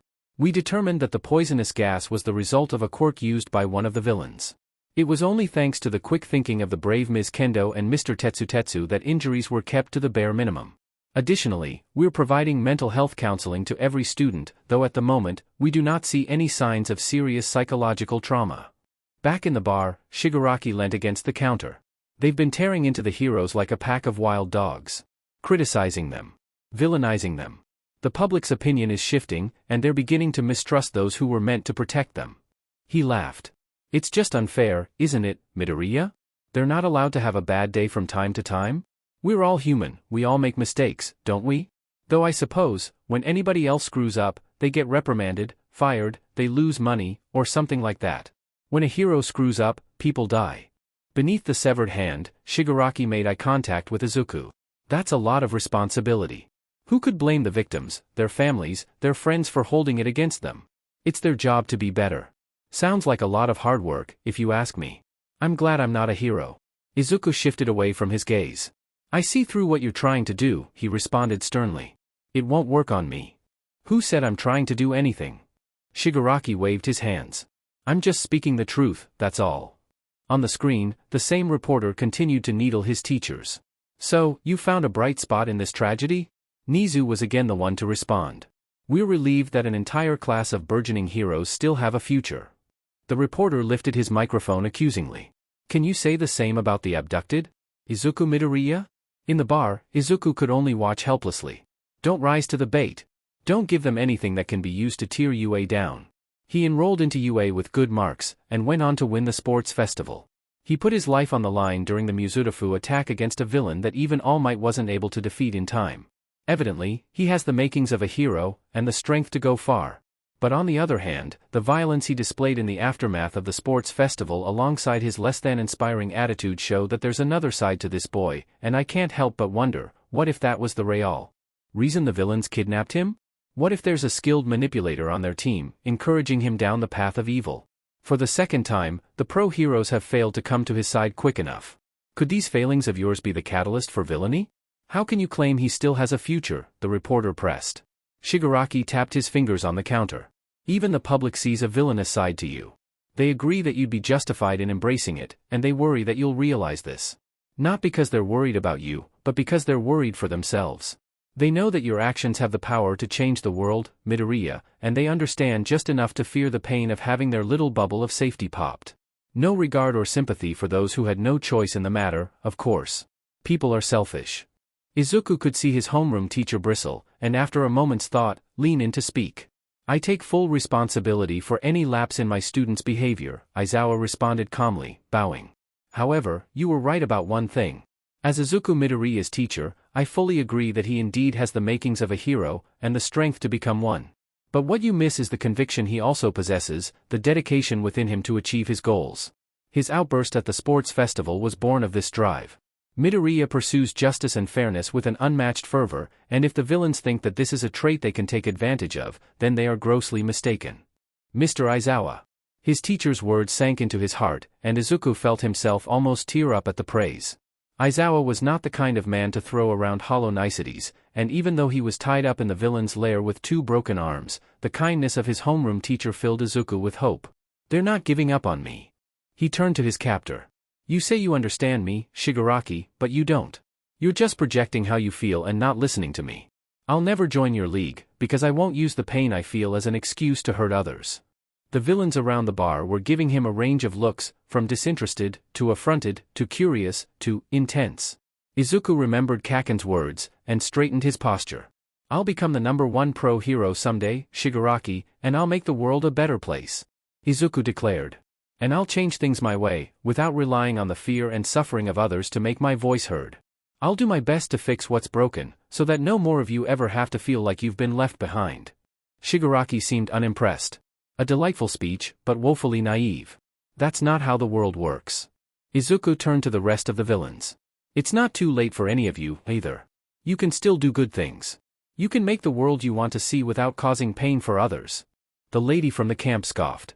Boy, this kid's really turned a page, hasn't he? Twice snapped his fingers. That's it. He pointed at Izuku suddenly. You're like me, aren't you? What? Izuku was caught off guard by the accusation. What could he possibly mean? Knowing this whack job, he means crazy, Kaken helpfully supplied. Wait a minute. There's no way he figured out what's going on. What do you mean, Jin-kun? Toga was eyeing him cautiously. Twice held up 2 fingers. There's 2 sides to him, like he's not the same person. One of them is the angry one, who we saw yesterday, and at the sports festival. The other is this one. You thought you could hide from me, but I sniffed you out. What do you think I am? Some kind of hound dog? The scarred villain brushed him off. He figured out that copying an attitude wasn't going to work with us. Hardly a groundbreaking assumption. Maybe you're right, Twice agreed. It's deeper than that, can't you tell? He vehemently disagreed. Shigaraki frowned. I think you're drawing the wrong conclusions. Midoriya is volatile, not split. Somewhat unpredictable, but not entirely. I could cut him, Toga helpfully suggested. That could clear things up. You just want to see him bleed, the reptilian scowled. Hello, came a tinny voice out of the speaker above the door. I got a pizza delivery here. The villains froze. Then chaos erupted as a tire-sized fist pulverized the left wall. Izuku flinched as a wave of air hit him, before realizing what that meant. He opened his eyes to see the symbol of peace, surrounded by a team of other pro-heroes jumping into action. All Might, him and Kaken yelled at the same time. Twisting branches wove through the newly formed hole in the building, wrapping around the dazed villains and pulling them into custody. Izuku saw licks of blue flame rising off the scarred villain, and he saw Gran Torino slam a jet boot into him before they could go anywhere. Within moments, most of the League had been securely captured. "You can't run anymore, League of Villains," All Might declared as he rose to his feet. "You understand? Because we are here. He's here. Everything's going to be okay." Izuku let out a breath he hadn't known he was holding, and for a moment, the pain in his body was distant and irrelevant. He's got backup, and the villains aren't ready for an attack right now. They might be able to bring an end to all of this tonight. "One tends to neglect defense when they're on the offense," came a third voice, and Izuku saw the pro-hero edge shot slither through the small gap in the door. "But we didn't come alone. Take a look. You're surrounded by the police, not to mention powerful heroes like Endeavor." All Might came over to Izuku, tearing apart the binds holding him to the chair with his bare hands. With a wave of his finger, edge shot zigzagged part of his body into Izuku's shackles, and after some movement, they came free with a click. Izuku hissed in pain as they fell off, weakly rubbing his wrists together. His mentor offered him a hand, and when it became quickly clear he wasn't going to be able to take it, All Might put a hand on his back to help him stand up. "I apologize for our tardiness, young Midoriya," he said. "These must have been a very difficult couple of days for you. But you stayed strong, and you're safe now. We'll deal with these thugs and get you to Recovery Girl as quickly as we possibly can." "Thanks, All Might," Izuku responded weakly, letting a smile onto his face. Kaken wasn't in the room at the moment, but Izuku could still somehow feel his suspicious glare internally. On the floor, Shigaraki was growling. "After I went through all this trouble, the final boss goes ahead and shows up on my doorstep. There's no easy way to escape. It can't be helped." "You have backup, huh?" The heroes looked at him warily. Shigaraki grinned. "Well, so do we. Kurogyri. Warp over as many as you can now." Is he talking about the Nomu? Izuku's heart dropped, but nothing happened. This seemed to confuse Shigaraki as well. He twisted to face the shifting void, pinned against the shelves. "What are you waiting for, damn it?" "I'm sorry, Tamura Shigaraki. The Nomu were supposed to be in a fixed location, but they're gone." Izuku sighed in relief. The heroes had everything under control. Everything was going to be okay. At least, everything had looked like it was going to be okay until the Nomu had appeared. It was sudden and out of nowhere. Shigaraki was bound and screaming, and for a moment, it looked like the heroes had succeeded. But just as quickly as the chaos had initially begun, it escalated further when twin jets of mud began to spurt in the middle of the air above him, and before anyone could wonder how they'd gotten there, a pair of muscular monsters emerged. Following them, more jets of mud opened up, each transporting its own Nomu. In moments the heroes were overwhelmed. Izuku opened his mouth in shock, or maybe to say something, but the only thing that came out was a foul black liquid, rising out of his throat in a familiar manner that made him GG. He desperately tried to claw at the sludge as it coalesced around him, wrapping around his body, and no, not again. Spitting him out onto concrete, somewhere colder and darker. Izuku landed hard, on his arms, involuntarily gasping and inhaling some of the awful black sludge. He began to retch and cough, trying to get it out of his airways. Something inside him was screaming, an awful buzz of terror building in his chest and head, but he could hardly think while he hacked out the last of the goop onto the concrete.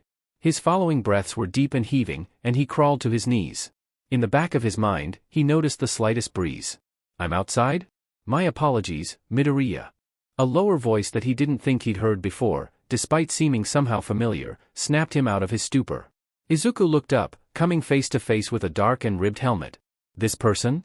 Something about him puts me on edge like I've never felt before. It's like my body knows I'm supposed to be terrified, even though I don't know who he is. Or is it, my quirk? One for all? Is that what's resonating?" As the mask turned away from him, Izuku turned his head around to take in the scene. He looked to be in the middle of a crater, and behind him, the League were emerging from their own dark fountains. In the distance, Izuku could just make out pro-heroes he knew passed out, as if a battle had already taken place. "It's MT Lady. And is that Tiger, Gang Orca, and Best Jeanist? They've all been taken out? This crater, this person must have immense power. And my quirk, no, it couldn't be."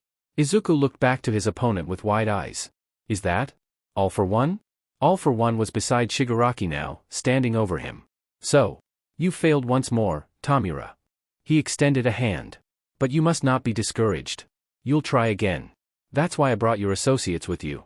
Even this child, who you foresaw to be an important piece on the board." The villain contemplated for a moment. "Tell me, Tamura. When you brought Izuku Midoriya to your lair, did you know who he was?" Izuku froze. Even Shigaraki seemed slightly confused. Master. He was there, at Mizutofu. You judged him to be worthy of my time. All for one nodded. But he's more than that. He turned back, and even though no eyes were visible, Izuku's spine ran cold as the villain's gaze met his. Aren't you, Midoriya? I can feel it now, with you here in front of me. Extending a hand, All for One advanced towards him. Izuku tried to stagger to his feet, to run, but he wasn't strong enough. Inside him, One for All howled. You're the ninth. Frozen in place, Izuku was helpless as All for One's quirk activated. Tendrils of smoke began to wisp around the villain's fingers. Then a blur of red, white, gold, and blue crashed into him at the speed of sound. Izuku was released, and he fell backwards with a gasp. He whipped his head to where All Might had intercepted the villain, and had pummeled him into the concrete. I was distracted, he heard All for One mutter. It's only 5 kilometers from the bar to here, and yet it was at least 30 seconds after I sent the Nomu that you arrived. You've gotten weaker, All Might. We've got to get out of here. Kaken yelled within his head. That's All for One. We can't stick around. It is, which means All Might's in trouble, Izuku worried. He's already smoking. If All for One is as powerful as he says, then All Might can't take him in a battle like this. All the heroes are far away, and even if they did show up, just look at how quickly this guy took out the last bunch. That's why we need to go. That's why I can't go. I have One for All. It's the only thing that can defeat him. Kaken was shouting directly next to his ears. Both your arms are broken. You're just going to get in the way, moron. Izuku ignored him, turning back to watch as All for One hit All Might with a blast that sent him careening through a building. All Might. One for All, shoot style. Just as the power began to build in his legs, a scaly green arm wrapped around him, pulling him backwards. Leave this place, Tamura, All for One commanded. Take the boy with you. Izuku twisted out of the grasp of the villain, landing on his feet and coming face to face with 5 others, recovering from their spat with the heroes. It's 6-on-1. And I have to help All Might. No you don't. Kaken roared. You need to find an escape. Stay out of range of the magician. He's the one who captured you last time, with only a touch. Building up One for All in his legs, Izuku dashed away from the league, straight towards All for One, only to get stopped by a wall of blue flame rising up in front of him.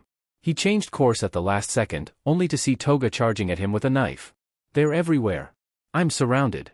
Izuku dodged another set of attacks, heaving with pain and exhaustion. He jumped over Twice's head, and skidded to a stop a few meters away to take a breath. He looked up, scanning the battlefield for any way to gain an edge over his opponents. He stopped as something caught his eye. In the middle of the air, speeding above him, were people he recognized. Deku, he heard a familiar voice yell. Uraraka? As the other villains turned at the sound, Izuku could make out his classmate reaching out her hand. Come on. It had been Uraraka to suggest the rescue plan first. And surprisingly, Kirishima had jumped on the idea the moment it was presented. When he was questioned, he stated that Midoriya owed him a rematch, and he wasn't about to let him get out of it so easily. Later, Shoto had probed Kirishima's desire for a rematch, and he'd mentioned how it seemed like he and Midoriya were bonding over the fighting spirit he'd discovered during the sports festival. Kirishima wanted to prove himself, and to get the opportunity to know him better. Ida and Shoto had shared a knowing glance, but not elaborated further. When the plan was first suggested, after Uraraka and Kirishima, Shoto, of course, was not far behind to add his support.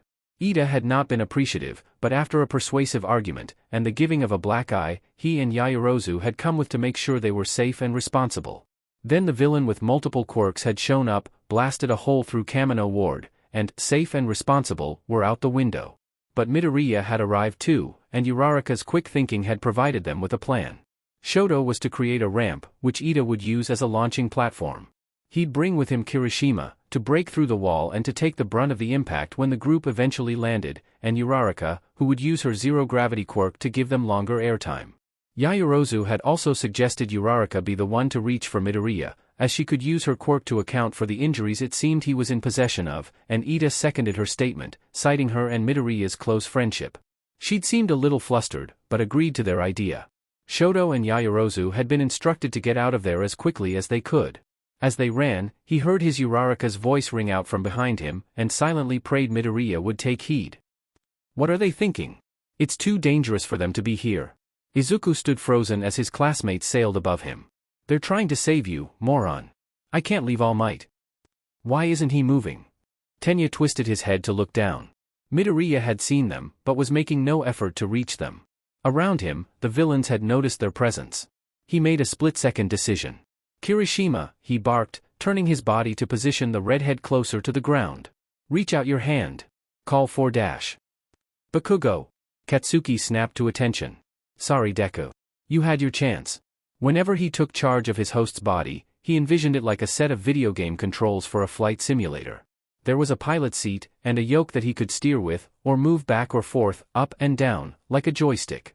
That wasn't literally what it looked or felt like, but that was the imagery he'd been using. Katsuki yanked on the controls with all his might, forcing himself into the pilot seat. In moments, all the sensors were yelling at him, all the screens were flashing, and the arms he'd used to steer with were now broken and on fire. He gritted his teeth, forcing sweat out of his palms, before igniting it with a running start. He launched into the air, reaching out, and Kirishima grabbed his wrist. "Got him." Aijiro hardened the skin around his hands enough to make sure there was no chance of him letting go. "Are you okay?" "Ow!" Midoriya roared, and Aijiro was suddenly keenly aware that the arm he had grabbed was not nearly as solid as it should be. "Let go. Grab my legs instead." Uraraka wrapped her arms around Midoriya's leg, activating her power, and the moment Aijiro felt the weight he was holding dissipate, he dropped his classmate's broken arm. "Sorry, dude." Midoriya seethed in pain, but nodded in response. "Apologies, Sparkles, but we're going to need your explosions." Ida yelled. "Do you have the strength for a last push? Stop yammering and say when, Four Eyes." Midoriya shot back furiously. "Company!" Uraraka yelled. Looking down, Aijiro saw one of the villains launching at them at high speeds. Oh no! At the last second, a giant head blocked them. MT Lady staggered at the impact, turning as she fell. "MT Lady!" Uraraka yelled. The hero gave them a smile. "Prioritas the rescue. Go on, you dumb kids," she commanded, before toppling to the ground. Beneath them, as the villains looked to regroup for another go, a flying blur put a stop to them before they could react. A small, yellow and white-clad hero came to a stop, and gave them a thumbs up from a distance. "Now!" Ida yelled. Midoriya held out his hands and set off a series of rapid explosions. During this, Aijiro swung around to the front of the group, activating his hardening quirk, and bracing for their landing. They crashed into the ground at high speeds, but thanks to Aijiro and Uraraka's quirks, a quick check revealed that they were all okay. Except for... "Deku! Your arms!" Uraraka gasped. "They've been broken since camp," Midoriya grumbled. "DMN goons couldn't afford a healer." Aijiro ripped off the hem of his disguise's shirt, and with Midoriya's apathetic permission, fastened a quick two-armed sling around his friend's neck. Uraraka touched the fabric, giving it a tad more support. "We'll get you to Recovery Girl as soon as we can," she promised, "but right now I think she's with the pro heroes on their mission. For now, we're going to escort you back to the hospital." Ida's phone rang, and he answered, putting it on speaker. "Ida. Are you guys okay?" rang out Todoroki's voice. "We're all good here," Ida answered. "We have Midoriya with us. Did you get away safely?" "I think so. We're on the street now, blending in with the crowd now. The pros are helping people evacuate. We've made it to the station," Ida added. "Hopefully this puts us out of range of that nasty shockwave attack. The rescue was a success." "Sure," Midoriya mumbled. "Just don't go taking all the credit. You guys happen to be in the right place at the right time." "You'd think he'd be happier about not being captive anymore," Yayuozu piped up from the other end of the line. Midoriya's face went slightly red, and he muttered incomprehensible noises of annoyance beneath his breath. "He's probably just grumpy because he's in a lot of pain," Aijiro defended. "I accidentally grabbed him by his broken arm." "One of them." "Yeah, that's why," his grumpy friend nodded. "I had to get out of there, or I would have just gotten in All Might's way." Ida nodded. "I believe that was the right decision. I know you must have wanted to help him, but you need to focus on healing." "That's what I said." Midoriya agreed. The group made their way through the crowds at Kamino, making sure to shield Katsuki's borrowed body from the flow of panicked bystanders. The sling took the weight of his arms off his neck, and he was silently grateful for the aid of his classmates, though he'd let Deku be the one to thank them later. For now, he was still in control of their body, mostly because he didn't completely trust his host not to run back into battle and get himself killed. The feeling of guilt prickled at the back of his neck. He hadn't given Deku the choice, and he'd forced himself into control for the first time. In full honesty, Katsuki hadn't even known he could take it without permission. He hadn't tried since the sports festival, because as much as he hated being incorporeal, he had enough integrity to respect that it wasn't his body, and that every moment he was given to escape back to the illusion of being alive, Deku was sacrificing his own personal freedom for him to do so. He was content to take the opportunities as they came, even if he wasn't above doing his own thing once he got there. But now they'd crossed yet another threshold. Katsuki had taken what he'd wanted, and he was worried that with it, he'd broken the thin understanding of trust the two shared. It wasn't that he was concerned about Deku's feelings, just that every line he crossed was a line that Deku could cross right back. But he'd had to do it.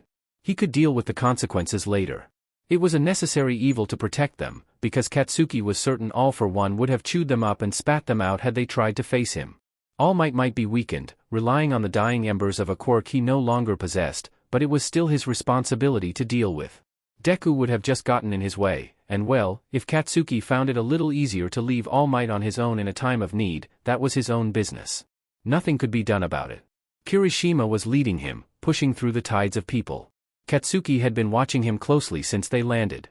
He'd called for him, not for Midoriya, not for Sparkles, but for him. Does that mean he knows? But if Kirishima knew that he wasn't his classmate, he didn't betray this information. He'd treated Katsuki the same as he always had when he thought it was Deku he was talking to. If Glasses or Half and Half had broken their promises and told him their secret, Katsuki was going to be sad. It was annoying, not knowing the intentions of the people around him. Katsuki wondered if Kirishima knowing would be all that bad. Sure, his hair sked but, and he'd stopped him from getting to fight Todoroki properly at the sports festival, but he was the only person Deku knew who seemed to prefer Katsuki. And it wasn't that Katsuki needed friends, but it was tiring having the only people on Earth he could communicate with being Deku and his friends. It wasn't a connection he was seeking, just an outlet. And an outlet that could also take the heat of his quirk didn't seem like a terrible choice. I'll ask Kirishima if he knows later, Katsuki decided. And if he does, I'll tie Ida and Todoroki together and see if UA has a flagpole I can dangle them from. As they weaved, their attention was drawn by a live report being broadcast on the city's billboards. From a helicopter, the camera panned over the destruction caused by All for One. Katsuki saw that the destruction stretched beyond what he'd seen from its epicenter, and he saw All Might, already bloodied, wiping grime from his chin. Katsuki noted that the League of Villains were nowhere to be seen. That means that All Might won't have to deal with them, but that also means they got away. The scene below looks like something straight out of a nightmare, the reporter said from behind the camera. Half of Kamino Ward, destroyed in a single, horrifying instant. All Might is currently fighting the villain who appears to have caused the blast. As she spoke, All Might launched himself at the dark figure of All for One, barely visible against the dark backdrop, who countered with some kind of powerful quirk blast. I can't believe it, the reporter continued. How can one person be so powerful? He's destroying the city and more than holding his own against the symbol of peace. Around their little group, dissent began to stew in the crowds. Are you seeing this? Geez, he looks terrible. All Might looks kind of beat up. I've never seen him like this. As All Might once again drew to his feet on the screen, Katsuki could see steam pouring off his body. He must be reaching his limit. If he doesn't defeat All for One soon. Even from the back seat, Katsuki could feel waves of Deku's worry crashing through his mind. He was too tired to do anything about it, but seeing his idol in such a hopeless situation on screen was really messing Deku up. Come on, All Might, Katsuki heard himself whisper. On the screen, All Might dodged another attack, but wasn't fast enough to get out of the way of the first attack's follow-up. He grunted as he slammed into the concrete. I will obliterate everything you've protected, All for One was saying.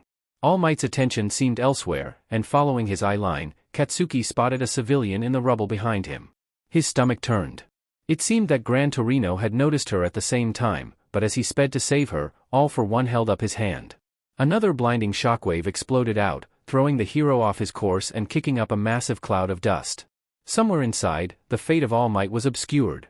In Kamino, the streets fell silent. First to go will be your self-respect and ridiculous public image, the villain continued. As the dust began to settle, All Might's stature became visible. His frail, weakened stature. Show the world how pitiful you really are, symbol of peace. Where the hero All Might once stood was now a smaller man, gaunt and injured, looking like he was mere steps away from the doors of death. It was a form that Deku had known, that Katsuki was used to, the All Might that had been hidden from the world. The symbol of peace was not infallible, far from it. Deku's classmates were watching the screen with shock and horror. Around them, the citizens began to murmur, disturbed by what they were seeing. Is everyone seeing this? The reporter was saying as All for One continued to goad the weakened symbol. It looks like All Might's been shrunk somehow. They can all see the truth now. All Might's secret is out, he's not the perfect symbol they thought he was. He can't protect them. Katsuki clenched his fist. His eyes were glued to the screen. On the screen, All Might clenched his fist as well. He looked up, and despite the shadows that carved his face, there was a spark in his eyes. Even as my body rots and grows frail, he growled. Even as you expose my weakened state. In my heart, I remain the symbol of peace. As he spoke, he held his fists up, as if inviting All for One to challenge him again, if he dared. There's nothing you can do to take that away from me. Beneath his mask, All for One laughed. Is that so? Ah well. I'd forgotten how stubborn you are. I guess I'll just give up. He turned dramatically on his heel, before turning back around with a wagging finger. Oh. But there is one more thing you might be interested to know. Tamura Shigaraki? My apprentice? All for One grinned sadistically. He's Nana Shimura's grandson. The spark vanished from All Might's eyes. Deku gasped. I kept wondering what would annihilate your golden heart, the villain explained. And so I found Tamura, groomed him to hate you, and watched as you smiled so proudly, beating your master's descendant. That's a lie, All Might refused, but his voice shook. Oh come on, now. All for One's tone was playful, almost jokingly disappointed. You know it's the truth. That is clearly something I would do. The atmosphere had again fallen silent. All eyes were on All Might as he struggled to stay standing, as he faced the villain with a growing expression of shocked regret. Ha! Well, that's strange, All Might, All for One goaded. Where's your smile now? It was terrifying, to see All Might as dejected as he was now. He shook with anger, but the guilt that weighed on him was so palpable it was almost visible. The symbol of peace was crumbling before their very eyes. UBSTRD, was all he spat at the villain. All for One laughed at this. How very entertaining. I think I've taken a piece of you after all. Katsuki, and the people of Kamino, could only watch as All Might screamed, tormented by the burden of his failure. Time seemed to slow to a stop. Is this how it ends? The battlefield was quiet. All for One could have taken a swing at any time, and it probably would have ended the fight. But the villain was basking in the misery of his opponent, thick and suffocating. All Might couldn't seem to move at all. Then, you can beat him. From behind the shattered symbol, the woman who had been trapped in the rubble was calling out. All Might, please. Save us.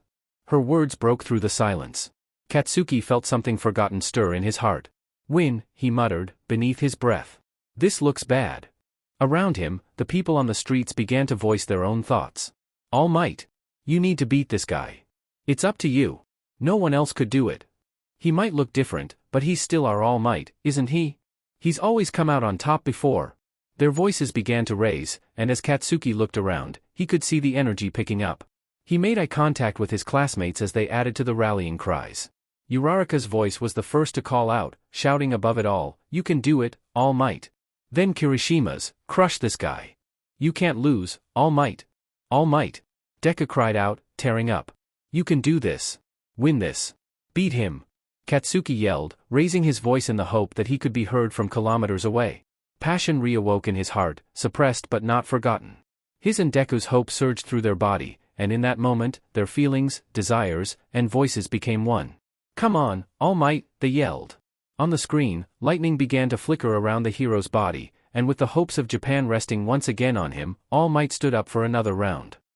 United States of Smash. With everything that he had left, All Might slammed his fists into the villain. A whirlwind of force exploded from the ground, sending the filming helicopter reeling. In Kamino, Achiko swore she felt a gust of wind wash over the crowd. On the screen, dust and debris swirled, muddying the picture. The gathered people were gripped in a rapt silence. As the visuals cleared, the body of the villain seemed unmoving, splayed on the ground at the bottom of a crater. All Might's figure was swaying, hunched over him. Slowly, his hand began to move. Straining with effort, All Might brought his left arm, shaking, above his head. Then, in a puff of smoke, his muscles returned, and the symbol of peace stood tall in victory. The streets of Kamino erupted in joy. All Might wins, declared the reporter, voice shaking. Achiko could feel tears in her eyes, and she cheered and screamed with the people alongside her. He did it. He really did it. That was so scary. Besides her, Ida and Kirishima were yelling their affirmations and punching their fists in the air. The villain's not moving, the reporter continued. He's knocked out. All Might stands victorious. He's saved us yet again. Achiko looked back to Deku, who was standing frozen, mouth agape. His eyes were wide and transfixed on the screen. All Might! All Might! All Might! A chant drew up into the air, supporting their hero with pride and joy. Are you okay? Achiko tried to ask her friend, but her voice was drowned out. She felt a tug on her shirt, and it was Ida, motioning her to grab Deku so they could talk someplace quieter. She nodded, giving Deku a small tap on the shoulder, but he barely reacted. She waved her hand in front of his face, and he startled, like he hadn't seen her there. Ochako pointed in the direction of a gap in the crowd, and he shuffled closer to her, following them into the space, hardly looking away from the screen. "We can't go anywhere in these crowds." Ida yelled above the noise, just audible. "I wish we could find Todoroki and Yaoyorozu. We should let the heroes know we have Midoriya with us, in case they're looking for him." Kirishima yelled back. Ochako nodded. "Good idea. Now." The crowd fell quiet at All Might's first word since the battle, all attention back on the screen. The hero lifted his arm, pointing down the barrel of the camera. "It's your turn." The crowds gasped at his message, discussing it with excitement. "That's our hero. He couldn't be more amazing." "Yeah, All Might." Again, the streets came alive with celebration. But again, Ochako noticed, her friend was exempt. Tears were streaming down Deku's face as he watched his idol with a look of horror. All Might won, but he took such a beating today, Ochako considered. It must be so hard for him to see his hero like this. "How are you doing?" she asked, but Deku didn't respond. "I'll need to check in on him later. We should get him to the hospital quickly." She turned to Kirishima and Ida. "If either of you guys have a rope or something, I could float 3 of us, and only one of us would need to navigate the crowds." The night had been something of a blur. Izuku vaguely remembered floating above the streets of Kamino in a daze, the images he'd seen on the screen playing over and over in his mind. All Might's words to him. At some point, they'd run into some pro-heroes, and Izuku had been rushed to the hospital. He'd been put on a bed, and he'd practically passed out the moment his head touched a pillow. His rest had been sporadic, and he'd woken up on multiple occasions in pain, until Recovery Girl had arrived, and he'd been put to sleep for a few hours to undergo surgery. The next day, as soon as he'd come to, the police had been there, and he'd been asked an endless slew of questions, about the League of Villains, what they'd said, what they'd looked like, what they'd offered him. He'd answered them all to the best of his ability, and they'd thanked him, and left. Then Recovery Girl had come to see him. She'd told him that since he'd broken his arms again, and they'd been left on their own for days, her healing was unable to undo all of the damage. They'd taken him in to get surgery, but even still, there was long-lasting nerve damage that she wasn't able to do anything about. It was going to be harder for him to use both of his arms, even for daily occurrences. If he used one for all recklessly again, he risked losing total functionality. As it stood, she made it clear, he wouldn't even be able to use one for all carefully without support and physical therapy. Her words washed over him. His mind was somewhere else. In the afternoon, his friends had come to visit. Izuku had been sitting idly when the door had opened, and Ida, Uraraka, Kirishima, Todoroki, and Yaoyorozu had come in with flowers. They'd told him how Class 1A were sending their support, and how the heroes were on the search for the League. They'd let him know that All Might was a few doors down from him, and recovering well, and that they were here for him if he needed anything at all. Izuku thanked them all for their help in rescuing him, and getting him safely to the hospital, before asking if he could speak to a couple of them privately. He asked to talk to Kirishima first, then Ida and Todoroki together. Uraraka had asked if she could speak with him after, and he agreed. He apologized to Yaoyorozu for not having anything specific to say to her, instead thanking her for her ingenuity in tracking the League. And that was how Kirishima came to be the only one sitting in the chair across from him, curious as to what he had to say. "Is this about me grabbing your arm?" he asked. "Because I'm really sorry about that, dude." Izuku shook his head. "No, it's not that. That's fine, by the way. It hurt, but I didn't really feel it." Kirishima looked a little confused. "Oh. Okay. When you guys were trying to get me to come to you, when you were flying above the battlefield," Izuku rubbed his wrist. "You called for Bakugo. Why?" Kirishima shrugged. "Ida told me to. I don't know what it means, if it means something, but I just assumed it was some kind of code word to let you know to use your explosions as opposed to, like, jumping or something. I'll also admit, I'm not sure why he asked me, instead of Uraraka, who was already there." "Sorry," Izuku apologized. "I don't really know if I have an answer for that. I was just curious, is all." They sat in quiet for a moment. "Thank you, Kirishima," Izuku offered. "I hope you and I can be better friends. We need to have that rematch when I'm feeling better." Kirishima smiled. "Totally, dude. I look forward to it." "I just wanted to check that you guys haven't told anyone else about Kaken and I," Izuku confessed. Todoroki and Ida shook their heads. I'll admit, it's been difficult, especially when I had to consider that knowledge about your situation might be able to aid the pros going to rescue you, Ida admitted, but I made a promise to you as a friend, and so I will continue to uphold it. Thank you, Ida. I did tell Kirishima to call Bakugo's name, however, Ida clarified. When I saw that you did not respond to Uraraka, I thought that you might be unwilling to accept our help for some or another reason. At the moment, I considered that the best solution to this would be to see if Bakugo were to accept on your behalf, and so I singled out Kirishima as the one he'd be most likely to listen to and gave him his name only. I admit that this was an underhanded play, as I was disregarding the choice you had made with the knowledge you had, and I was giving potentially sensitive information away without your permission. I hope you understand I was only trying to help you, but for my actions, Midoriya, I am deeply sorry. He bowed low. That's okay, Ida, Izuku accepted. I know you were just trying to keep me safe. I didn't take Uraraka's offer because I thought, and this seems a little silly in hindsight, that I'd be able to do more to help All Might if I just stayed back and fought. Seeing that fight though, I would have been pretty useless. So I'm glad you made the call that saved me. Uraraka? You wanted to talk to me? Izuku asked, a little flustered. Uraraka was now sitting in the chair, twiddling a strand of hair. Sorry, I just had a couple questions that have been bugging me since the mission, she apologized preemptively. This first one might be shallow, but why didn't you take my hand when I offered? Izuku's eyes widened. Oh, it wasn't personal or anything. Sorry, Uraraka, I didn't mean to give you the impression that I didn't want your help, he nervously clarified. I really appreciate that you were the one to reach out first. And it would have hurt less too, if I'd gone then, because you would have used your quirk, and, sorry. Truthfully, I didn't want to accept any of your help at first because I was worried about All Might. I wanted to help him. Uraraka bit her lip.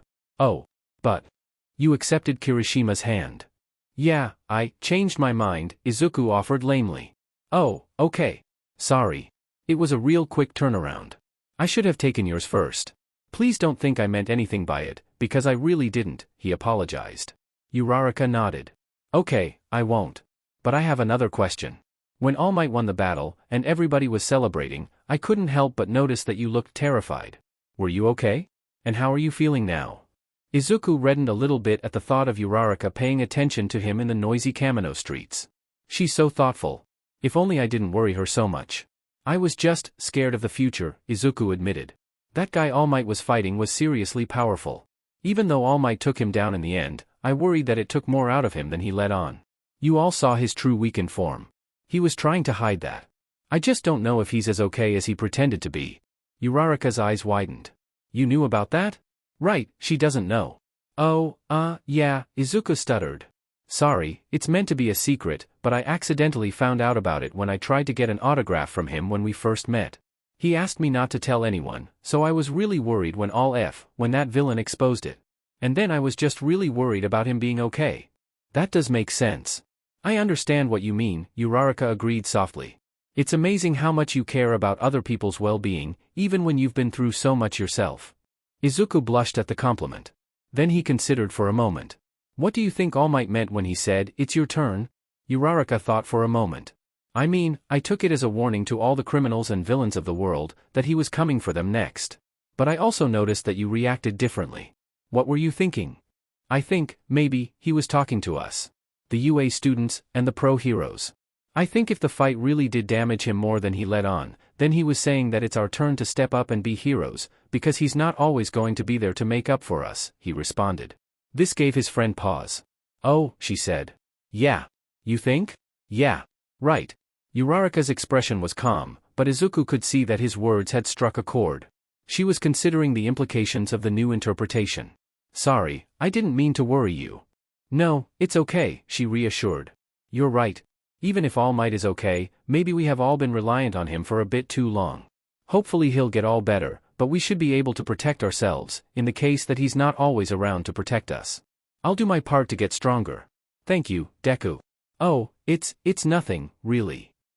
Kaken was back to his thinking quiet. Izuku waited for the opportunity to talk to him about it, but it never came. I want him to tell me how he's feeling, but, truthfully, I don't know if I'm ready myself, he'd considered. Maybe he just needs some time to sort out his thoughts first. So, while Izuku recovered, they didn't speak about it.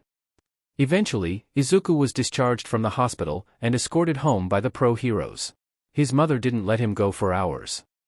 The next day, the Midoriyas received a visit from All Might, on behalf of UA, inviting Izuku to stay in a dormitory on campus. His mother was hesitant initially, worried for his safety, scared of losing him again so soon after getting him back. But she decided that if the villains were after her son, she was no longer going to be able to keep him safe on her own. So with tears in her eyes, Izuku's mother surrendered him to the care of UA. All Might had promised her that he would do everything in his power to make sure Izuku was kept safe, but Izuku knew no amount of reassurance would ever soothe the worry in his mom's heart. It made him feel awful. Izuku was packing when there was a knock on the door. Half a minute later, his mother poked her head into his room with a message. "It's Ms. Bakugo," she said. "She'd like to talk to you." Kaken sat up from where he'd been lying on Izuku's bed. "What?" Izuku put down the All Might figurine he was holding, and made his way to the front door. True to his mother's word, Mitsuki Bakugo was standing just outside, holding an envelope and looking forlorn. He hadn't seen her since Kaken's funeral, and while she looked better now, there was still an evident sadness in her eyes that felt like it had made its home there. "Mom?" Kaken whispered. "Auntie?" Izuku asked. "Would you like to come in?" Mitsuki raised her hand, shaking her head slightly. "I won't be long. I just wanted to talk to you before you left." "Okay, if you'd prefer." "I have some things I'd like to say to you, Izuku, and I apologize ahead of time if they seem personal or out of nowhere," Mitsuki prefaced. "I've wanted to speak with you since Katsuki's funeral, but it never seemed to be the right time. But when you were kidnapped, I was reminded that time is precious, and it's better to be too soon than too late. I know my Katsuki wasn't always the kindest to you, and I apologize for not raising him right. But I've always liked you, and I look fondly on the days when the two of you used to be close. You were such a compassionate and gentle presence in his life, and I wish he'd treated you better." Izuku didn't know what to say in response, so he stood frozen, one hand still on the doorframe. Just behind him, Kaken was still as well. Mitsuki continued. "So, please don't take my next words as an insult. But I see so much of my son still in you. All of Katsuki's best traits, his drive, ambition, hard work, and potential. I don't want to put my expectations for him onto you. I just wanted to say that I'm proud of you, Izuku, and you're going to be an incredible hero someday." Her voice caught, and cracked on her words. "I'm so grateful to you for trying to help him in his final moments." Still frozen, Izuku felt his eyes begin to glisten. "If you ever need anything, a ride, a meal, money for the arcade, I don't know what you kids like these days," Mitsuki half-joked, wiping a tear from her cheek, "please don't hesitate to call Masaru and I. You will always be welcome in our home." Izuku nodded, unable to speak. Mitsuki shifted uncomfortably, like she was building up the courage to say something. "I hope you don't think this is weird," she asked shyly, "but could I give you a hug?" Again, Izuku nodded. He hesitated for just a moment, casting a glance Kaken's way. Then he let himself fall back, and let another find his way into his mother's arms. The tears came quickly and heavily after that, and for once, even though it was Izuku's body, they weren't his own. Before Mitsuki had left, she'd handed Izuku the envelope she'd brought with her, and reminded him not to be a stranger. After that, he'd gone and sat in his room for 15 minutes quietly. The envelope had remained unopened, safely tucked into Izuku's personal box of cherished belongings until he'd reached his new room at UA. As he set up his desk, he fished it out again, turning it over in his hands for a moment. "What's the delay?" Kaken grumbled, the most energetic he'd been since the camp. "It's probably just some sappy letter about how she wants to adopt you now, or her email address. God, I can't believe you got my mom's phone number. Why are you saying it like that? Shut up and open the envelope, nerd." Izuku slid his thumbs beneath the flaps, tearing along the top edge carefully so not as to disturb the envelope's contents. He reached in, and pulled out its contents gently. His right hand emerged with a limited edition ultra-rare holographic All Might Heroes Rising trading card, tucked in a slim plastic sleeve. It might have caused him to start freaking out, had the card not been in such terrible shape. "That old hag," Kaken hissed, without a trace of malice in his words. "Doesn't she know how rare those things are? It's practically a one-of-a-kind card." Wordlessly, Izuku walked over to a box sitting atop his bed, picked up and sorted through various sketchbooks until he found the one he was looking for, a plain and unassuming spiral notepad that had been well used. He flipped it open to a specific page, and pulled out his own matching All Might card. "Oh," Kaken remembered. "That's right. Geez, Deku, were you keeping that thing raw in the middle of your dirty but notebook pages? That sheet's sleeveless. I thought you'd have it graded and slabbed, if not framed and hung above your bed." Izuku reddened. "I was never going to sell it, and hiding it under so much plastic felt so tasteless," he admitted. "I wanted to keep it close to me, and I was worried that someone was going to try and steal it, so I hid it in my used notebooks, because I couldn't see anyone going after those. The implications of who Izuku expected to try and take it from him, as well as the memory of his soaked notebook in the pond hung unmentioned in the air. Besides, you can't talk, he fired back defensively. No offense, but your card looks like it got run over. I thought you'd have taken more care of it. I did take care of it. Kaken dug in his pocket, before producing a ghostly card. It was on me when I got attacked. Izuku felt like the air had been sucked from his lungs. Oh. That's why it's so wrecked, Kaken grumbled. My mom probably got it when they sent back my clothes. For a moment, Izuku wondered what had been so special about a random school day for Kaken to have been carrying around his treasured All Might card in his pocket. Unless, it never left his pocket. Maybe Kaken carried it with him for years. He took it everywhere with him when we were kids. Anyway, I can't believe she gave it to you, Kaken complained. Izuku ignored him, pulling a picture frame out of his box of treasures. He popped out the back, fishing out the picture of him as a baby in an All Might onesie, and replacing it with both of their cards, side by side. Putting the back in, he stood it up on his desk, beside the lamp. How's that? He asked. Kaken just rolled his eyes. You're practically begging for someone to come and take them. Leaving them out in the open like that. None of my classmates would do that. Besides, I don't think they'd be able to tell them apart from everything else in here. Whatever. Izuku noted how the ghost didn't protest or complain. This is the most he's opened up since Kamino, Izuku thought. Maybe we're finding our way back to normal. Even though the dorms brought a new dynamic into the classroom, their workload was unchanged. Mr. Aizawa had informed the class, in fact, that due to the unusual circumstances they found themselves in, Class 1A had been recommended to take the Provisional Hero Licensing exam as first years. If they passed, they would be allowed to participate in public hero work, and they would be able to take internships alongside their classes for relevant experience and extra credit. And as they arrived at the testing center, Izuku was more than excited. This is my opportunity to test out the new and improved shoot style. It'll be difficult for sure, but just imagine we can all pass. I'd get to start doing real hero work. Kaken, however, seemed more irritable than usual. If Izuku was honest, he'd continued to be a little off ever since their escape from the League, even with the couple of days of continued peace following their discharge from the hospital. But Izuku knew the tells of his spectral companion too well, and something was bothering Kaken. Something which, as usual, Kaken had decided he wasn't going to talk about. Instead, he was going to insult the students of other schools where they couldn't see him. It reminded Izuku a little of the entrance exam, back when he thought the mean words were untamed thoughts of his own. Be nice. These students have worked hard to get here, and there's always the possibility that we'll end up working alongside them in the future. Kaken scoffed. I doubt these pipsqueaks are hero material. We'll just have to crush them. Pipsqueaks? They're older than you are. The rules were simple enough. 3 players eliminated for 1 to progress. Tags in the form of physical targets for the students to wear. Ball to hit the targets with. 100 spots to fill between over 1,000 eager students. A free-for-all in a varied arena. Izuku had guessed that UA would be targeted from the get-go due to their infamy and comparative inexperience, and he'd been right. Despite Kaken's instructions to split off and hunt, Izuku had stayed with his classmates for as long as he could. And further, despite the ghost's protests, his plan had worked, until Shindo, from Ketsubusu, had split the earth and Izuku had gotten lost in the rubble. Damn it, Deku, you should have listened to me. You could have passed by now, and now you've let the environment put you at a disadvantage, Kaken was complaining.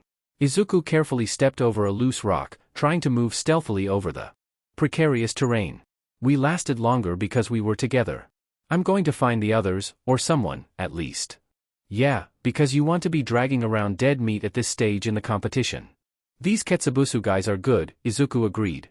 They've had another year to train. They have the edge on battle analysis and teamwork that our crisis experience can't compare to. Kaken huffed impatiently. You sound scared. Maybe you should let me handle this one. As if. Despite himself, Izuku smiled. It's actually kind of exciting. And then, before he had a chance to react, a shadow leapt across his line of sight, and something small and fast hit him in the shoulder. His target buzzed, and Izuku jumped back, just as a black-clad student landed in front of him. Tag, you're it, she grinned. Staring off into space and talking to yourself. Curiouser and curiouser. It's the girl from Shiketsu High. How the hell do you remember all these extras' faces? Kaken grumbled. We saw her for all of 2 seconds. Izuku prepared himself for another attack, but his opponent just stood there, drinking in the sight of him. And despite the danger you're in, you're still smiling.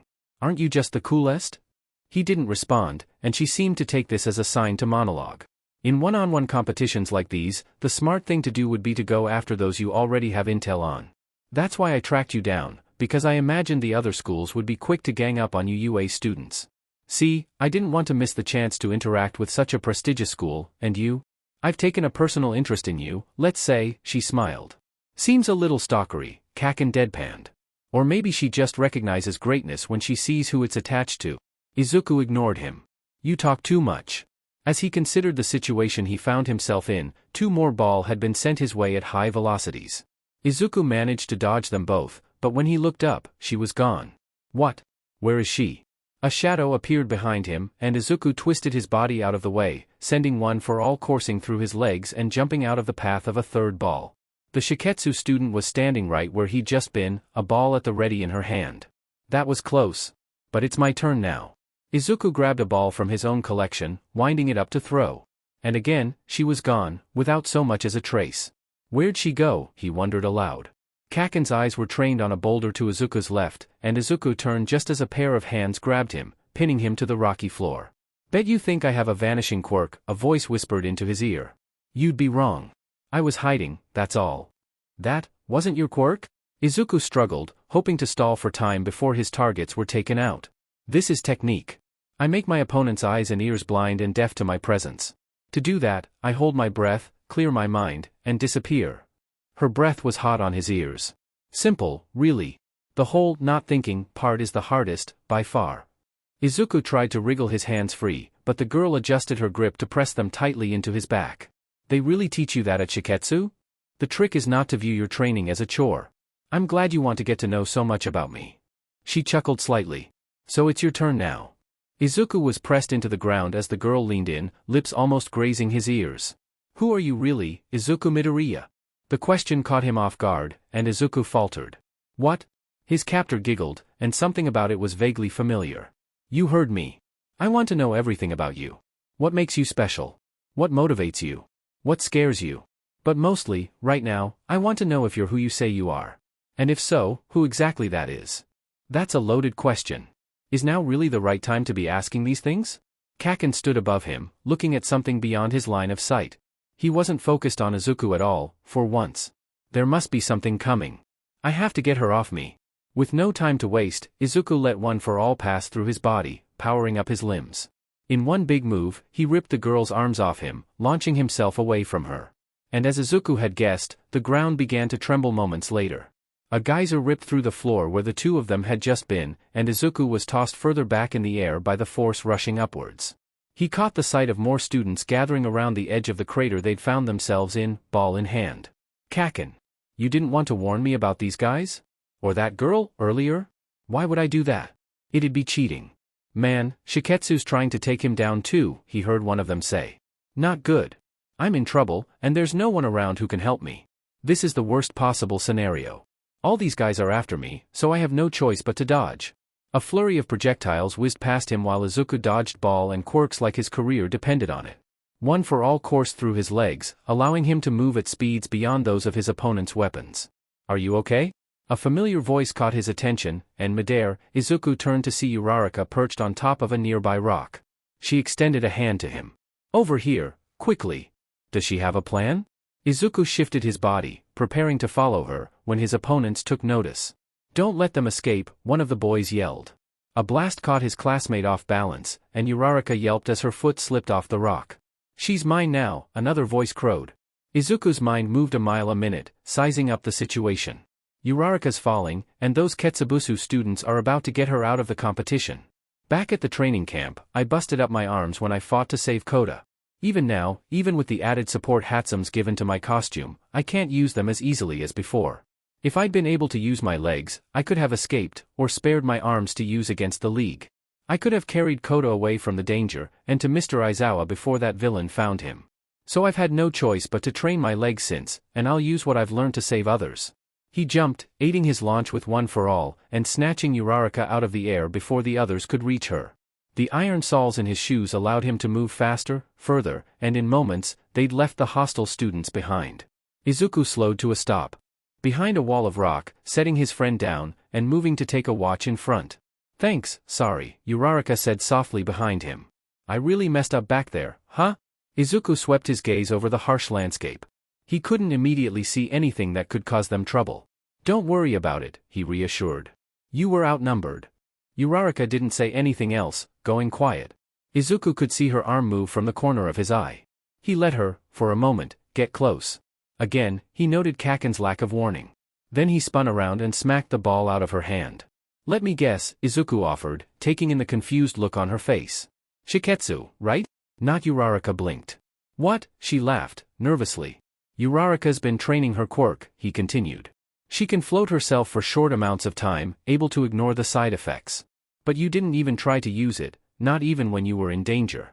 And even more suspiciously, you exposed yourself to the enemy without a plan. Izuku shifted himself to look the impostor in the eyes, hand half in his own bag of ammunition. No, he deduced, you're not the Uraraka I know. Who are you? The facsimile laughed, as if she'd heard something delightful.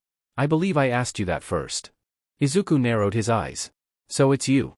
In front of him, his classmate seemed to melt away, and the features of the girl who had pinned him down began to emerge from beneath the goop. How do you know? People don't always look like who they really are. Oh, Izuku, you've got to let me know everything about you. Izuku noticed Kaken narrowing his eyes from beside him. And then he noticed that this girl was not, in fact, wearing any clothes. And lunging at him, arm outstretched. What is going on? I know there's more to you than meets the eye, Izuku, she teased, clawing at his face. Izuku, stunned, didn't move quick enough to escape a sharp nail drawing blood across his cheek. Where are your clothes? He spluttered, stumbling backwards. She doesn't seem to care. And her targets, too, I couldn't hit them if I wanted to. You're so heroic, so thoughtful, saving me even when you knew I wasn't your teammate. She stood up, and Izuku averted his eyes. A mistake, it turned out, when a second swipe tore into his face again. But then, sometimes you're not. You're desperate to win, at any cost. You would have let me fall, if it meant your opponents were distracted. Where's that ambition now? When so much is on the line? Who the hell is this chick? Kaken growled, affronted. You've got the facial recognition, Deku. Surely you know her from somewhere. She does remind me of someone. But who? Before Izuku could dwell on the answer, the brawl was cut short by webs of tape shooting into his field of vision, ensnaring his opponent. He looked upwards to see Zero, and Uraraka, the real one, jumping down to help him. Release. From out of the sky, Uraraka dove at their opponent, missing her by moments. Perfect timing, guys. Midoriya. Zero yelled back. What's this enviable situation you're in? Across from them, the girl kicked herself out of the trap, before flipping up onto a rock. She eyed the trio, and her gaze seemed to linger on Uraraka. And things were just getting good, she sighed. That's too bad. I have so many questions for you, Izuku, but I feel they won't be answered with this many people around. Bummer, am I right? Her question was met with silence. Achiko Uraraka, I believe. At the sound of her name, Uraraka readied herself. But the girl made no move to attack. He's keeping things from you. With that she darted away. Zero and Uraraka spent a moment considering whether or not to follow her, and Izuku took the time to run the encounter over in his head. I have to find out why she seemed so recognizable. I'm sure I only saw her this morning, but something about her cadence and movement stuck out to me. I'd have taken care of her in no time, just saying, Kaken provided unhelpfully.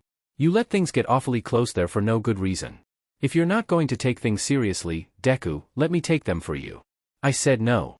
Then listen to me when I tell you what to do next time. It's like you're trying to fail.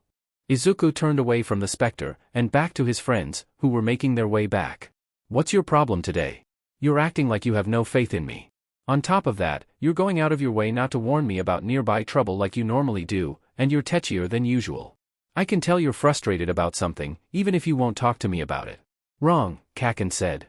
You're just doing a really shitty job of passing this test, and it's pissing me off. Izuku rolled his eyes. Fine, be that way. Thanks to Uraraka and Zero's help, all three of them managed to capture and tag out the necessary number of players to pass the first round.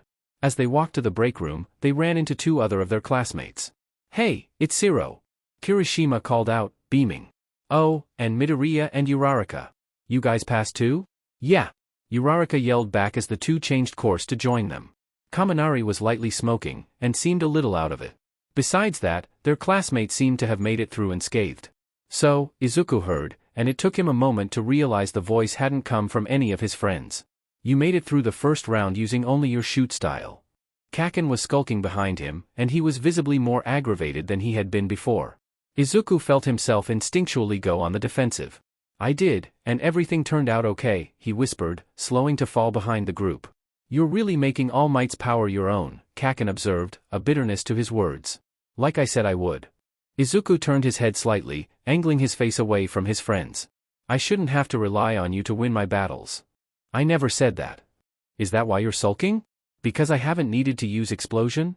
Kaken scoffed. Besides the fact that it could have saved you half an hour of trouble and one creepy conversation? I don't care what you do. I just think you're being inefficient. I can do this by myself. I'd be a pretty lousy successor if I couldn't even pass a provisional exam without help. The ghost bristled, and Izuku saw a flicker of anger in his gaze. As if I'd help you, Kaken seethed. It'd just be a waste not to use all the resources at your disposal. What are you muttering about back there, Midoriya? Zero. Interrupted. Izuku stopped, realizing he'd been arguing with thin air. Oh, nothing. Let's go inside, he covered. Just because you were right about escaping the league doesn't mean that you suddenly have a say in everything I do. You need to back off and let me handle things, Izuku thought. Kaken was quiet after that, and Izuku knew that it wasn't a quiet of acceptance. The next portion of the exam had seemed deceptively simple in comparison. All the students had to do to pass were complete rescue exercises and save hired bystanders. And deceptively simple it was. Izuku had gone and screwed up in the first 2 minutes, by not taking the situation completely seriously, and getting an earful from the hired victim. But he'd quickly learned from his mistakes and had spent the next part of the exam helping his classmates clear rubble for some of the more trapped bystanders. Right now, he was helping hold a structurally unsound building together. Kaken had continued to be annoying about it. You're wasting your time hanging around these losers, he grumbled. It's clearing debris. Pink Cheeks can practically take care of this on her own. You're not earning any points by being an irrelevant part of the rescue effort. I'm helping. Uraraka's quirk is great for this kind of thing, but she can't just take care of everyone on her own. So let one of the street tiers like Tape Arms or Ponytail help her out. I bet there are hapless victims worth twice the amount of points just waiting around in those cliffs for a hero to save them. Izuku ground his teeth together. You're so pushy. And you're not doing anything to sell yourself as a hero. Either listen to me, or let me show you how it's done, Kaken fired back. Seriously, no. Leave me alone. Deku. Izuku was snapped out of his silent argument by Uraraka's voice, and he looked up to see that the top of one of the support beams he'd been holding in place had moved and dislodged some of the loose debris on the roof. He couldn't disrupt the falling concrete without letting go of the structural pillar, so Izuku could only watch Uraraka jump backwards, from where she'd been tending to the civilians, tapping each projectile and stopping its fall before it hurt anyone. He gave her a sheepish look of gratitude, and then flicked his eyes towards the civilians, who were looking at him with disappointment. I hope I didn't just tank my points total. I need to stay focused. As Yaoyorozu finished creating a series of metal beams, Zero helped her wedge them in place to support the crumbling building. She gave Izuku a nod, and carefully, he let go of the beam he was holding. It shifted slightly, and he got hit with a light coating of dust, but nothing fell. As his classmates scoured the wreckage for people to save, Izuku spotted a sniffling younger child to his left, hidden away under a slanted pillar and a pile of broken concrete. He made his way closer carefully, checking all around for any dangers to the boy. I can't spot any immediate hazards that would stop me from reaching him, or give us trouble getting back out. I think I'm good to go in. Hey there! Izuku offered, smiling brightly as he approached. My name's Deku. You're going to be okay. Are you hurt in any way? He's not moving much, even though he's smaller than I am and could probably get out of this tight area easier than I can get in. I can only see his upper body, and his face and torso look fine, if not a bit scraped up. His breathing seems labored, as if he's in pain, and he's slick with sweat. It's very probable that his legs have sustained an injury then, or he's otherwise unable to walk. Maybe they're trapped under this debris. I need to be very careful about where I step. As he'd guessed, the kid winced and uttered the words, leg, hurts. Can't move. That's okay, we're going to get you out of here and to someone who can take care of that, alright? He stepped gently onto the pile of concrete, moving slowly upwards until he could see the boy in full. Fortunately, his legs weren't trapped beneath any of the concrete pieces.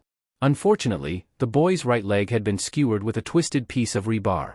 Izuku suppressed a wince, even though he could see the skin-toned brace the bar was attached to. What's the move for impalement? Don't remove the item, avoid moving the affected area, secure the object if possible to avoid further tissue damage. It would be dangerous to leave the boy here, so we'll have to move him out of this enclosed area. That rebar is wider than the entrance, so either we need to shorten it, or make a wider entrance. Uravity! Izuku called out. Requesting your help moving an injured person. While he waited for his classmate to come over, Izuku got to work clearing out the clumps of concrete from the entrance, using his natural strength. As he did so, he narrated to the kid both to hopefully ease his fears and to run through his own courses of action. Uravity's a friend of mine with a quirk that can make things she touches weightless, Izuku explained. She's going to use it on you so that we can move you around safely. It'll also take a lot of the pressure off your leg, so that should ease the pain while we get you to the recovery area. I'm just clearing a path for her now. Uraraka poked her head around the corner, and Izuku pointed her towards the civilian. She nodded, and made her way over, as Izuku pushed the last of the intrusive debris to the side. I'm Uravity, she smiled. I heard Deku explaining how my quirk works, so I'm just going to give you a little tap, and then we'll get you out of here, alright? The kid sniffled. Okay. Izuku followed behind her, and when she touched one hand to the kid's leg, and the other to the metal pole, he picked him up from under the arms. The two of them gently carried him out of the narrow space and into the open with their classmates. Kriati, we're going to need something to secure the intruding object with, Izuku directed, and Yaoyorozu nodded, handing him the bandages she'd been prepared with, and focusing her energy into some splints and tape. While Uraraka held the kid in place, Izuku quickly wrapped around the wound in his leg. I'm going to take him to the evacuation center, are you guys okay to keep going? We'll carry on without you, thank you Deku. Yaoyorozu gave him a thumbs up, so Izuku scooped the kid into his arms, careful not to disturb the wounded area. Uraraka let go of her quirk, and checking to make sure his passenger was comfortable, Izuku sped off to the evacuation and medical site. Don't worry, I'll get you to safety soon, he reassured while the kid whimpered in pain. It took him a little over 2 minutes to make it to the front of the stadium, where the stations had been set up, but when Izuku got there, he saw that they were packed. So full already? You! Another student's voice caught his attention. Let me take a look at that child. Izuku turned around, still holding his passenger. His leg is wounded, as you can see, but he hasn't shown signs of other injury. He's alert enough to talk, as well. The student nodded. Good. Take him to the others on the left, they'll tell you where to set him down. Izuku obliged, turning to make his way through the swarms of patients. But he'd not taken 3 steps further before a loud explosion behind him shook the ground. Many of the civilians began to scream, and he quickly turned back to face the danger. Another terrorist attack. And so close to the evacuees. This is still part of the exam, he exclaimed. One of the nurses shot him a sarcastic look. You think? A cloud of dust had been kicked up from the explosion, but shapes were beginning to emerge.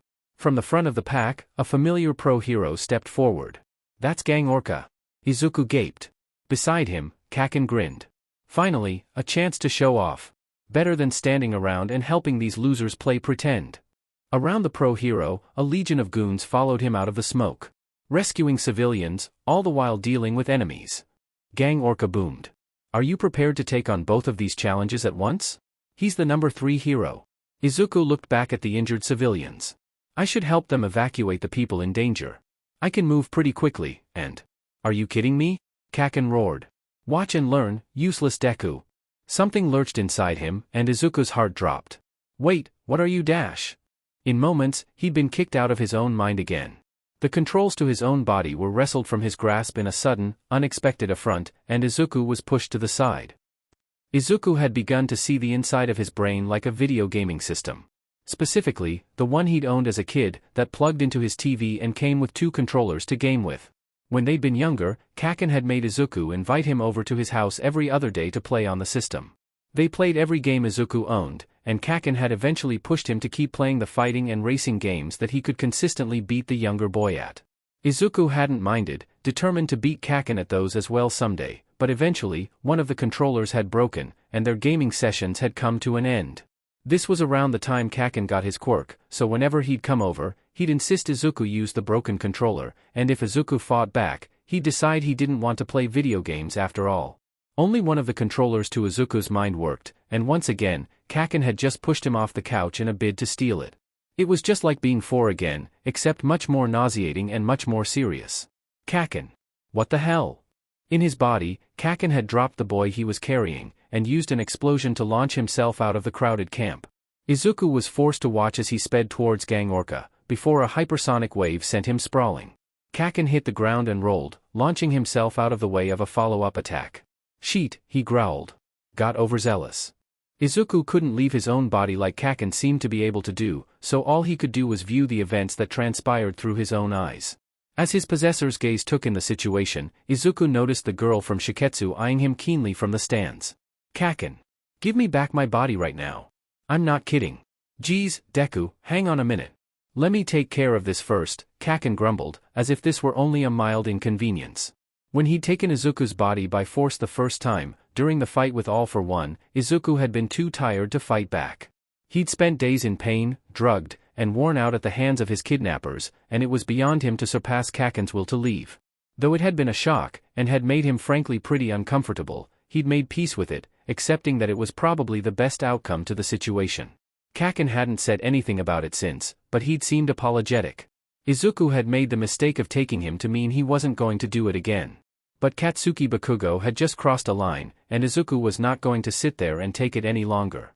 Internally, he lunged for the controller with all his might.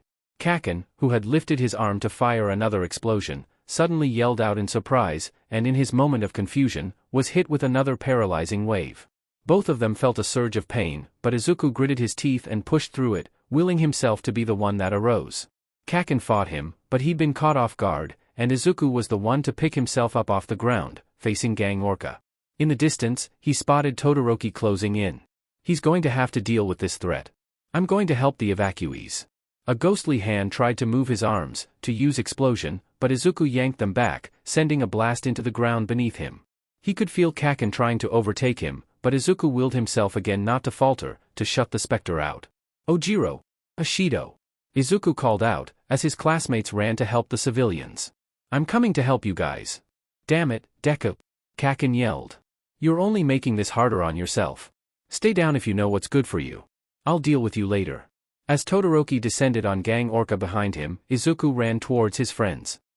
The rest of the test passed quickly after that, and Izuku ended up fighting a fair few of Gang Orca's lackeys in order to help the civilians escape. Once the last bystander had been rescued, a buzzer sounded, and a voice came over the announcement system, instructing the students to change and stand by for instructions.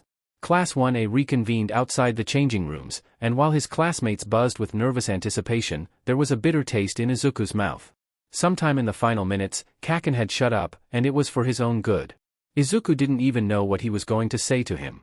I can only hope I scored well enough to offset the damage he did. I don't know how the points are going to be tallied, but I can't afford to fail. Are you okay, Deku? You've been glaring at the ground like it took your lunch money. Uraraka shuffled to sit beside him on the bench. Izuku sighed. No, not really.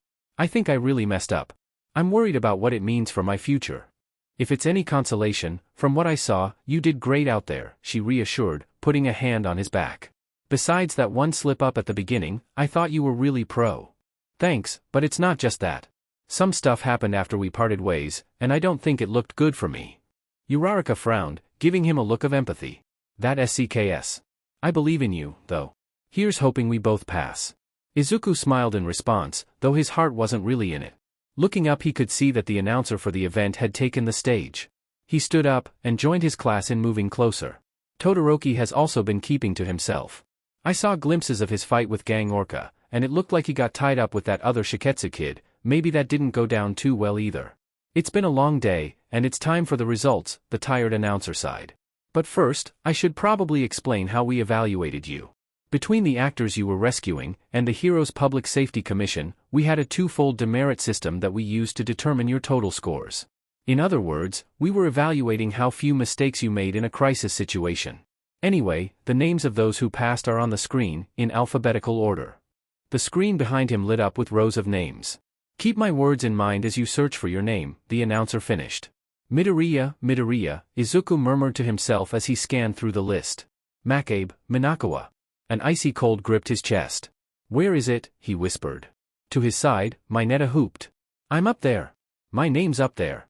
Right between, hey, Midoriya, where's your name? Makabe, Minakawa, there's nothing between them. My name's not there at all. Wait, did you fail? Mineta gasped. Midoriya, you failed? I failed, Izuku realized, mouth agape. My provisional license. I didn't make it. What's going on? Tsuyu came over. Oh. Midoriya, I'm so sorry. Seriously? Midoriya failed? Zero interrupted. What happened? All of you, back it up. Give Midoriya some space. Ida appeared from behind him, tall and imposing. I'm sure there were reasons, but let's not hound him. Did you guys all pass? Izuku asked quietly. Looking around, he could see his classmates all shared joyous expressions. All except? Yeah, sorry, Mineta answered. We kind of aced it. Except for, weirdly enough, Todoroki. I think he failed too. Todoroki. The boy, in question, was standing apart from the group again, solemnly. Izuku felt nauseous. Next, we'll give you the printouts of your results. They include a breakdown of your scores, so you'll know exactly what areas you need to improve in going forward, the announcer continued as more staff entered the area and began handing out slips of paper. We took off points whenever you did something wrong. Fall below 50, and you were done. These demerits are itemized on your results forms, as you'll see, so I'd suggest looking at them. A teacher handed Izuku his piece of paper, and he scanned it. 41 points. I was so close. Hang on a moment. He reread the page over and over, making sure it said what he thought it did.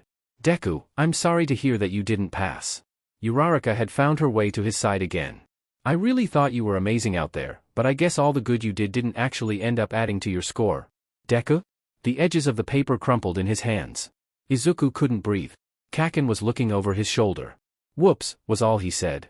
A pressure built up behind Izuku's ears as he gripped his results tightly, going over the Dming lines in his mind. Deku, careful, you'll tear the page dash. The paper exploded in his hands. Izuku's hands balled into fists, and Uraraka took a step back. Even Ida was stunned. 30 points. You lost me 30 points, and the whole exam. I would have passed if it weren't for you. Like I said, whoops. Kaken took a step back. These things happen. Are you kidding me? You dash. Alright, Sparkles, calm down. Ida's hands were on his shoulders as Izuku seethed, grinding his teeth together. Deep breaths in, deep breaths out. We've got you. Izuku inhaled through his nose, excessively hard, and blew even harder out of his mouth. Ida's presence grounded him, just enough to decide that he was going to deal with him later. He just had to make it out of the arena and somewhere quieter first. Midoriya? Todoroki's voice caught his attention, and Izuku looked up to see him approaching. Did you not pass? Ida spoke up for him. Midoriya, Sparkles here, he did not. You're wrong, Ida, Izuku corrected from behind gritted teeth. I appreciate the effort, but, he took another deep breath in, another out. It's just me. Oh. Ida's expression suddenly twisted with concern. Midoriya, are you alright? Izuku looked up, meeting Todoroki's eyes. His friend was looking at him with a peculiar mix of curiosity, disappointment, and understanding. I guess we're in this together. I'll figure it out, he decided. I failed today, but this isn't the end for me. Or Todoroki. As if on cue, the announcer began to speak again, first addressing the students who passed. After the initial congratulations were out of the way, he turned his focus towards those who didn't. We don't have time to feel bitter about your loss, he said. Instead, we offer you a chance at redemption. After you attend a 3-month-long revisional course and pass an individual test, we plan to issue a provisional license to those who failed as well. Todoroki and Ida gasped.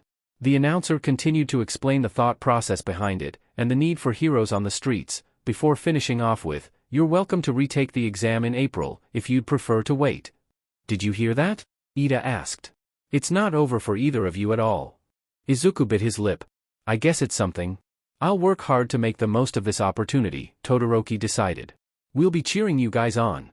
Yayuozu piped up, and the rest of Class 1A chose that moment to descend on the two with their love and support.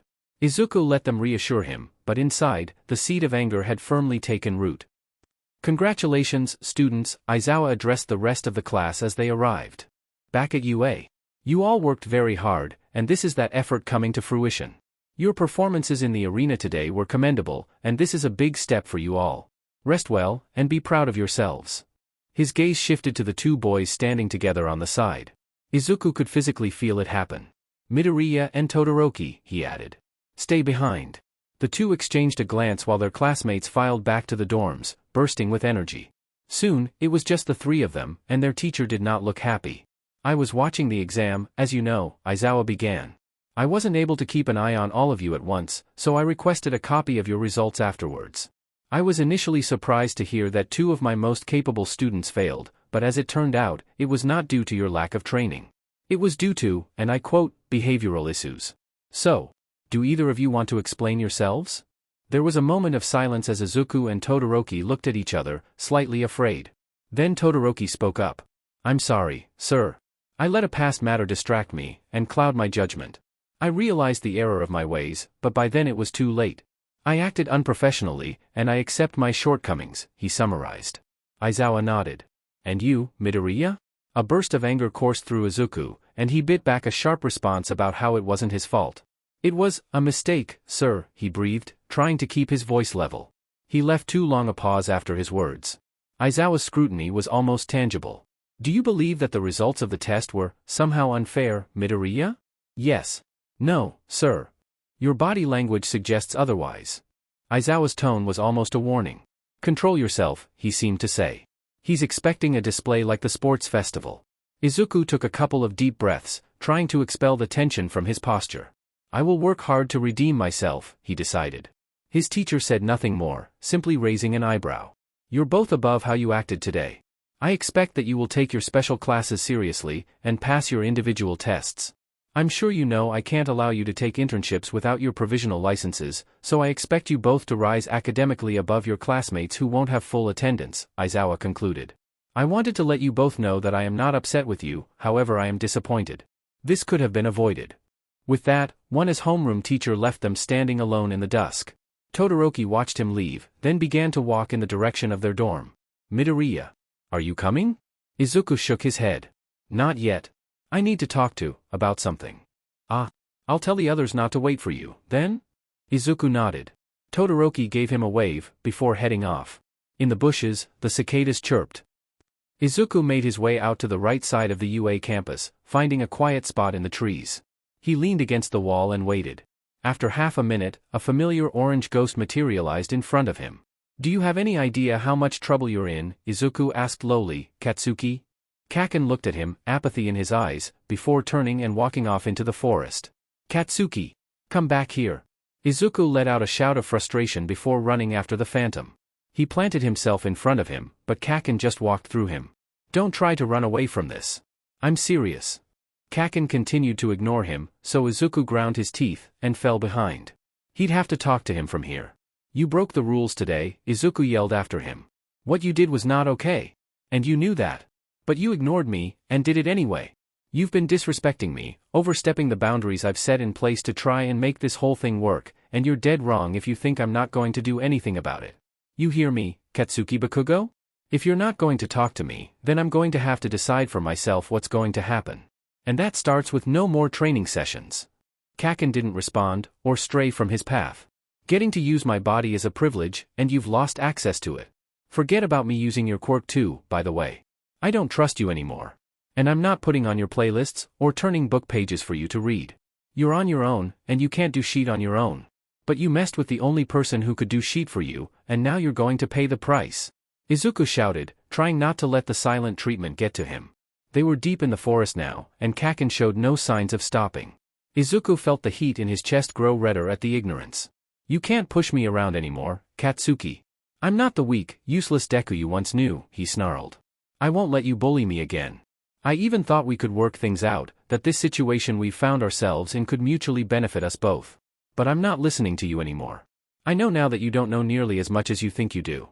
And I don't need your help to become a hero. He was hoping to provoke a response, but got nothing for his efforts. And in fact, I think I'm going to have to tell someone about this, he continued. Maybe Mr. Aizawa. I don't think it's safe for him not to know. Maybe All Might. Silence. A straight path forward. Maybe your mom, Izuku pressed desperately. How would she like to know that her dead son is still making my life difficult from beyond the grave? Crap, that was a low blow. I shouldn't have brought her into this. But still, Kaken didn't waver. A door came up to greet them, and the spirit simply walked through it. Izuku pushed past it, and found himself in the middle of a street. Damn it. Say something, Kaken. Izuku yelled, voice tearing. Acknowledge me. Acknowledge that you did something wrong. Tell me that you know you messed up, and that you'll do better. Tell me that you're sorry. Finally, Kaken stopped. He drew to a standstill in the center of the road, turning his face up to see the night sky. Then, he looked forward again, away from Izuku. Is that all? He asked quietly. Izuku squinted. What? What do you mean, is that all? Is there anything else you wanted to say to me? Kaken asked again, in the same flat tone. There was quiet, and for a moment, all either of them could hear was Izuku's breathing.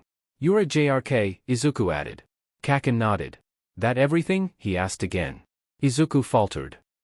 I guess so. Kaken was still for another few moments. Do you want to know what I think? Yeah. I think. Kaken turned on his heel, and the expression on his face was one of deep-seated rage. I think that this is all your fault, he growled. Shota Aizawa settled into his office chair, a cup of hot coffee steaming on his desk.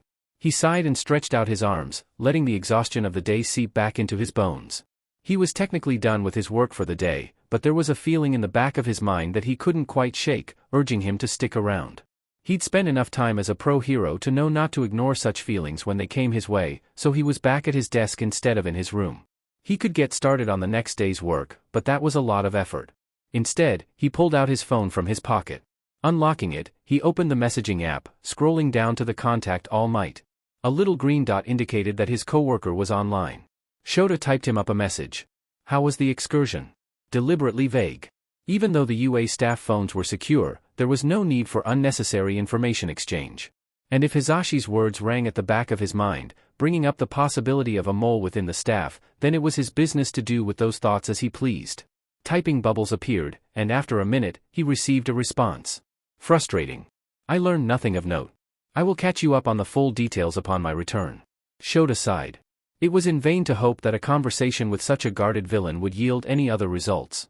More typing bubbles appeared, and he sipped at his coffee while he waited. How did the provisional licensing exam go?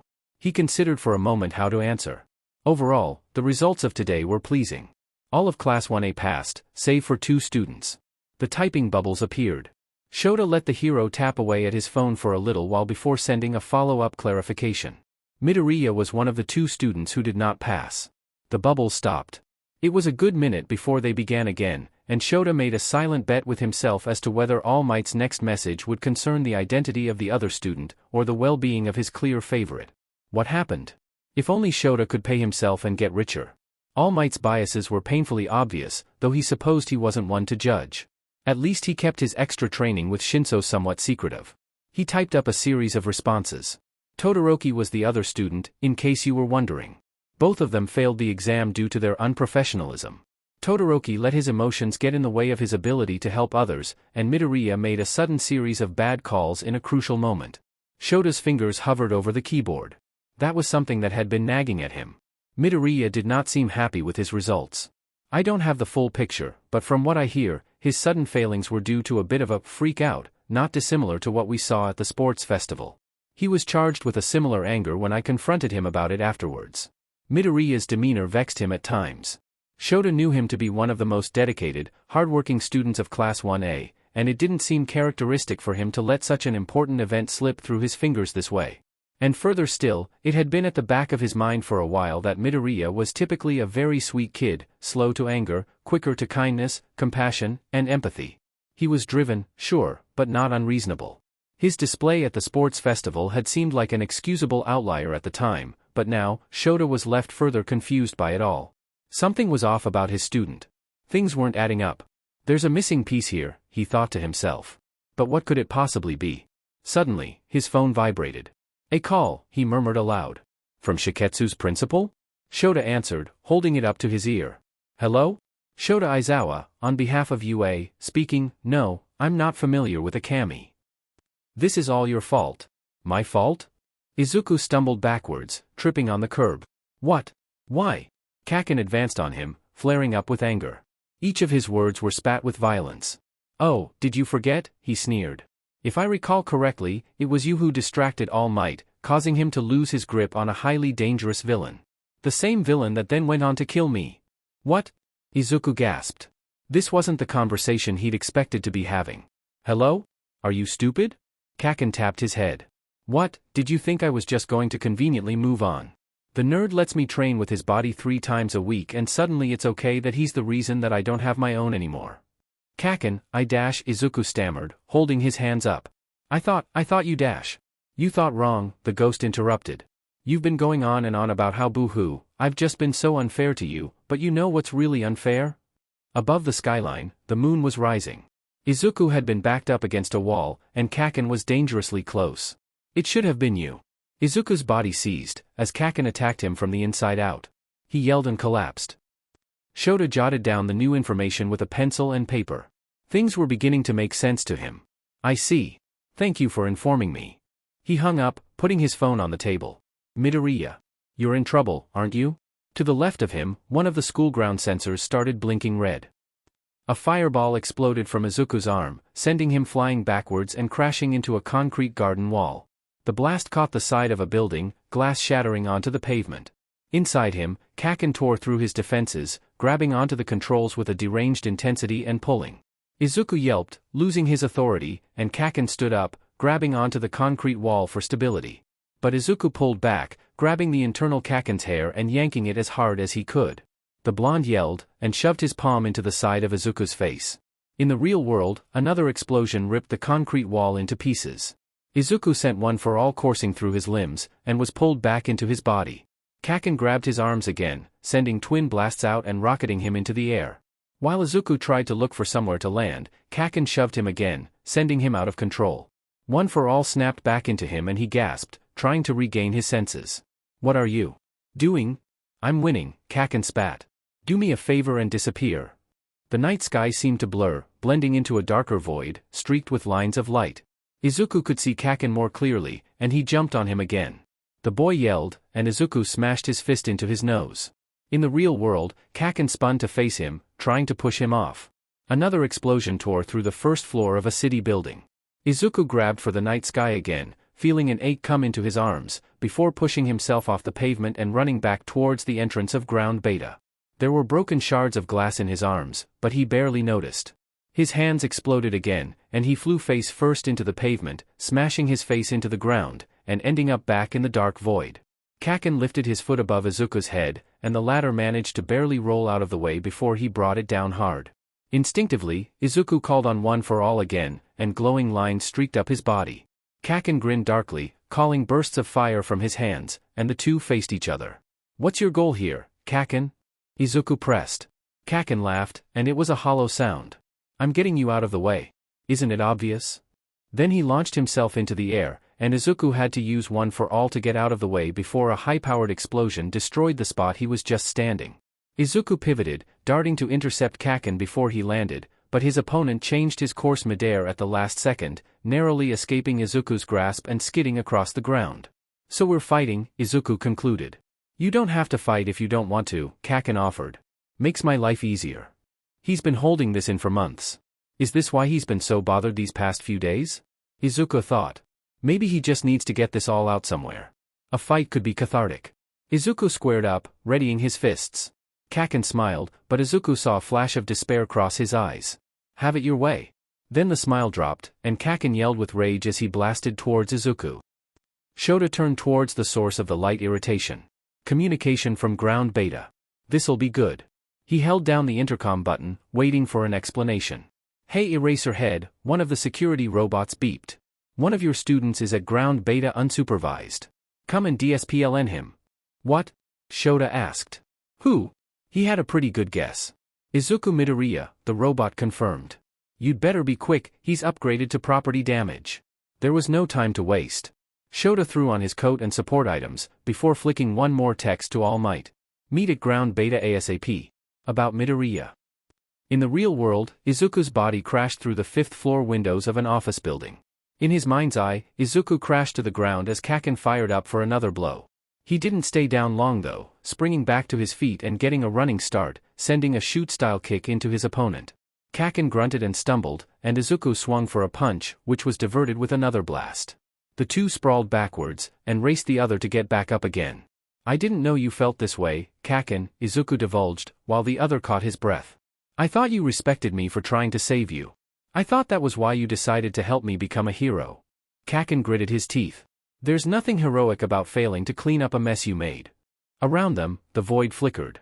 In the darkness, there were glimpses of another scene, a street, crowded with bystanders, all keeping their distance. The lighting was muddy. But that wasn't what you communicated to me, Izuku pleaded. Oh, like you're the only one who can hide your true feelings, Katsuki snapped, and the scenery changed again. Suddenly, they were back in the halls of their middle school, and both of them looked around, surprised. Rounding the corner, the hazy illusion of a younger Izuku was followed by two of his former classmates. Izuku blinked. Is this a memory? Wow, Midoriya, you must be thrilled, one suggested. Izuku suddenly realized which memory this was. What? The younger version of himself asked. Your bully's dead. Bakugo's never going to torment you again. Aren't you happy about that? In the memory, the younger Izuku hesitated to answer the question. He looked away from his classmate, a guilty expression creeping onto his face. In the present day, Kaken was watching it play out with a knowing grimace. Izuku realized that even though he hadn't seen him, he'd witnessed it happen the first time as well. No, the younger Izuku answered, after far too long. That wouldn't be right. His other classmate scoffed. We're not asking you about what's right. We're just saying that something that makes you miserable is gone, and that will, in turn, make you happier. Come on. Don't think about it in terms of morality. In terms of pure, plain, practicality, you're going to be able to walk these halls without watching your back. You're not going to be harassed for being in the wrong place at the wrong time. Hell, most of us don't even give a DMN that you're quirkless. It's simple cause and effect. Hasn't your life been easier already? All we're asking is, has it been nice? Again, the younger Izuku hesitated, and Izuku shamefully knew the answer he'd give. A little, he confessed. With that the memory faded away, and he was left facing the subject of his scorn. Admit it, Kaken prodded. My death was the best thing to ever happen to you. Izuku shook his head.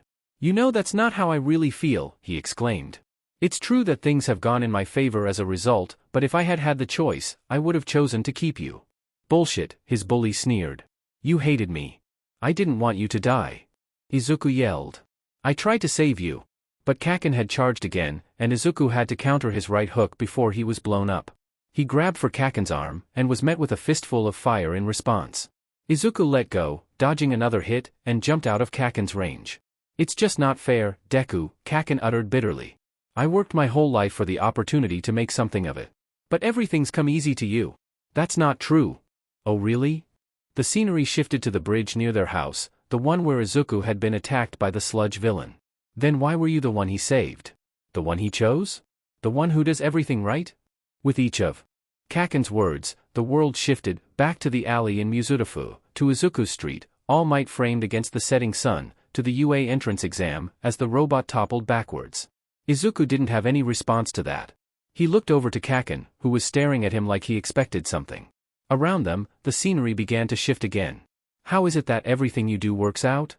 Kaken's voice cracked suddenly as he spoke. And whenever I do something, I just screw things up? Another memory came into view.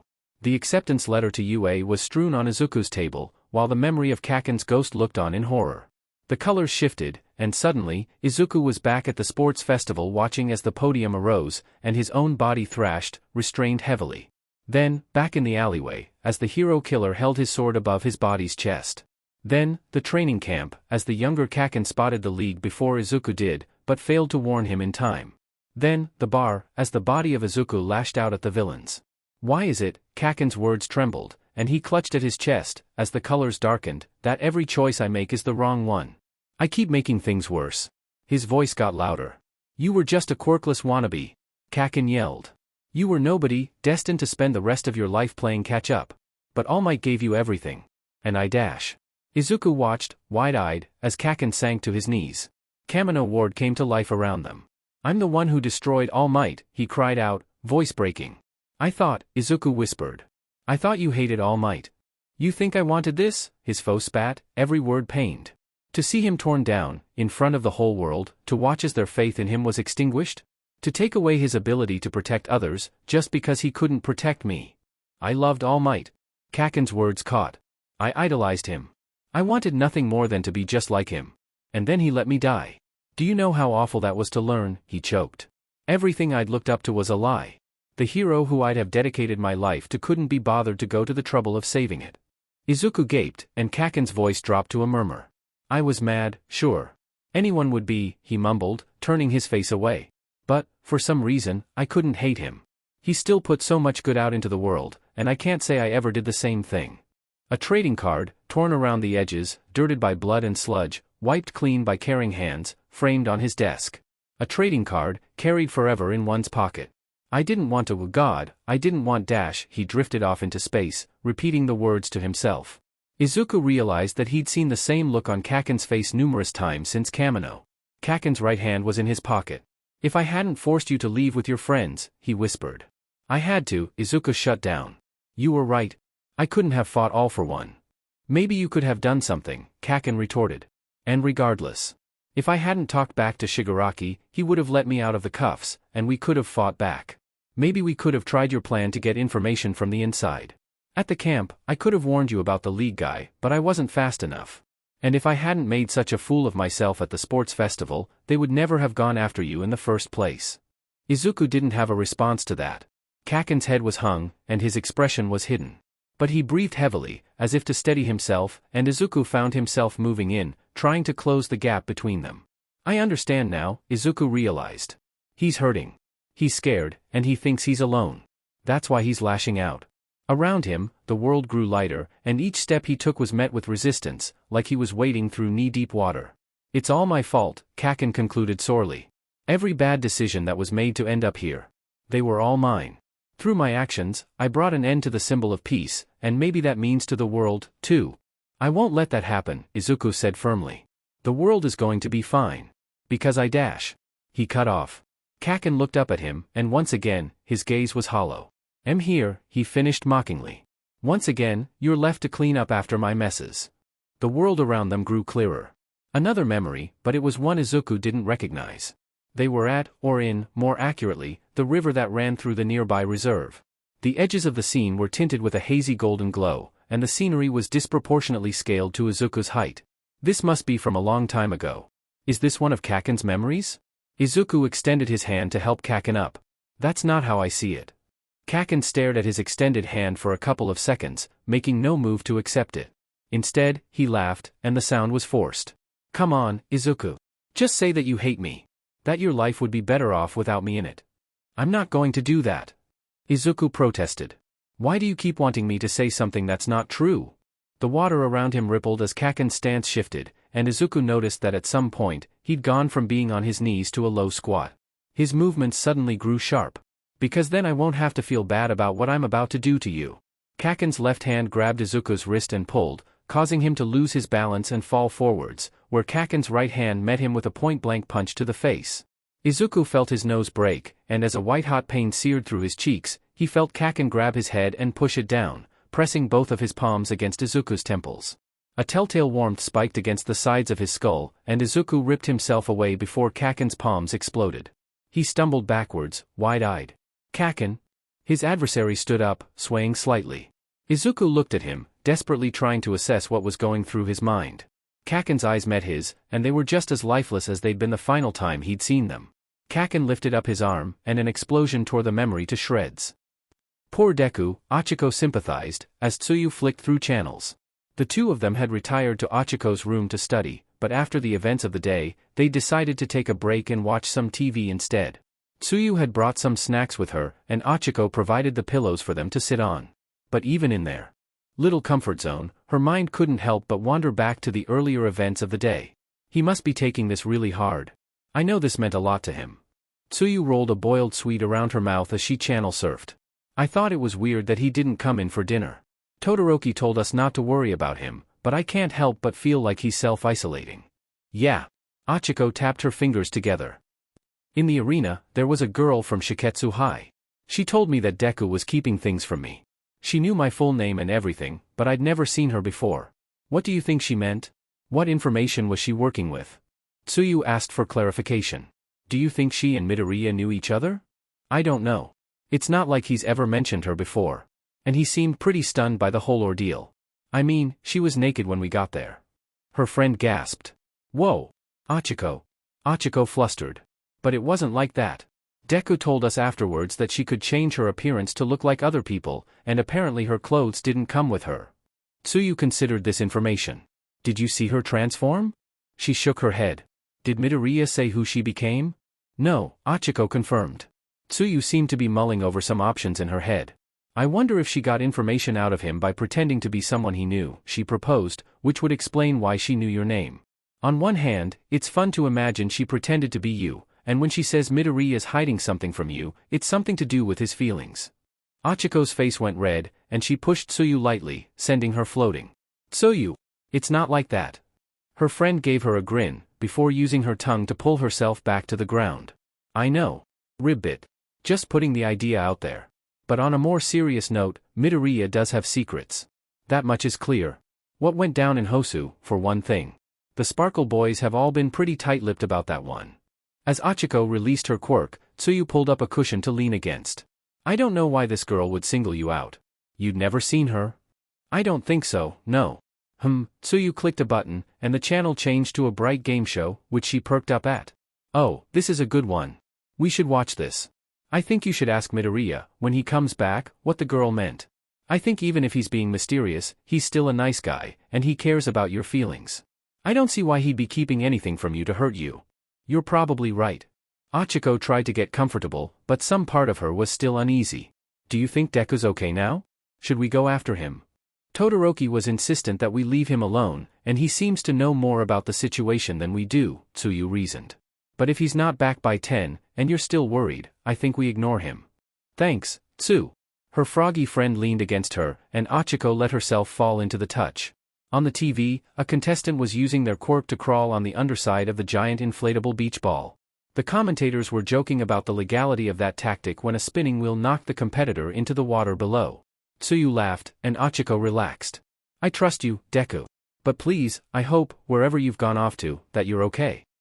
Katsuki Bakugo was genuinely trying to kill him. That much became apparent to Izuku when his once friend had lunged for his neck, grabbing at the air where it had just been and blowing it up. Kaken wasn't pulling a single one of his punches, and in the brief glimpses Izuku got of the outside world, the cityscape around them had been scarred with the impact of their fight.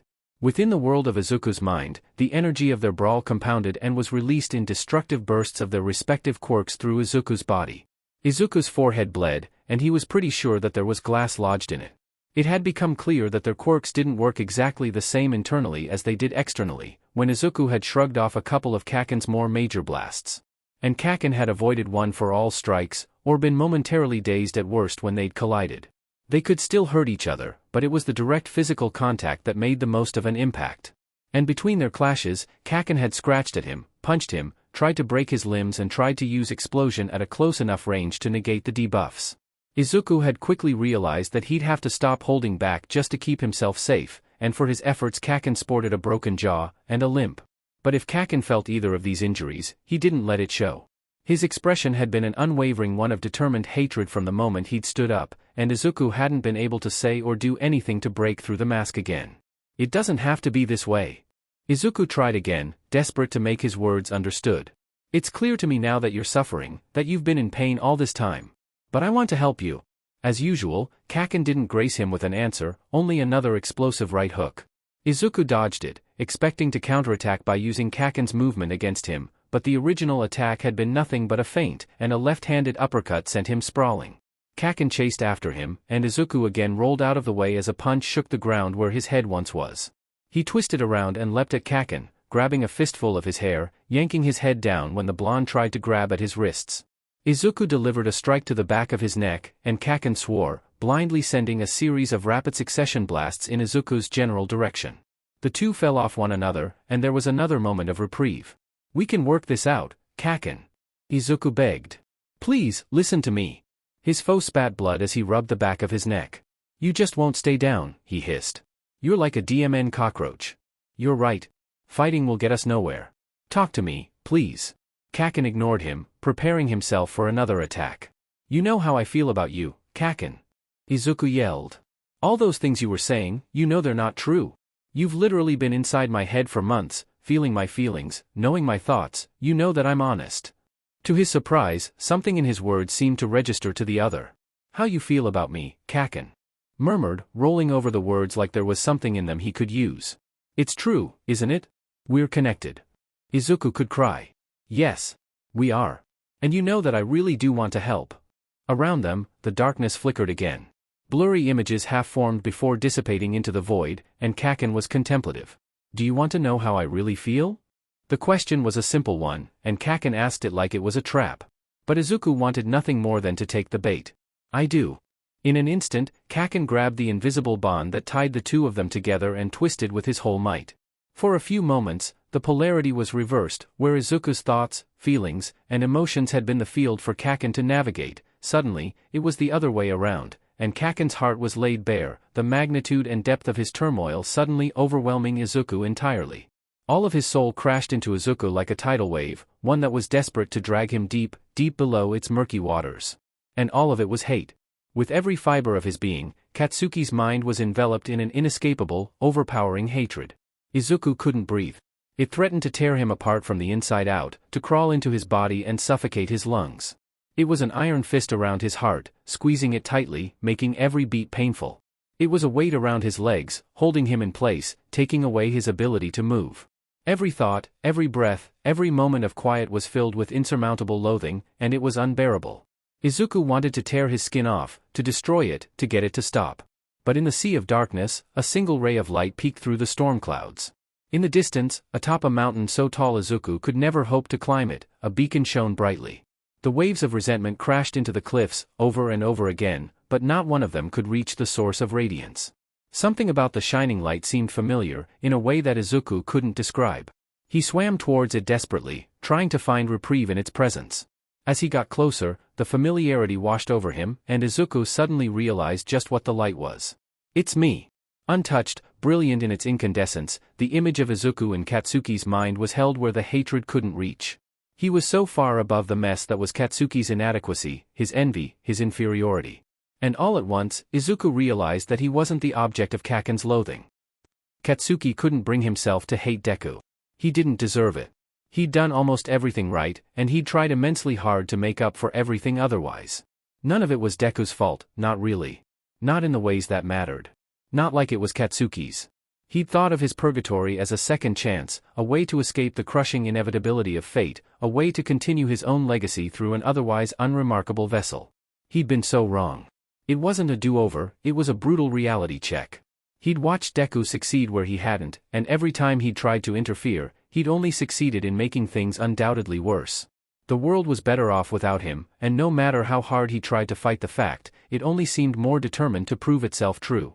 His lasting presence was no gift, it was the universe rubbing his wrongness in his face.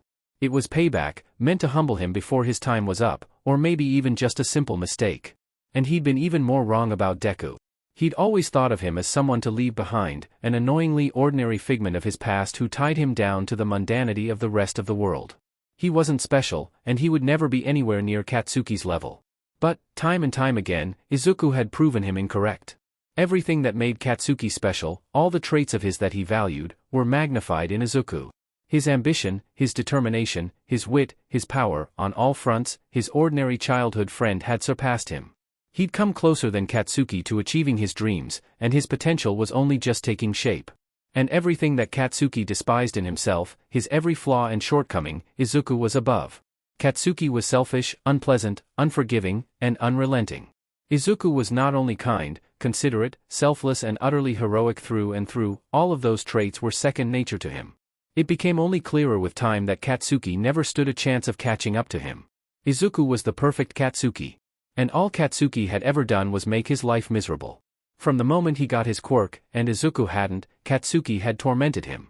Even after he'd died, he'd not relented, inserting himself where he didn't belong, trying to threaten and intimidate him, destroying his reputation, removing his agency, and taking advantage of every drop of kindness he was shown.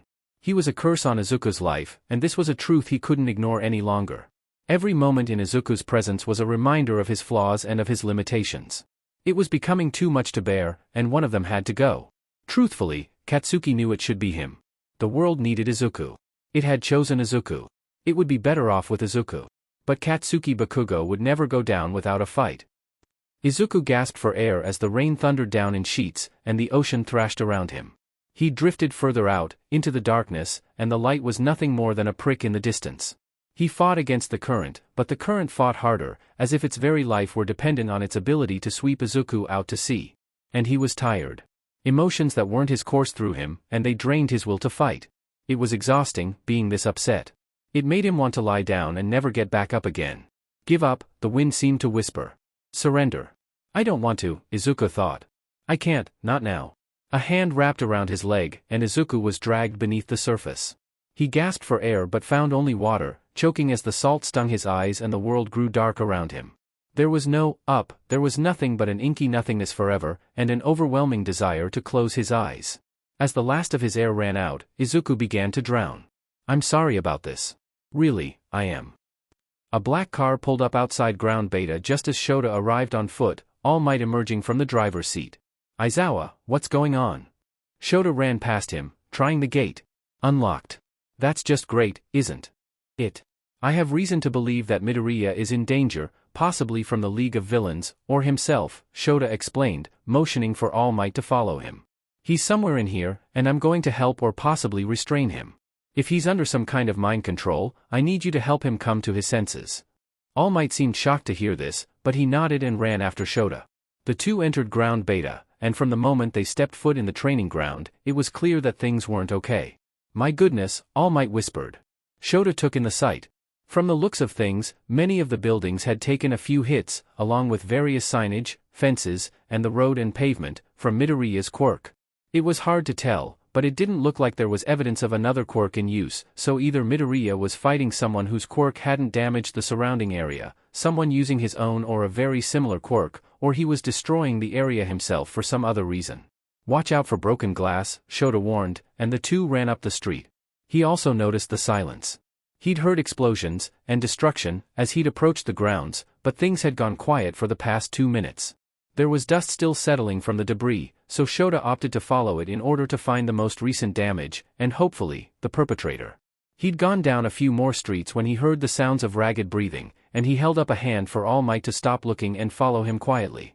Turning the corner, as he'd guessed, there stood Izuku Midoriya, or someone who looked just like him. It was hard to tell in the dark, but something seemed very wrong. Midoriya was leaning against a wall, heaving, and there was blood running down his face from a piece of glass stuck in his forehead. He was still wearing his school uniform, like he had been when they'd returned from the provisional licensing exam, but it was torn up and singed in quite a few places. His arms sported fresh burns, cuts, and bruises, and his body trembled, like it was about to collapse. It was hard to tell in the dark, but Midoriya's hair seemed slightly longer, and slightly lighter. An imperfect copy. Midoriya? Shota asked carefully, walking out as if he were just a worried teacher. His student turned sharply, as if he hadn't noticed Shota's presence at all, and Shota didn't miss the way his eyes reflected the light for a moment, like a wild animal's. Eraser, Midoriya breathed unsteadily. Sorry. You startled me. Shota's suspicions were confirmed. Before the fake could say another word, Shota's binding cloth extended out of his hand and wrapped tightly around them. This was supplemented, of course, with the activation of his quirk. This is an imposter, he had realized. He called me Eraser, and not Sir, or Mr. Aizawa. I thought that this might be the case when Shiketsu informed me that one of their students had not actually taken the provisional exam, and the person who had taken it in their place was seen changing their form to look like other students.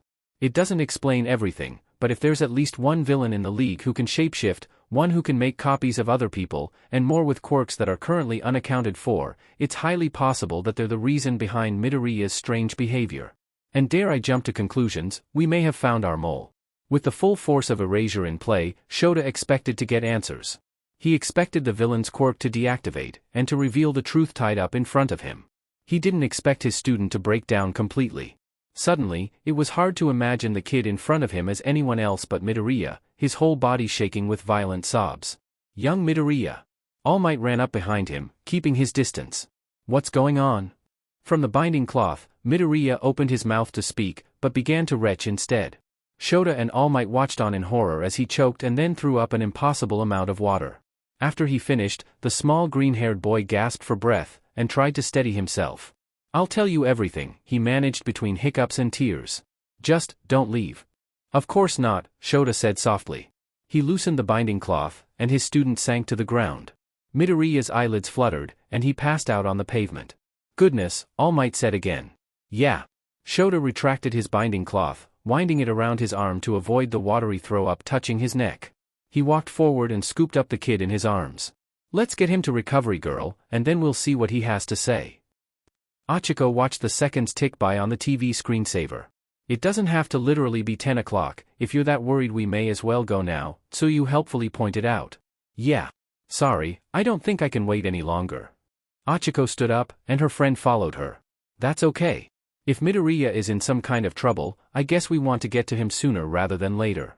Both the girls quietly walked out of Achiko's room, careful not to wake any of their sleeping classmates, and tiptoed down 3 flights of stairs. As they reached the bottom floor, they noticed 2 of their friends were sitting on the couches, still up. Todoroki? Ida? The boys turned around at the sound of their names, surprised to see the company. What are you guys doing still up? Both of you are usually in your rooms by now, Tsuyu asked. Their male classmates exchanged a glance. We're just, Todoroki started. Waiting. For what? Neither of them seemed to be able to think of a good excuse quick enough. Achiko sighed. We're here because we're worried about Deku. I'm assuming you both are, as well, she said. Another glance was exchanged, and the boys nodded. I know I said not to worry about him, Todoroki began, but we both just wanted to see him make it safely back. We decided that if he didn't come in by 10, we were going to go out and find him. Do you know where he is? Achiko pressed. You were the one who told us to leave him alone. Todoroki shifted uncomfortably. I don't know where he went. He told me he needed some time to himself, and I trust Midoriya to do the right thing. But I didn't realize he'd need this long. And as class rep, and Midoriya's personal friend, it's my duty to ensure that all of 1A are safe and accounted for, Ida piped up. I wasn't about to let Midoriya stay out all night, or Todoroki run after him by himself. We were thinking the same things, Achiko added. It was almost 10, which was the time we picked too, which is why we came down. Tsuyu and I were going to go look for him as well. A quiet fell over the 4 of them. They all looked at the time at the bottom of the wall-mounted TV. It was 9:56 p.m. I've been meaning to ask, Tsuyu piped up. I've noticed that when something happens with Midoriya, it's usually you 3 together who cover for each other. It's clear you both know something the rest of us don't. Another exchanged look between the 2 boys confirmed what Achiko and Tsuyu already knew. So forgive me for asking, because it seems personal, but this strange behavior has been cause for worry in the past, and I don't think things will change the way they are, Tsuyu prefaced, but what really happened in Hosu? Ida and Todoroki stared at her. Suddenly, someone's phone started vibrating. The 4 of them startled, looking around for a moment, before Ida was the one to fish the device out of his pocket. It's Mr. Aizawa, he revealed, before pressing the button to accept. The other 3 crowded around to hear the call, and Ida put it on speaker. Ida. Are you there? Crackled a voice through the speakers. Present, sir, Ida confirmed. Todoroki, Uraraka, and Tsuyu are with me also. You're on speaker. That's fine. I thought I'd let you know that Midoriya will be staying with the teaching staff tonight, and not to expect him back at the dorms until we let you know otherwise. It's nothing to worry about, just need to take care of some things. I'd appreciate that if any of your classmates are concerned as to his whereabouts for you to let them know, and to refrain from speculation. That's all. A silence fell over their group. Achiko was the one to break it. Is Deku okay? She asked. He's fine, their teacher confirmed. Again, there's no need for you all to worry. Understood. Thank you, sir. Good night, Ida signed off. Good night, students. The line cut off. Ida looked at Todoroki, and Achiko witnessed a silent conversation occur between them. Todoroki sighed, and turned back to the girls. Sorry, he apologized genuinely. I shouldn't have let Midoriya run off on his own like that. And I'm sorry that we can't give you guys more information. Trust us when we say all we care about is Midoriya's well-being and safety, just like you both. But this isn't our choice to make. We'd love for you both to know what we do, Ida added, but ultimately, it's up to Midoriya. Please don't tell the others that we have a secret. It's hard enough keeping it as it is. I respect you both, and it pains me not to ease your worried minds. That's okay, Achiko responded. If it's that important to him, we won't push. We won't tell anyone either. Though, word of advice, Tsuyu added, the 3 of you aren't very subtle. I wouldn't be surprised if most of 1A knows that you 3 have something going on. We just respect your right to it. But please let us know if it's something that shouldn't be kept secret. We only want what's best for him too. The boys nodded. I'm going to turn in for the night, Todoroki decided, standing up. We still have classes to attend tomorrow, and I'll have to start getting up earlier soon for my remedial lessons. May as well make the most of the sleep I can get. Good night. They waved him off as he headed towards the stairs. Tsuyu looked after him. Me too, Ribbit. I don't think there's any point worrying any more about this tonight, she reasoned. Thanks for hanging out, Achiko. Let's do it again soon. Definitely. The 2 hugged, and Tsuyu went off to her room as well. That left her and Ida by themselves in the common area. I'm going to stay out a little longer. Ida moved over to the lightboard, dimming the lights as low as they'd go. I know that Midoriya will be safe in the teacher's hands, but if anyone else comes down to ask about his whereabouts, I'll be able to let them know the situation. Sounds good, Ochiko yawned. If you don't mind, I'll stick around too. Keep you company. Ida paused. You don't have to, Uraraka. Your sleep is important. But I want to. Alright, then. Ida joined Ochiko on the couch, and the two sat together. I appreciate it. As the night deepened, and the curfew turned the lights off, none of the other students came down to ask about Midoriya's whereabouts. But had they would have found both Ochiko and Ida sound asleep on opposite ends of the same couch. It was close to 11 at night when Izuku found himself in the teacher's lounge, sitting across from All Might and Aizawa. His head and arms were bandaged, following a trip to Recovery Girl where she hadn't even scolded him or his mentor. Something about Aizawa's presence had changed the tone of the situation, and she diligently tended to his numerous wounds. Kaken hadn't said anything since they'd woken up. Izuku could feel him in the back of his mind, but after the events of the night, it seemed he was done fighting. His teachers had considered bringing Mizu, but he had given them the go-ahead to have their conversation with Izuku alone, and relay the important parts. Apparently the principal needed his beauty sleep. So it was just him, his homeroom teacher, his mentor, and a cup of steaming hot cocoa in front of him. Both of his teachers were looking at him expectantly, waiting for him to begin explaining. I guess this all began back in Muzurafu, Izuku began anticlimactically. The day we met, All Might. All Might's eyes widened. The day of the sludge villain attack, he put together. Izuku nodded. Yeah. Because of it, actually. As you both know, it was my friend that was killed by the sludge villain. Katsuki Bakugo. Aizawa nodded, following along, and All Might glanced to the side shamefully. It was not something they ever really talked about, and Izuku felt strangely at how visibly the guilt still laid itself bare on his mentor's face. You've both seen the explosions I sometimes use, like at the sports festival, and the ones I wanted to practice at the training camp? Izuku contextualized. They're not part of my original quirk. They belong to a different one entirely. Aizawa's eyes narrowed, while All Might's eyes widened again. Izuku could see the conclusions being drawn. My friend Katsuki's quirk was explosion, he revealed. When he died, I don't know how, but I think his quirk somehow transferred to me. I've been able to use it since, under specific circumstances. You don't know how it happened? Aizawa confirmed. Izuku nodded. I know there's a villain who can exchange quirks, and I've considered the possibility that he somehow had something to do with this. But I can't think of a reason why, and it wouldn't make sense based on how his quirk works. Besides, like I said, my use of this second quirk is circumstantial, and this is why I don't know how it happened, because Katsuki's quirk wasn't the only thing that I got when he died. Here's the part where I start sounding crazy. Since he died, I've been able to see his ghost, Izuku admitted. He's attached to me somehow, and I can talk to him. And remember how I said my use of his quirk is circumstantial? He can also possess my body, and when he's using it, he can use his quirk. Like at the sports festival, or when I escaped the league. That was him. Both of his teachers sat in a stunned silence. It seemed neither of them had been expecting those words to come out of his mouth. What? Aizawa asked. I know it must sound difficult to believe, but it's true. I don't know how to prove it. I'd ask you to ask me something only he would know, or something, but I don't expect either of you to have that kind of question ready, Izuku justified. But you've seen how drastically my behavior changes whenever I begin using the explosions, and I know you must have had your own thoughts about me, considering how quick you were to restrain me in the training ground. He turned to All Might. This is the reason I didn't want to tell you about, when you asked about my display at the sports festival.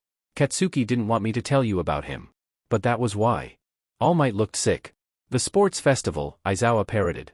That was the first time I saw you using the explosions. Izuku nodded. It was the first time Katsuki found out he could use my body. After my match with Hitoshi Shinso Dash. Shinso was involved in this, his teacher interrupted. Not on purpose, but I think his brainwashing cleared a mental block for us, Izuku clarified. Kaken, Katsuki was able to possess my body for the first time when my consciousness was incapacitated, and then he got knocked out by Kirishima, and then I got knocked out by Todoroki in our final round, and he finished the festival in my place. And then I asked him to help me in Hosu, and then we made a deal, so he could train as well, and then he was the one to take over to get me away from the league, because I wanted to stay back and help All Might, and then he tried to take over again today during the provisional license exam, and he lost me 30 points, and his words cut off abruptly. The gears in Aizawa's head were turning visibly. And what happened tonight? He asked. Izuku took a breath. I got mad at Katsuki, and then he led me out to ground beta, and then he tried to take over my body for good. We fought, and I thought he just needed an outlet, but it got more serious than that, and he'd subdued me by the time you two showed up. Erasure let me back in, though. Are you safe? Was Aizawa's immediate follow-up, and his eyes glowed red. Izuku nodded. I think he wore himself out. And honestly, I think he feels ashamed of what happened. I don't know. He's been quiet ever since. The red dimmed from his teacher's eyes, though he didn't say anything else in response. I'm sorry about the training grounds, Izuku apologized. I know we caused a lot of unnecessary damage. That's a problem for later. So, you've been seeing ghosts, and allowing one to regularly possess your body for about 5 months, now. Aizawa summarized. And you decided to keep it a secret from us? Izuku stiffened.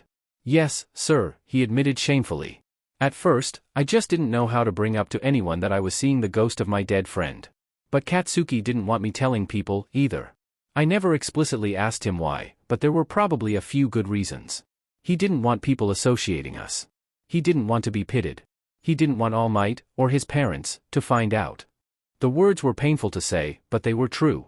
He saw All Might wince out of the corner of his eye, and couldn't bring himself to look at him. He didn't want people associating the two of you. Aizawa questioned. Weren't you friends? Friends is maybe a bit of a strong word. Midoriya. His teacher's voice was stern. You need to be straight with us. The whole truth, and nothing else, please. Katsuki and I were childhood friends, but after he got his quirk, he bullied me throughout a lot of primary and middle school, Izuku confessed. Did he threaten or intimidate you into taking any of the actions that you did? He, tried. Izuku tapped his fingers together. But I wasn't scared of him. There was nothing he could do to me, not as a ghost, so with the exception of some of the less SNS body snatching, Katsuki didn't make me do anything I didn't want to do. Aizawa rubbed the bridge of his nose. Izuku recognized the gesture. He did it sometimes to quell an oncoming headache. And you've decided to help him and keep his secrets, he grumbled. Midoriya, you don't know this kid anything, you know that, right? I know. I helped him because I wanted to. Izuku kept his voice firm. I know it doesn't sound like he was the greatest person, and truthfully he wasn't always, but Katsuki deserved better than what he got. I always looked up to him, because I knew he was going to be a hero someday. He had the skill, and the power, and when he died, he said that he would help me become one instead. And it was nice, for him to be on my side. When I found out that he could use his quirk in my body, I thought it was the better option not to let its potential go to waste. I truly believe that he could have become a great hero, and this was my way of trying to give that back to the world. Midoriya, Aizawa cut him off. You can't say for sure what was and wasn't lost potential. It sounds like all that this potential has been getting you is hurt. Sorry, sir, but I don't think you understand, Izuku interrupted again, voice raising. I recognize what you're saying, and I'm not trying to imply that I don't know the consequences of my actions. But I have to ask, and I hate to do this, because you're a pro-hero, which means I can guess your answer, but have you ever lost someone close to you? Someone who you knew could have brought so much to the world had they been able to see it through? When you lose someone, suddenly everything you've ever disagreed on doesn't seem so important. And if you ever had the chance to see them again, you'd hold on to them, even if it were like holding on to barbed wire. I can't give up on Katsuki. I believe in him, and I will fight for him. Don't try to talk me out of it, because I do know the risks, and I won't change my mind. The room fell into a shocked silence. Aizawa looked as if he'd been struck, and Izuku regretted that his words had almost certainly unearthed painful memories. But he hadn't known what else to say. I'm sorry, sir, Izuku apologized. But I grieved for him. I wasn't even aware that his ghost was still with me until about 10 months after his death. I won't lose him again. Slowly, Aizawa nodded. All right. I hear you, he relented. I can't imagine what that must have been like, after all that time. It was strange, Izuku admitted. It was actually the day of the entrance exam when I saw him again for the first time. All Might stiffened, suddenly looking uncomfortable. That's interesting, Aizawa thought aloud. I'm still wondering as to how you ended up with his quirk in the first place. For it to manifest suddenly right before the entrance exam seems like hardly coincidental timing. Especially considering your quirk usage during that test. The past and present users of One for All exchanged a glance. Unluckily for them, it was caught. You both know something, Aizawa deduced, narrowing his eyes. There's a secret here, and I'm not in on it. Care to elaborate? Secret? What secret? Izuku blurted as All Might said, now, I think it's best if we just dash. You've lost your secret privileges. Both of you. Aizawa crossed his arms. I need to know everything about my student that could impact my ability to teach and nurture him into the hero he's supposed to become. I will not tolerate such disruptions to my work. Izuku bit his lip. Should we? All Might sighed, then nodded. All right. I'll tell you the truth about our Quirk. 1-1 for all explanation later, and Shoto was going to throttle his coworker. But it would have to wait until later. Instead, he huffed, and tried not to pop a blood vessel. So, to summarize, he began. You've been hearing voices, seeing dead people, you're in possession of an unstable quirk that is sometimes in possession of you, and on top of all of that, you're the chosen successor of the symbol of peace with a dangerously powerful inherited quirk that hurts you whenever you use it. At the grand age of 15 years old, he did not add. And given that there's nothing in any of your records about it, I'm also to believe that at no point have you told anyone about all this, least of all a therapist. Across from him, his problem student turned away shyly. Am I in trouble? He asked. Shota sighed. Not in nearly as much as you're worried you are. Then he shot another glare to the person on his left. I cannot say the same about you, All Might. Resting the fate of the world on a teenager. What were you thinking? If looks could kill, All Might had a sneaking suspicion that he would be dead. So that was all very interesting, but many of my questions go unanswered still, Aizawa frowned. Based on your explanations of your quirk, I still fail to see how this would allow you to see ghosts, much less take or inherit someone else's quirk over half a year prior. Did you ever see or hear Bakugo prior to receiving One for All? Izuku thought back to his past experiences. It's hard to say on my end, but Katsuki has proven to me that he was there to witness those 10 months. I think I might have experienced symptoms of his quirk as well, even if it didn't awaken during that time. So it wasn't One for All that tied you together, Aizawa concluded. You've identified yourself as previously quirkless, but is it possible that you weren't? We know that quirks exist that allow one to take another's quirk. Is there a chance that you had something similar that was overlooked, possibly because it was only able to activate in very specific circumstances? I don't think so. I have a medical diagnosis to verify my quirklessness, Izuku responded. When I was 4, my mother took me to the doctor, and he took an X-ray of my feet. I have 2 joints in my pinky toe. His admission was met with a look of suspicion. That's not true, Aizawa refuted. What? Izuku asked. I had a look at your medical records myself after your first day in class. It seemed shocking to me that your quirk had such intense drawbacks, and no one had intervened at all to stop you pursuing an educational future with it, Aizawa revealed. I was surprised to find that your quirk was naturally that powerful, as a lack of extensive medical history suggested it was completely untrained.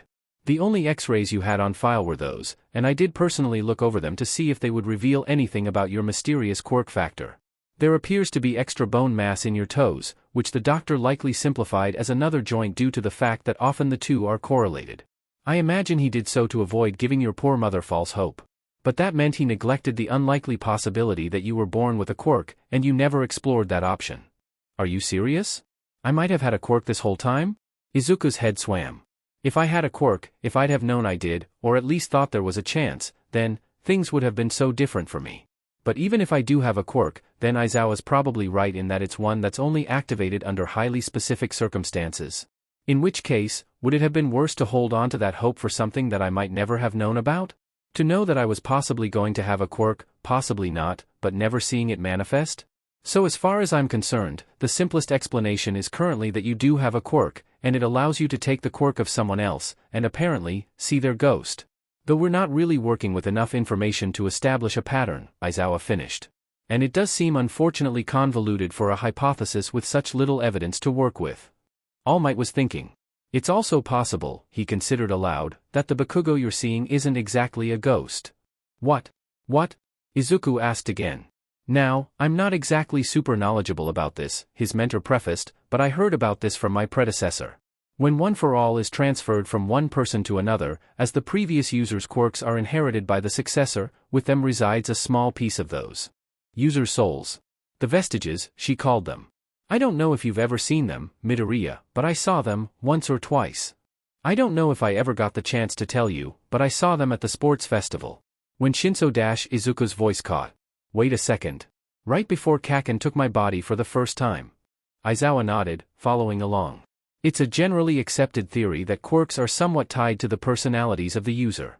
It's unknown if a person's pre-existing personality affects the nature of the quirk they end up with, or if the quirk itself influences the person they become. Generally speaking, behavioral psychologists tend to agree that it's a mix of both, but a lot of pro-heroes fall more into the belief that quirks house, within themselves, part of the user's personality.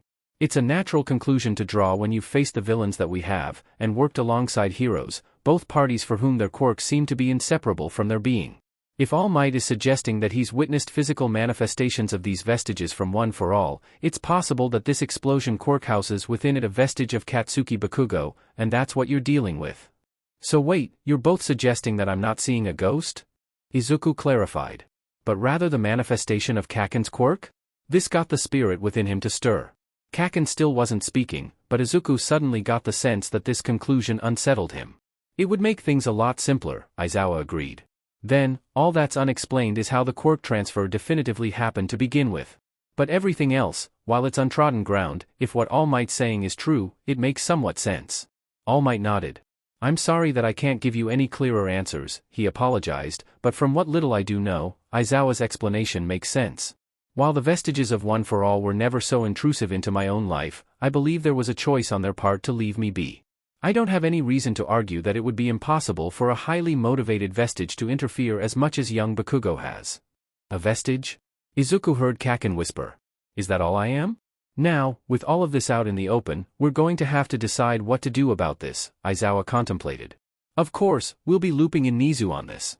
Whether or not this remains a secret, and who to, we'll have to discuss with him. Does anyone else know about any of this, and if so, who and what parts? Both Nizu and Recovery Girl already know about One for All, All Might supplied.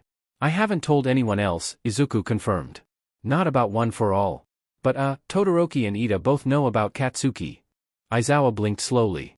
Todoroki and Ida? Izuku nodded. After Hosu.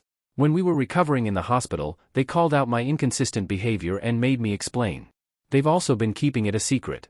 A look of irritation crossed his teacher's face. Then, wait, is this related to that Sparkles thing? Izuku flushed. Yeah, that was our code word to refer to Katsuki. Aizawa sighed, and rubbed the bridge of his nose harder. Okay. I'll have a chat with those two as well then. After we discuss with Nizu, we'll decide how this affects your future at UA moving forward. In terms of your learning, that is. You've disadvantaged yourself by keeping this a secret for so long, and we'll have to readjust our plans for you now to accommodate what we've learned. He turned to Izuku, mulling over a thought. You said Bakugo lost you the provisional licensing exam? Yeah. There's not much we can do about that, which is why you should have told us sooner, Aizawa grumbled before cutting himself off. But I have been thinking. This information is confidential, so I ask you not to share it around. But another student has had their results invalidated due to a villain that went undetected and influenced their actions in the exam.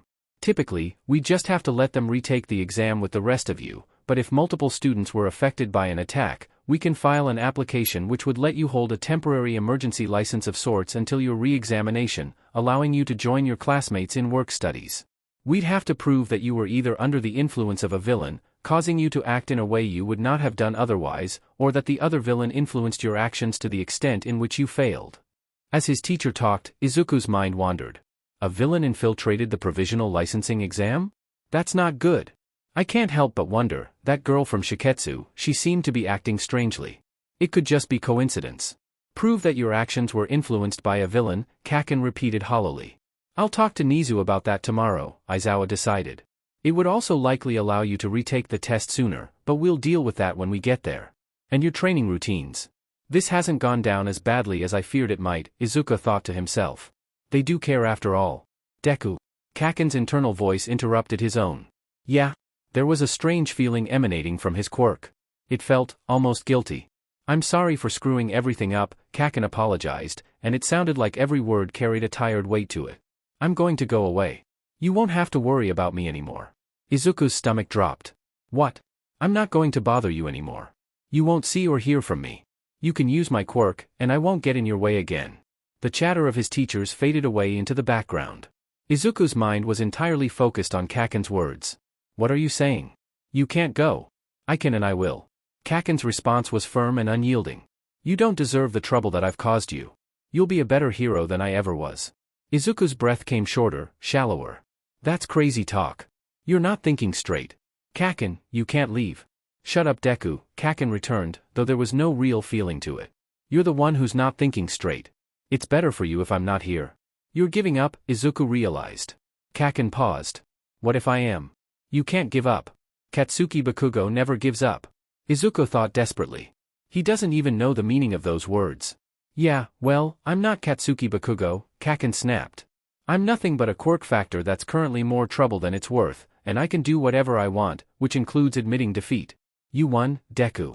Accept victory and move on. Kaken. Izuku called out, but he was met with nothing but silence. Kaken? Please, talk to me. It seemed like in those moments, something had changed within him. The line that had opened between Kaken and him had been drawn back in, and no longer could Izuku feel his presence on the other side of it. Seriously. Come back. We're not done here. Explosion was still there, ready to be called upon, but now it didn't feel like a quirk that came with strings attached. Izuku suddenly had the feeling that if he tried to use it, he wouldn't need to be anyone but himself. It was his quirk now, and his only. Kaken. Please. He begged into the void, and was met with no reply. Izuku felt numb. So sorry, and even though I know any apology I could ever hope to give would be adequate, you must understand that I will do everything in my power to aid you now, All Might was saying, and Izuku got the sense that he'd missed the context behind where in the conversation they were up to, but it didn't matter much to him. He's gone, Izuku whispered. All Might stopped. What? Kaken. He's gone. Izuku's eyes welled up with tears. He told me, he didn't want to get in my way anymore. And now I can't feel him. His teachers froze. Aizawa looked at him like he didn't have the faintest idea how to respond. Midoriya, he said slowly, what does this mean for right now? Izuku sniffled. I don't know. I think I'm on my own. Is this something that sleep could help fix? He asked tentatively. I apologize if this isn't the right time to ask, but you have had a very big day, and it seems like the later we stay up, the bigger it gets. Maybe we deal with all of this tomorrow morning, with Nizu here. There was a hollowness in Izuku's chest. His head swam. Yeah, I guess so, he agreed, wiping his eyes. You can sleep here for tonight, so that we can keep an eye on you.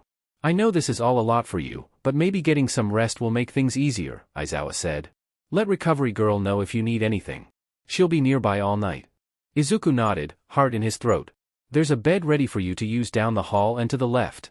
She set it up when I warned her we might be here for a while. We'll figure everything out in the morning. Yeah, Izuku said, standing up. There was a throbbing pain in his forehead. He started towards the door. Hey, kid, Aizawa said suddenly, stopping him in his tracks. Izuku turned around to face his teachers. All Might's head was in his hands, his shoulders tensed as undoubtedly the information of the night replayed in his mind. Aizawa's usually tired expression was undercut with a blend of worry and frustration. But he was trying to wear a mask of gentleness, certainly for Izuku's sake. Everything's going to be all right. We'll work it all out, Aizawa promised. Yeah, Izuku agreed, rubbing his eyes with the back of his hand. Then he turned back, and started down the hallway. He reached his room for the night, the nurse's office in this wing of the building. Inside, the patient's bed was neatly made, and Izuku's pajamas were folded and waiting on the end. One of his All Might figurines had been propped up on the nightstand beside a glass of drinking water. Izuku noticed some restraints that had been discarded in the corner of the room, presumably a precaution for if the night had gone differently. He picked up his clothes, and changed in the bathroom, brushing his teeth while he was there. Returning to his temporary bedroom, Izuku drew the blinds, and turned off the light switch. The room fell into darkness, save for the crack of light beneath the door into Recovery Girl's office. The world was quiet, and Izuku was completely, utterly alone. And in the darkness, the tears finally came, and Izuku cried himself to sleep. Okay, sadly the chapter is over. And if you enjoyed the video, just leave a like, and subscribe with post notification, so when the next chapter is ready, you will be notified. Okay, see you in the next video. Bye.